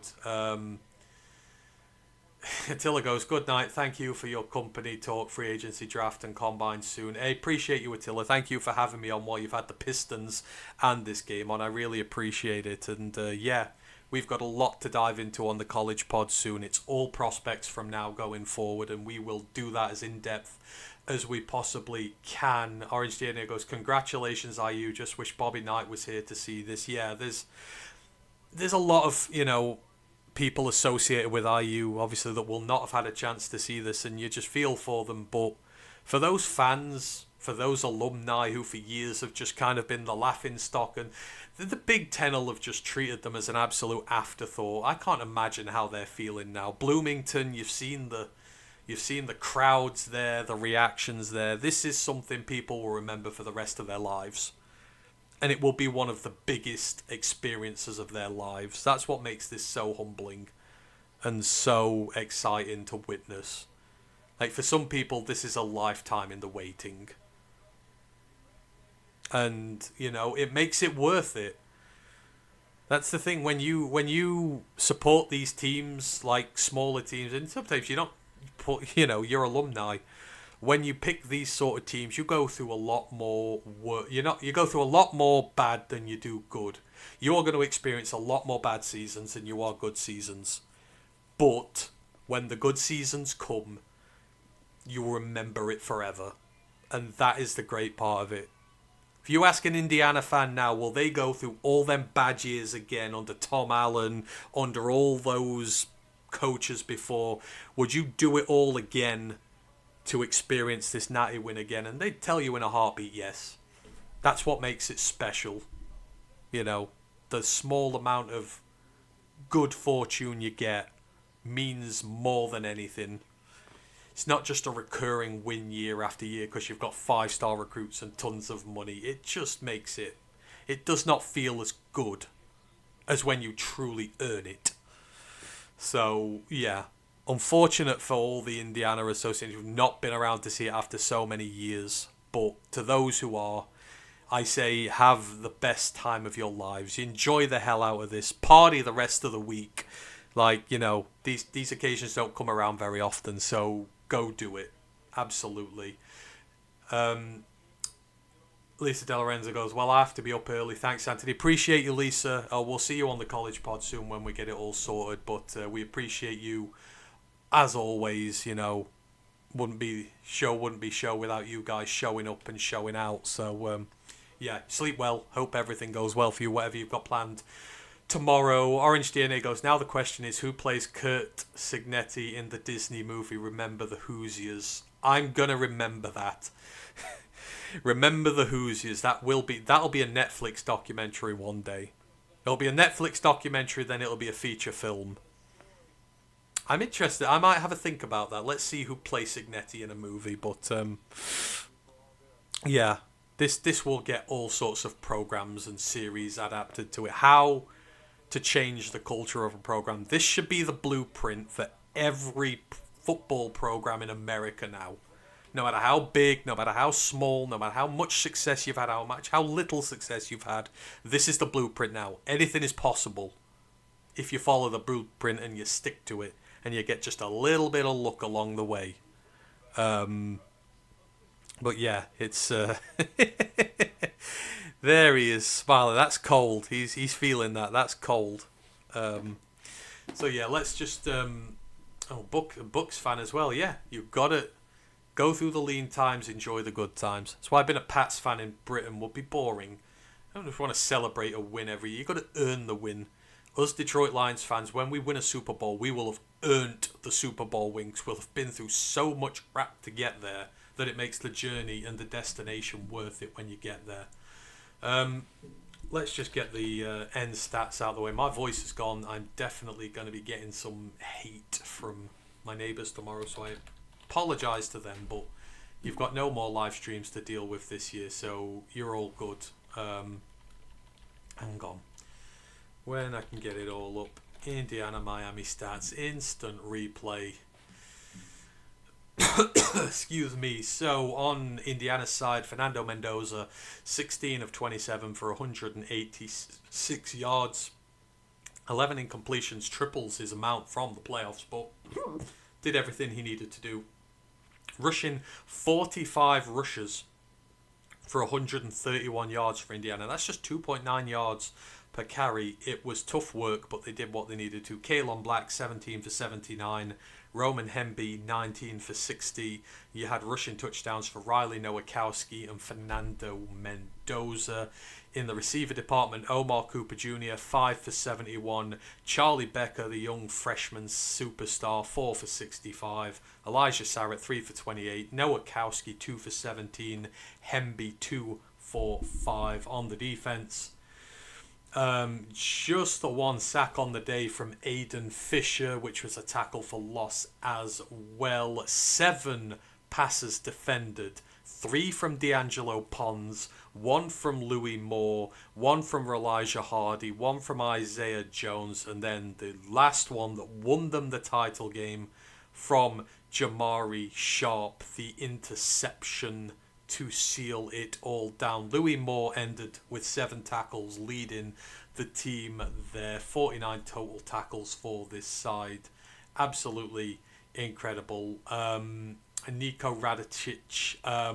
Obviously, yeah, we had Isaiah Jones with the punt block touchdown, which was instigated by a punt block by Mikhail Kamara as well. Special teams in the end proving the victor here. It's not defense that wins championships, it's special teams, as I'm sure Ash will love hearing. Nico Radicic, the kicker, was 2 of 2.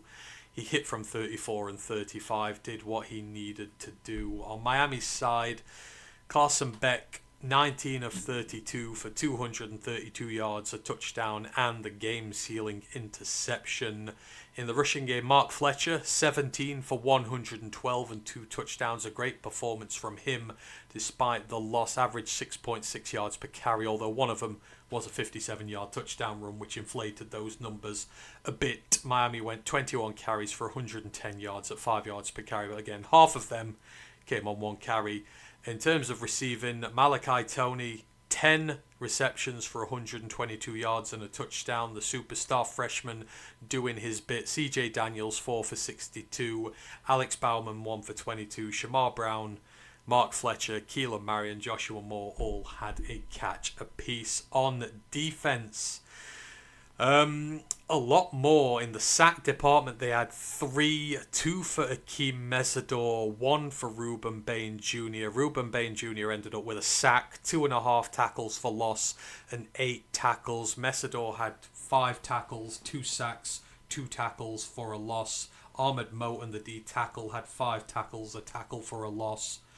Mohamed Toure ended with 11 total tackles and a pass defender. The linebacker had a great game there. Basanta at linebacker had 8 tackles as well. Couple of passes defended for OJ Frederick, the quarterback. Should have been 3, but unfairly penalised for him there. And then in terms of the special teams, 3 kick returns from Keelan Marion for 65 yards. Kicking, Carter Davis only had 1 kick on the day from 40, and he doinked it. He missed it, but he did hit 3 extra points. And the punter, Dylan Joyce, 5 for 234 yards, going at 47 yards per punt. Their punter was a big reason they were still in this game, Miami, because he kept flipping the field. And that is that. Those are your stat roundup there. Obviously, we're going to have a much bigger recap of this when the college show is back, which it will be really soon. But yeah, it just remains me to thank everyone who has joined this evening. It's been a fantastic day. Indiana win their first ever national championship in this era. They've gone from being one of the worst to one of the best in 24 months. It is one of the greatest rebuilding jobs you will ever see in your life. One of the greatest experiences we'll get in college football, period. And it's been a pleasure to be able to sit here and watch this one. Appreciate everyone who's been in the building this evening. Orange DNA, Lisa, Attila, Mile Marker, saw Brent earlier as well. As always, I say, we're going into draft season now, so any draft questions you have, any position groups you want us to look at, any of that sort of stuff, let us know. We will get to it. We will be breaking down the Shrine Bowl roster when we're next with you, because of course that's where a lot of the hidden gems can be found. As for the Mainlines podcast, we'll be back in a week with our awards show, which is going to be good fun as well, so keep an eye out for that. But we may do some other stuff in the interim, but I'm hoping there'll be a college show this week as well. I think that just about covers everything. It is 4:30 in the morning here. I'm going to go to bed before my neighbours kill me for keeping them up any later. And I shall see you again very soon. Everybody have a fantastic day. Indiana are your national champions. Yes, that is a real sentence. Curt Cignetti, the Hoosiers, every single one of you, you are all absolute heroes, and I salute you all. One pride and good night.